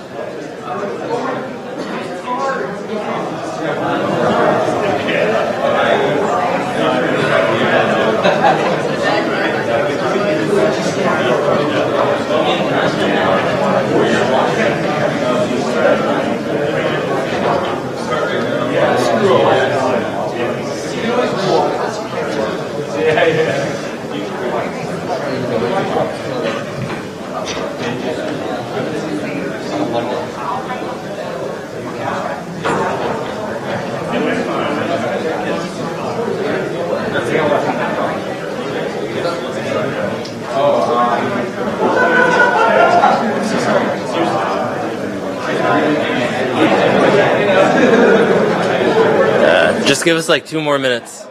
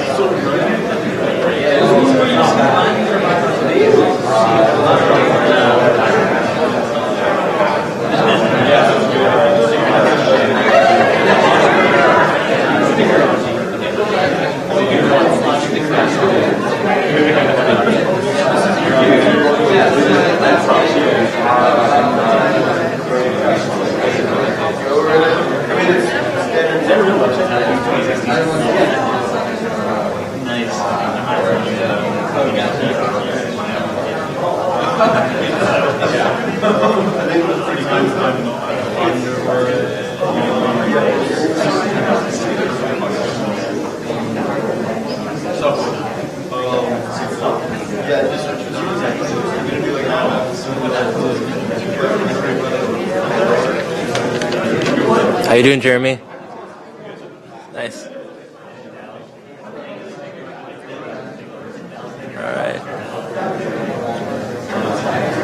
All right. Hey, everyone. We're back. And so we're going to move into talking about blockchain-based voting. And so Jeremy Clark is an assistant professor at the Concordia Institute in Montreal. And so if you're wondering how to design a secure voting system and simultaneously use the blockchain thing at the same time, he's done both. Jeremy?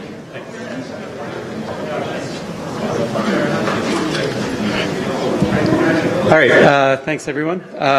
It's good to be here.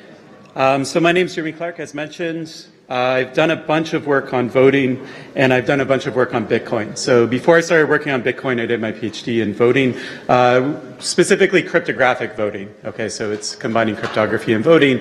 On the Bitcoin side, this is some of the things that I've been involved in. People who know me, they know my background in voting and my current interest in Bitcoin. And so I think over the last year, I constantly get asked about voting in Bitcoin, whether you can combine them, whether you can build a voting system using the blockchain, whatever the case may be. So this is like a hot topic. So I wanted to talk about it. But then something happened. So 2 weeks ago, I was in Barbados. A bunch of people who are here were also there. We had a really great conference called Financial Cryptography. I helped run a workshop on the very last day on Bitcoin. And there were a ton of talks, not a ton, but there were enough talks that had the perfect confluence with my thinking in a totally different area, something that I talked to a class here at MIT about. And so it was just too good to pass up. So what I'm going to do with the forgiveness of the organizers is I'm going to split my talk into two. So I will get to blockchain voting, and I'll talk about that at the end. But for the first part of the talk, what I'm going to do is I'm going to talk about how we can scale Bitcoin, but I'm thinking in terms of users, not in terms of technical scaling, transaction size, UTX pool size, that kind of thing. Okay. So the main thing that stops us from scaling Bitcoin is usability. So we were one of the first people on the research side of things to look at Bitcoin from a usability perspective. And since then, there's been a couple interesting works. So one of them was at this financial cryptography conference. Another is a paper that will be published at CHI, which is like the #1 venue for usability research. And another great talk, even though I wasn't here to see it in person because of the live stream, I was able to see it on YouTube last night when I was preparing the slides, was the Fidelity talk, the first half of it in particular. So the question I want to answer, or the question that this research gives us some sort of, it sheds light on, is who are Bitcoin non-users, right? We know who the Bitcoin users are. There's a room full of Bitcoin users, okay? Who are the non-users? What do they think? Why don't they use Bitcoin? So to think about who they are, I should note that in this case particular, but for all the next slides, you can question the ecological validity of the data that was used to generate in all of these cases. It's built, some are surveys, they're really small sample size, some of them, they're volunteers. But anyways, I'm just presenting this, you can take it with a grain of salt. You can look at the papers to see their full methodology, okay? The average Bitcoin user, according to a demographic study, is male, 95%.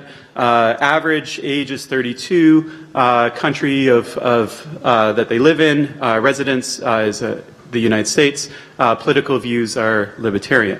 Okay, now this obviously isn't a very reflective, it's not reflective of the general population. So if we want to think about who Bitcoin non-users are, we can think about, well, how do normal human beings, differ from this particular group? If you go to a non-user who's heard of Bitcoin but doesn't use it, and you ask them, what do you think of Bitcoin? These are the types of things they'll tell you. They'll tell you that it's speculative. They'll tell you it's for black market sales. They'll tell you they don't really understand it. It's difficult to use, and it's complicated. Then you can ask them, okay, why don't you use Bitcoin? And they'll tell you some of the things are the same.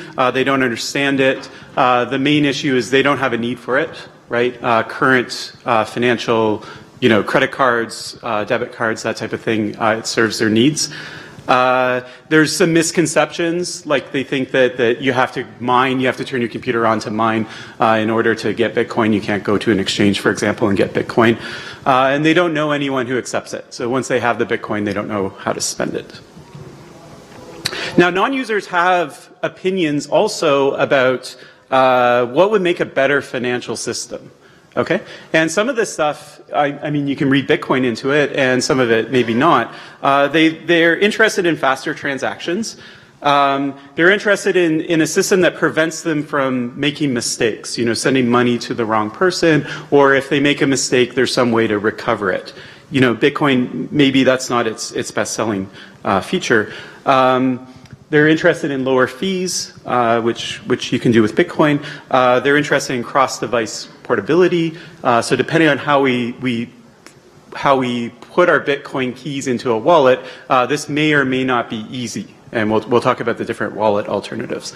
By the way, all this data isn't from my own research. I'm summarizing. I'm mixing some of my own research in with the other papers that I've read. I read them all. You don't have to read them. I'm just giving you the TLDR.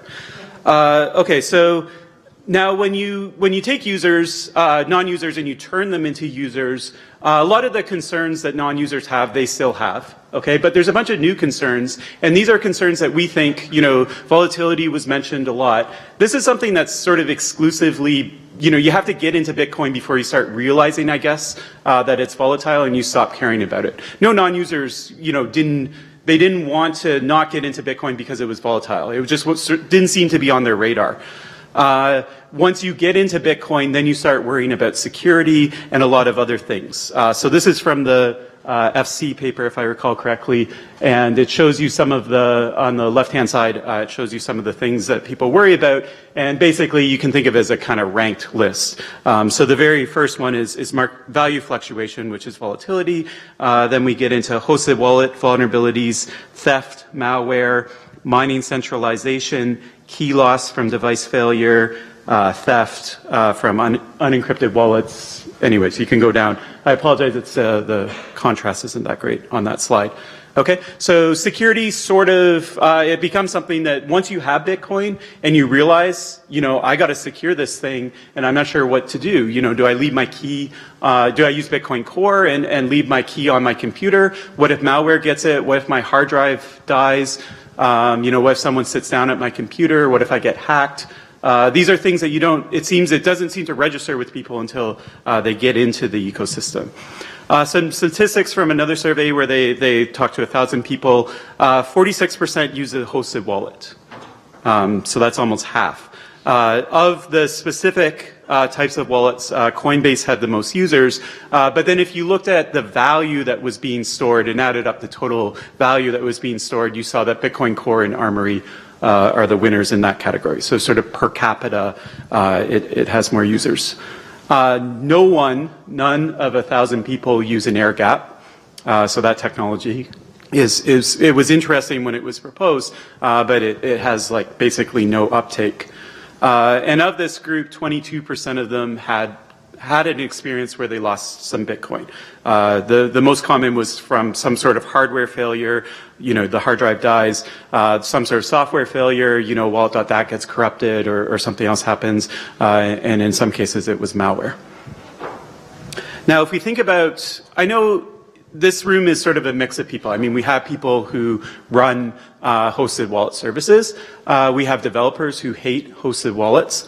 And so I'm sort of, when I talk to my other researchers, we sort of believe in the principles of Bitcoin, and the attitude is sort of that Bitcoin Core is superior, or like doing something where you're managing the keys by yourself. So I'm going to push back a little bit on that. But first we should consider just what's wrong with, what are the difficulties if you decide to manage your keys yourself. So the main things are, they get lost. You're out of luck. There's no way to reset it. They get stolen. In this case, you have full liability. All the money is gone. And in terms of use, there's this sort of trade-off where you can protect your keys very well. The better you protect it, the less available they are to actually make transactions. So it's difficult to resolve that. Now, if you think about the banking system, by contrast, if you lose your banking PIN, it doesn't matter. You can go to a branch and reset it.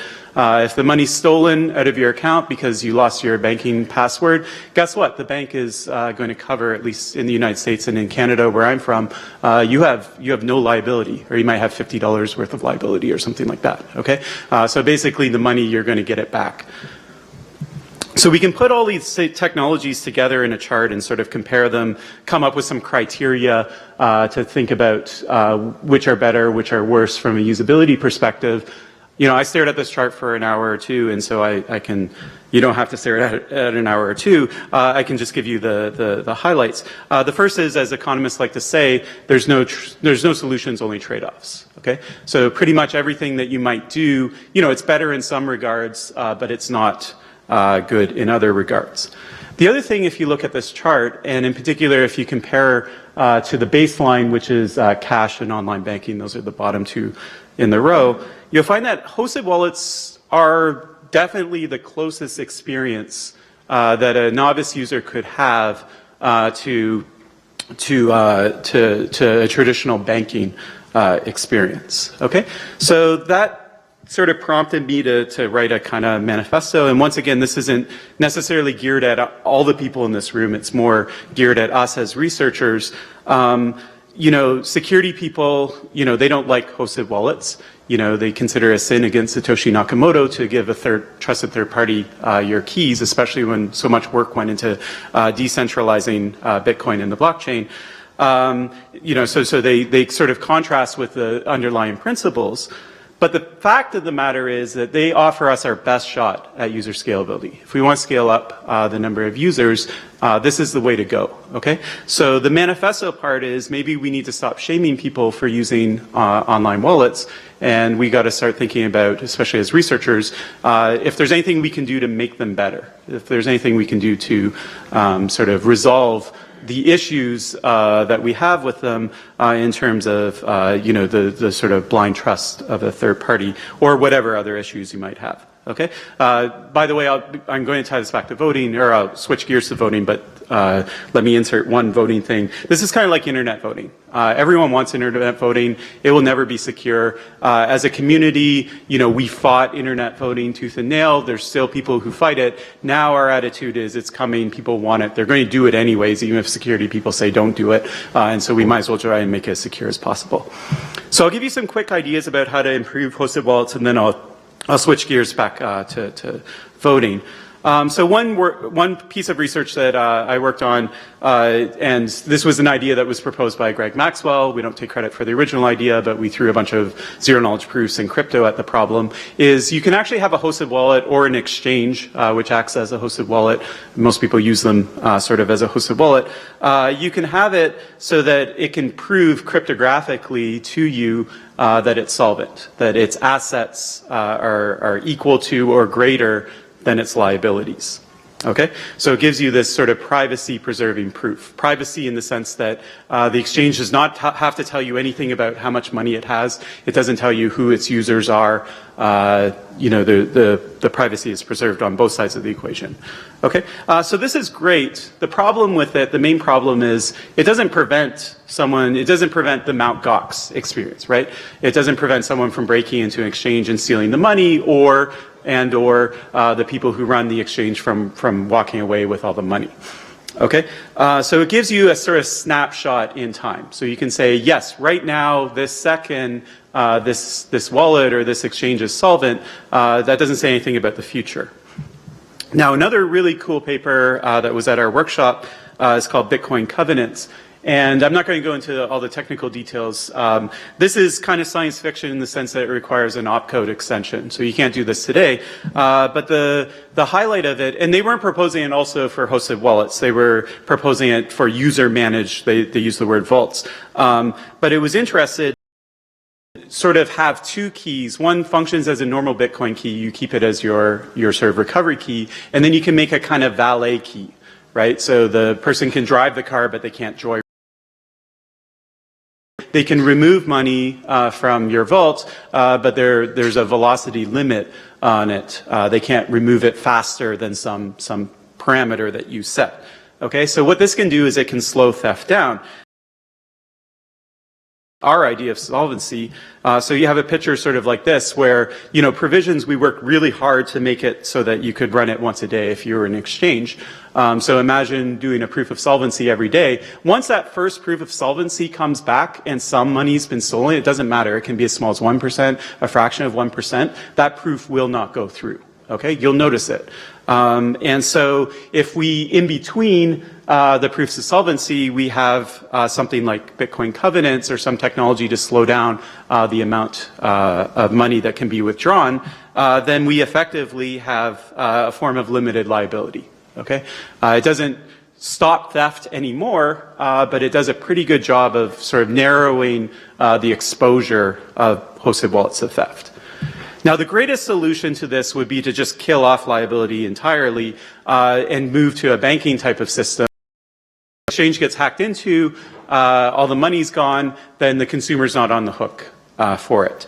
And it's hard to see how we can do that when most exchanges and Bitcoin hosted wallets are companies whose sole business is, exchanges and hosted wallets. They're companies that aren't any older than Bitcoin itself. But if we could get the legacy companies in, established banks, the particular feature of banks is, besides the fact that people have trusted the same bank for over 100 years, is that they're also diversified. So if their sort of Bitcoin experiment goes south, they can subsidize that. They'll never do Bitcoin again, right? But they can at least subsidize it with profits in other areas of the bank.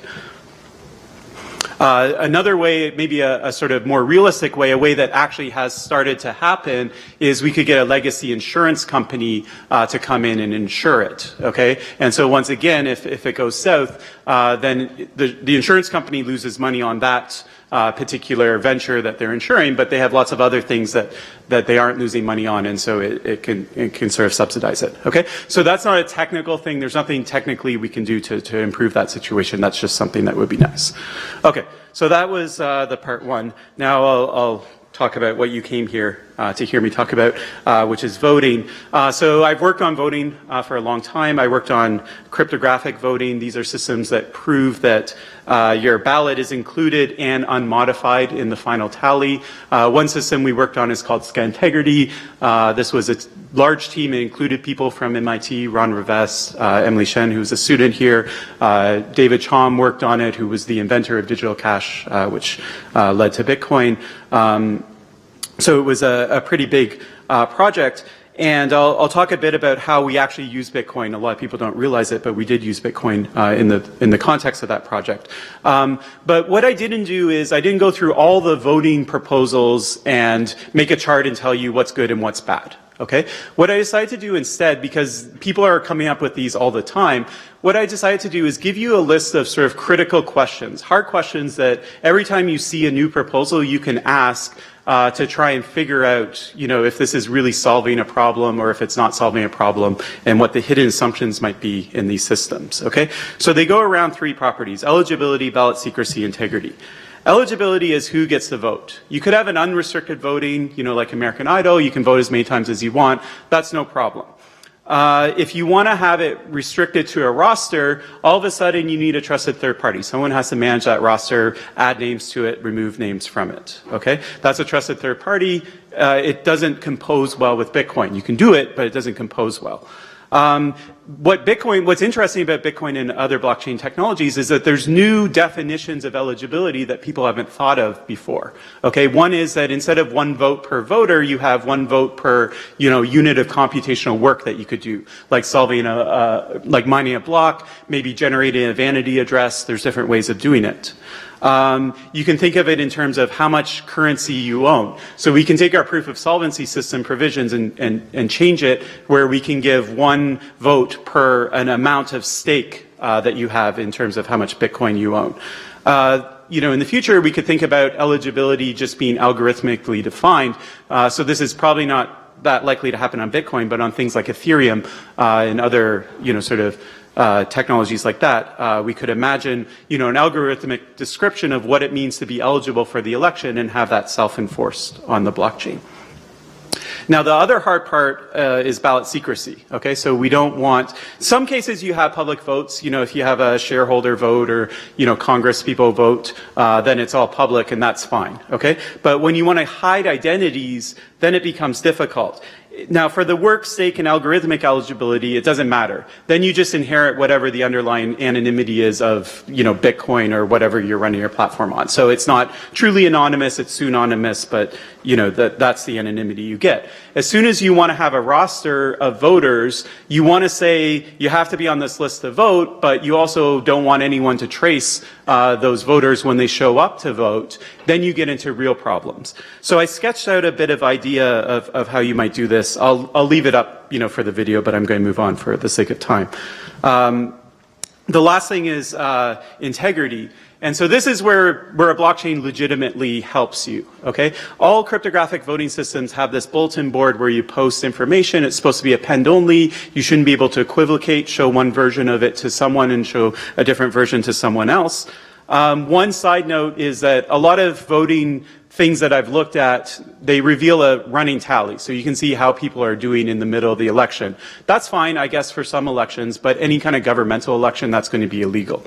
You're not going to be able to do that. And when you try and compose that with the fact that you want to know which candidate your vote is going to, then you get a tricky problem that you're going to have to throw some crypto at to solve. Blockchains are the best bulletin boards. People worked on bulletin boards before Bitcoin, and there are some papers written about it, even some implementations. Nothing comes close to blockchain. You don't need a blockchain, okay? It's sufficient, but it's not necessary, okay? Now, one thing that it does really well is in terms of timestamping, you can think of it as, yeah, you get a timestamp because the network nodes sort of agree on what time a block was created, but you get a really strong timestamp in the sense that if you want to go and backdate and insert something into the blockchain, say a year ago, you're going to have to fork it, and then you're going to have to catch up with all the work. Okay, and that's not going to be feasible. So that was something that we noticed when we ran this election. We ran it twice for Tacoma Park, which is suburb of Washington, D.C. We did their municipal election, and we have these pre-election commitments, and it's really important that they are made before the election and that the election authority isn't able to change them after the election. If they're able to do that, then there's all sorts of attacks. Basically, you can write the entire election off. And people might not be interested in auditing until after the election anyway. So what we decided to do, this was back in 2011, is we actually threw the pre-commitments, pre-election commitments into the blockchain to provide this strong form of carbon dating or a strong form of timestamps. And so now you can see there's, I'm not reading it right, but I think it says 200,000 confirmations. And so you're not going to be able to change that now, right? There's no way you'll ever catch up. So the takeaway is if you're going to do a voting system with Bitcoin, try and play to the comparative advantages of Bitcoin. Don't be a solution looking for a problem. It's probably best not to go and replace conventional voting systems with Bitcoin. You probably won't get very far. It's probably better to look at what are the new things that Bitcoin exposes in terms of the eligibility criteria that's possible. What are some new ways of democratizing things that currently aren't democratized to use Bitcoin or blockchain technology? So I'm a little over time, so I think I'll take questions offline. Thank you very much.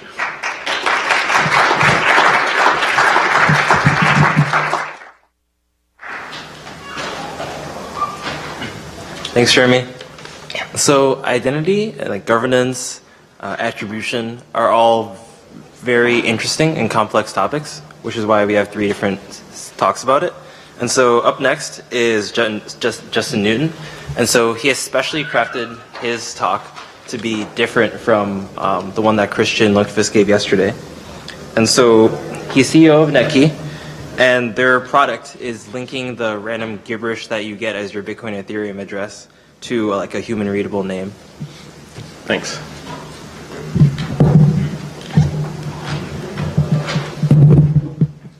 All right. What's it doing?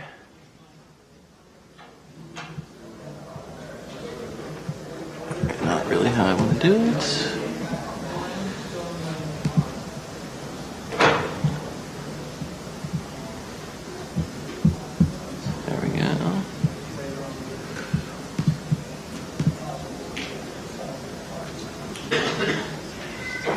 Cool.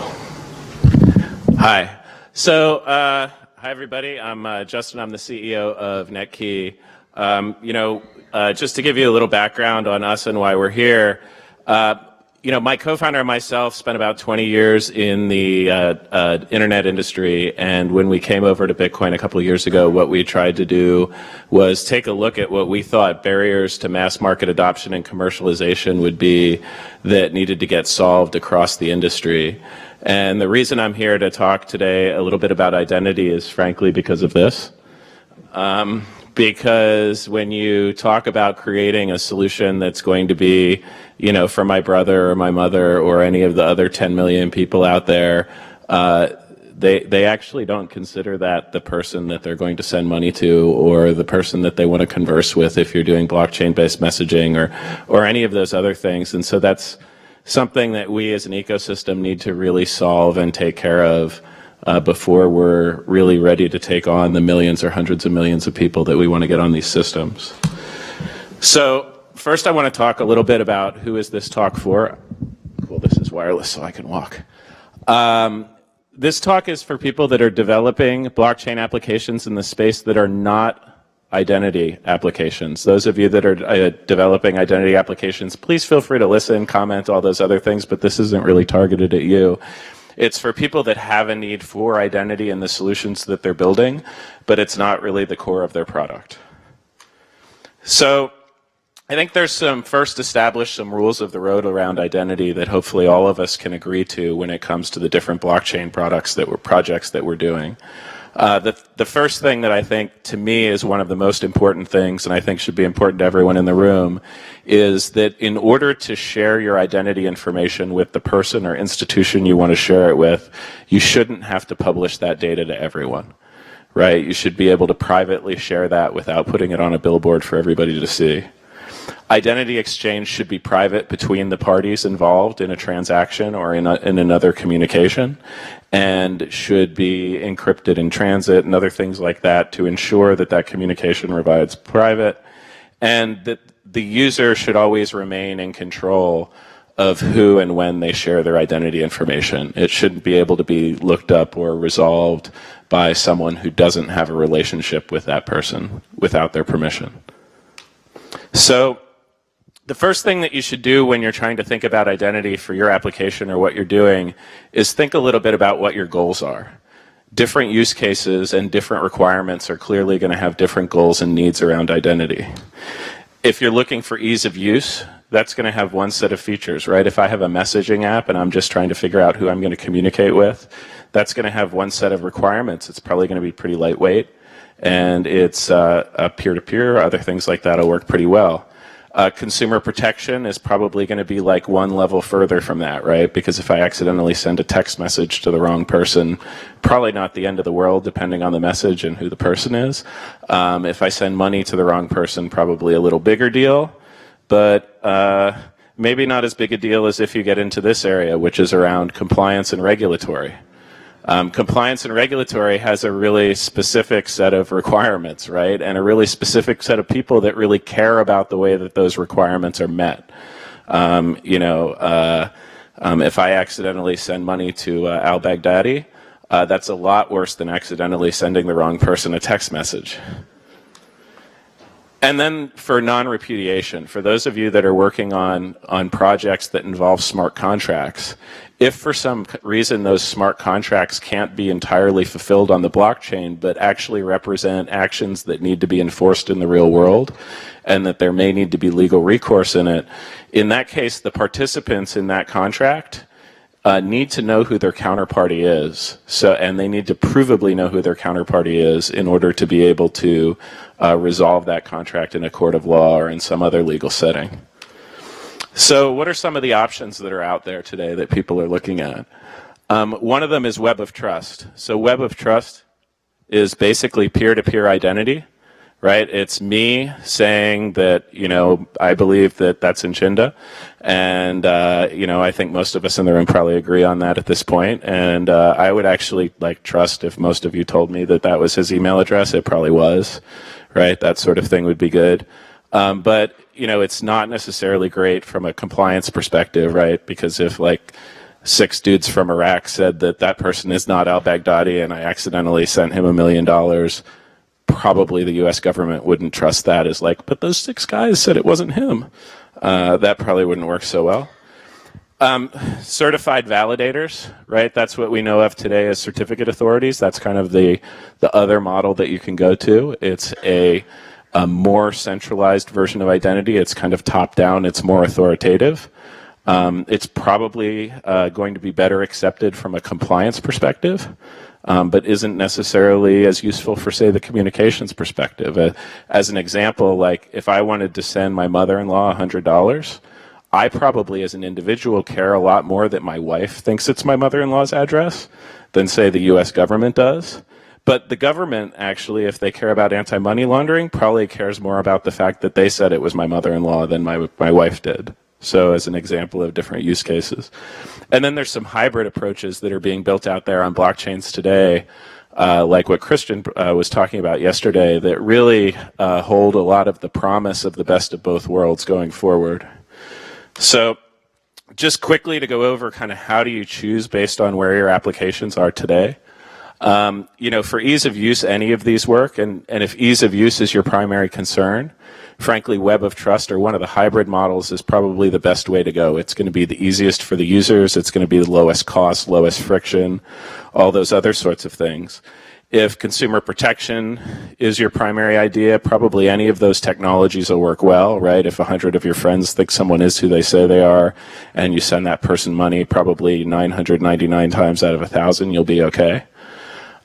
From a compliance and regulatory perspective, Web of Trust does not really do very much for you. It doesn't give you really any legal protection. It doesn't give you any legal cover. So if you're an MSB or a service provider that's in some way a regulated entity, you probably don't want to use that as your identity solution today. You probably want to go with something that has more validated identity. And these hybrid approaches that people are talking about on blockchain, I think, have a lot of opportunity and promise for these approaches in the future, but the regulatory and legal frameworks behind them haven't been worked out yet. And so, in terms of actually being able to get support from government agencies or being able to get support from legal courts in terms of saying that these are legal forms of identity, not all that's been worked out yet. And so, at a high level, really, that's what I'm trying to cover. I'm sorry I'm going incredibly briefly, but I have a flight to catch. So I'm going to go from here right into questions.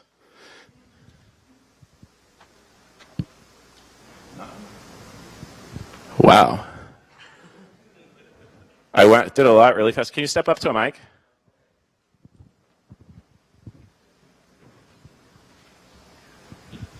I sort of expected this to be more controversial.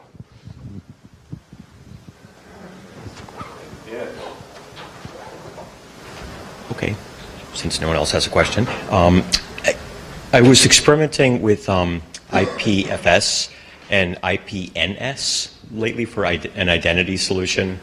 Do you know, have you heard of that? I'm not familiar with either of those solutions, I'm sorry. I'm reluctant to say what the acronym stands for because it sounds ridiculous, but interplanetary file system.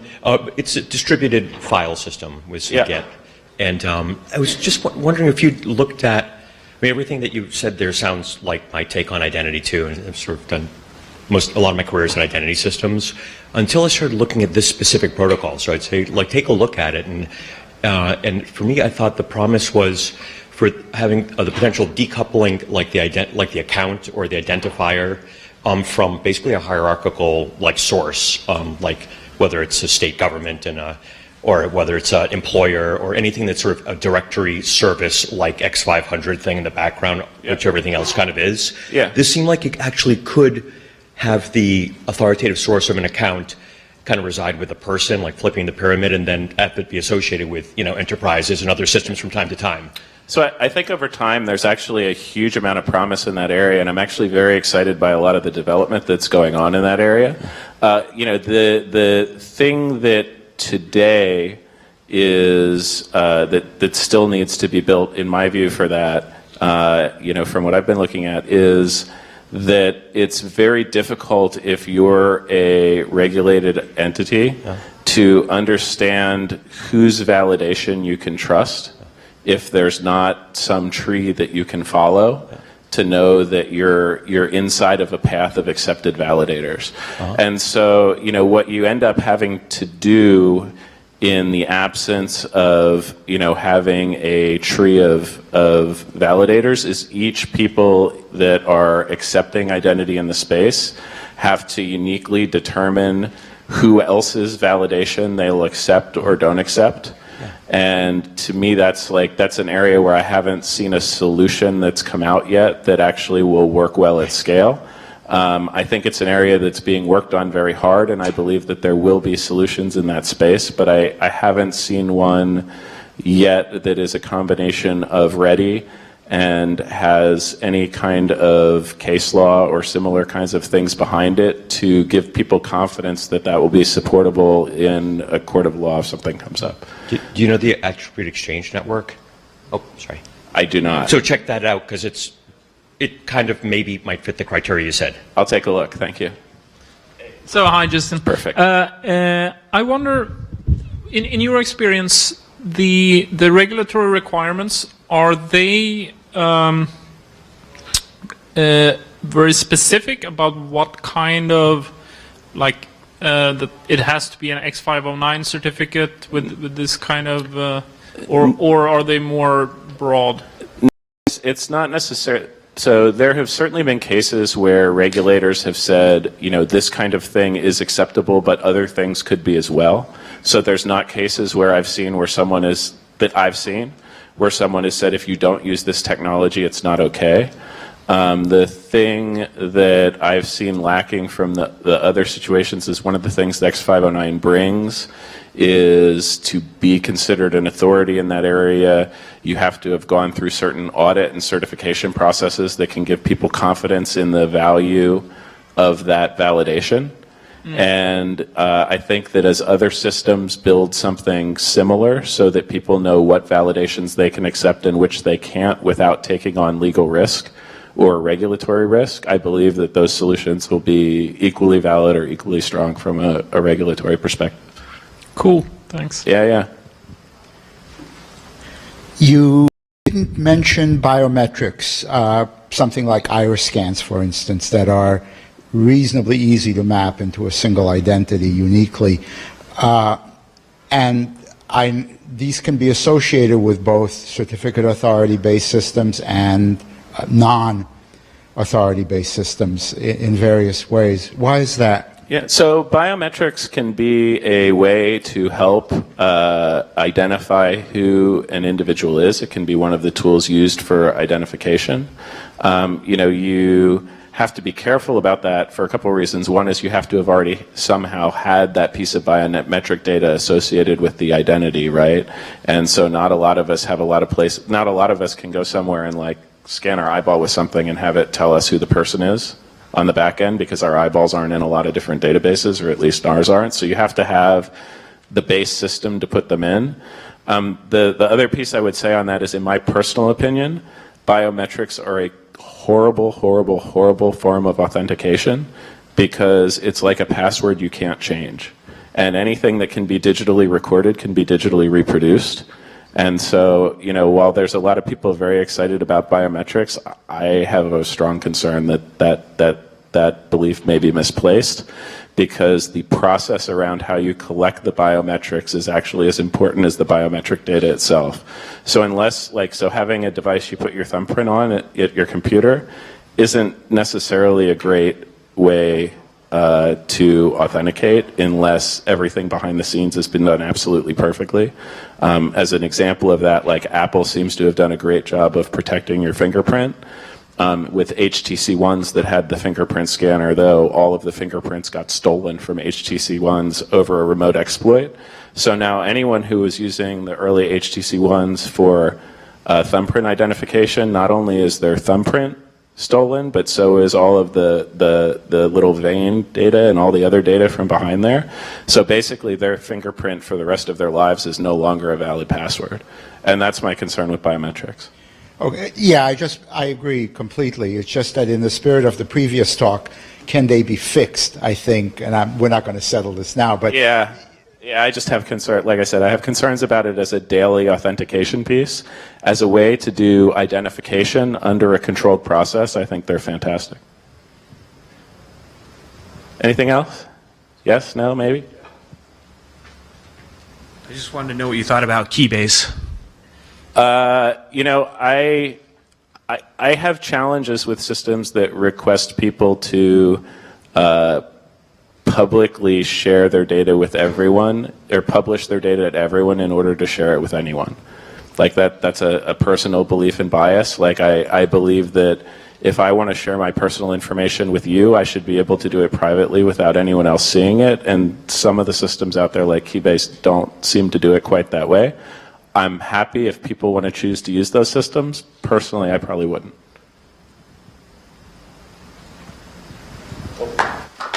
Thanks, everyone.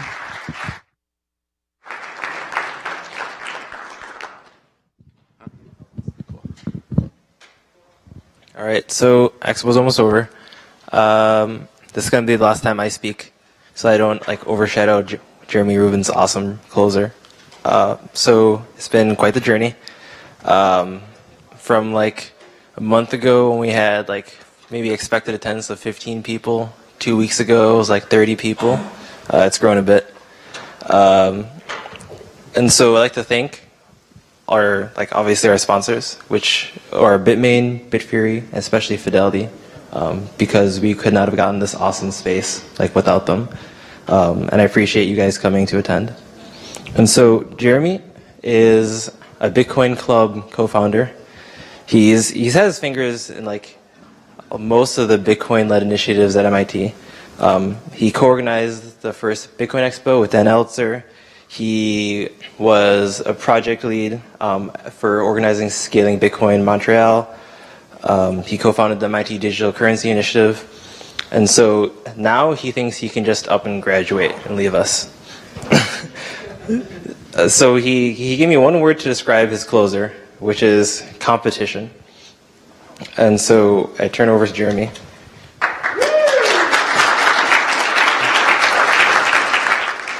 Thanks, Chinda. So I guess I'll start by just echoing what Chinda said, thanking everyone and telling you a little bit about myself. It's been a really awesome 2 days, and there's been a lot of really excellent discussion. And as Chinda said, I don't think it'd be an exaggeration to say I've had an involved history with Bitcoin. I started in 2011 or 2012 when I first became aware of the magic internet money that everyone was starting to talk about called Bitcoin.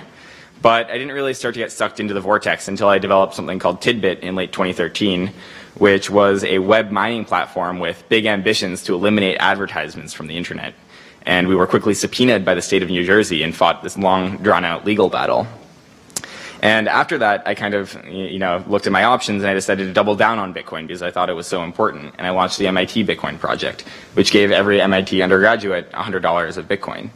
And more recently, I served as program chair for Scaling Bitcoin Montreal, the first Scaling Bitcoin, and co-founded the MIT Digital Currency Initiative. And while the Digital Currency Initiative is not the focus of my talk today, I think a lot of people want to know more about it, so I'm just going to give a little short brief of what's going on. The goal of the MIT DCI is to take a longer-term view on research in the future of cryptocurrency. We're not here to serve as a governance structure for Bitcoin or even necessarily to weigh in on the day-to-day technical details and short-term disputes, although we do deeply care internally and personally about all these issues. Simply put, we're a group of researchers, developers, and students whose passions align on Bitcoin and decentralized technology, and the DCI is our common ground. As Neha, who's back there, she's our technical director, says, asking what the DCI thinks about block size is a little bit like asking the Massachusetts Institute of Technology if they're supporting Donald Trump. It doesn't really make sense. We're a group of researchers and people. We're not a policy think tank or something. So there's a lot more to say about the DCI, but hopefully we'll be communicating much more transparently soon, and there should be some stuff available shortly. And so there's just one more historical note I'd like to share, as Jinder brought up. 2 years ago, Dan Elitzer, who's now running the IDEO Futures Bits and Block Lab in California, we launched the MIT Bitcoin Expo. And it's really just a privilege to be here on the third one and to see how it's evolved and be able to close it at the end of my time at MIT as well. Unfortunately, I'm watching my P-sets turned in so that Chinda's not taking them out, so I fail a class or something like that. So I was sharing my short list not to brag, but to kind of add context to the words that I'm about to share with you.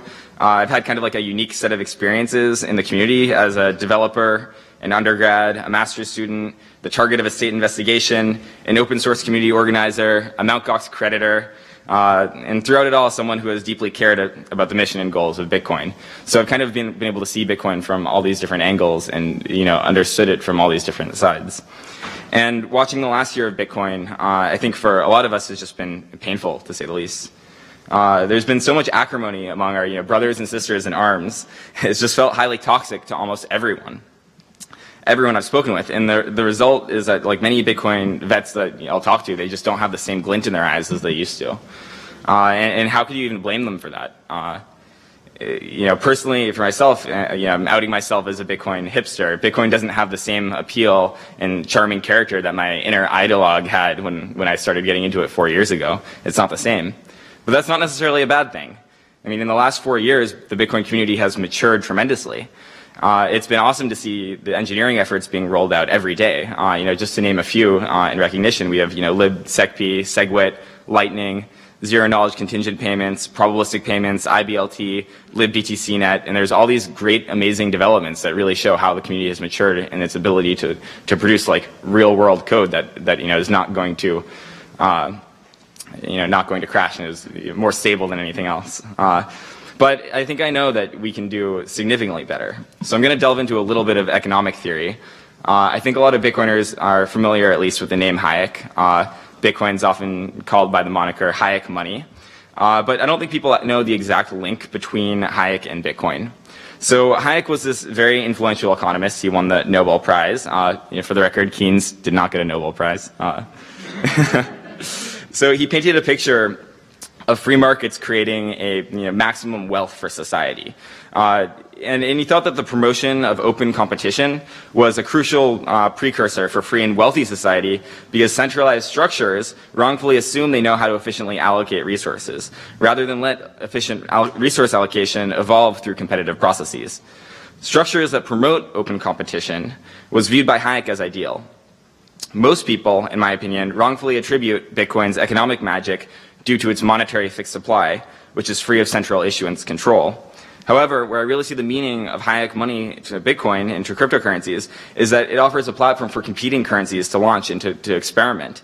And this decentralized community maintenance structure, which limits the power of a state actor coercion, it's coercion resistant. And to me, that's really where the power comes from. That's why it's Hayek money. And so in Bitcoin, you've probably seen a bit of competition lately. You've got block size, you've got core, XT, classic, unlimited, and all the others. And while I think that this competition is generally good, I don't think it's been very healthy. And the reason that I think it hasn't been particularly healthy is that there's been an overemphasis on winning. In Bitcoin, this is a problem because for consensus, you need an inherent monopoly on what consensus critical software actually executes. And I think that making execution of new ideas on the main network the goal of development efforts seems horrendously short-sighted. So the meaning of the word compete is pretty nuanced, and I'll have to thank Pindar for explaining this to me.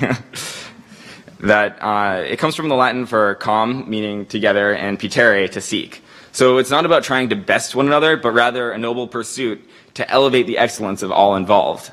And that's really important. We can't lose sight of that. At Scaling Bitcoin Montreal, Matsuo-san, who's over there, gave what I thought was one of the most important and critical and enlightening talks. He discussed the processes that were behind the SHA-3 competition and how the open contest created an excellent environment for technological achievement. This was no happy accident. For a while, I'd been thinking about the potential for a contest process in Bitcoin, and as program chair, I made sure to encourage Matsuo to attend and share what he had learned. At the interactive session following, there was some agreement that Bitcoin could also benefit greatly from such a process, but no agreement on what it would be. There's a rich history of competitive processes used for technical progression, aside from SHA-3, which had its flaws. Joey Ito recently told me about the history of the RoboCup contests, which were originally in Japan in 1997. So the way that these contests work is that innovation was put into a very tight loop. Teams did not talk to one another. They were very competitive. However, at the end of each year, they had to share their knowledge, had to share what they learned. Because they weren't focused on winning permanently, they were focused on winning overall. And after sharing in the next year, you had to beat last year's team to qualify. And so this tight loop of innovation is really something to behold. You can go on YouTube and search for a compilation that will show you the opening round each year. And they start with these little square robots that are like sad to watch. And then they become these amazing robots that are like actually, skilled soccer players in only, 10 years. And I think that that's like a really important lesson for us to kind of internalize. And I think that scalability as an issue, it's a funny thing for the Bitcoin community to be in such a frenzy over. There are just like so many ways that Bitcoin is already kind of broken. We've talked about some of them at this conference already. And I've talked about them, last June when the scalability was just starting to rise as kind of a crescendo. And people were getting really frenzied and going, this is going to be the end of Bitcoin. I was like, well, actually, we've got all these other problems that will also probably be the end of Bitcoin. So maybe half of us can focus on those ones too. So I guess what I'm kind of proposing overall is that we take a competitive structure and we apply some of our hardest problems in Bitcoin. And we don't treat it like a battle to win, but rather as a contest to have and to take glory in the act of competing itself. And I'll admit that there's a fair criticism for this model that many things in the Bitcoin space are just deterministic, essentially. You don't want to have two versions of libsecp. There's kind of one right way to make a cryptographic library like that. But there are a lot of things that are on a 2 to 5 year time horizon that are much more freeform or could have much more freeform innovation in the direction we go. So I want to step back and paint a little bit of a vision of what I think this could look like and why I think this could be a really big success for the Bitcoin community. So imagine the issue of privacy. It's a chief concern among many Bitcoin users, and there aren't many concrete proposals and implementations which increase the privacy of Bitcoin without large trade-offs. So imagine a contest where we ask the community to come up with areas ripe for improvement and forward-thinking strategies to build prototypes demonstrating the potential of new technology and to refine said prototypes into deployable solutions. Imagine that there are teams of developers and academics working in concert on ambitious ideas, not afraid that their code might be seen politically, not overly concerned with soft forks or hard forks. Imagine teams with sponsorships from the major Bitcoin companies, not because they're being told what to work on, but because our startups are led by entrepreneurs who celebrate the technical diversity and brilliance of our Bitcoin researchers. Imagine a team at every university in the blockchain education network. MIT students in the audience, I think there are still some, I'd want to see at least several teams coming from our school. But I think we could see, anywhere, any school could participate in a contest like this. And imagine that there's not just one team declared winner and the solution taken, but that the top teams selected on various technical merits shared a prize and had wide community recognition for their contributions. Without a single winner, the teams would have incentives to cooperate to learn how to fend off theoretical attacks from their competitors. They would work together. Imagine the core team of developers, businesses, and community of users were then able to evaluate the feasibility of deploying these solutions and technical changes to the mainnet, and there was room to choose the best path without too much technical dig-in. We have winners all around.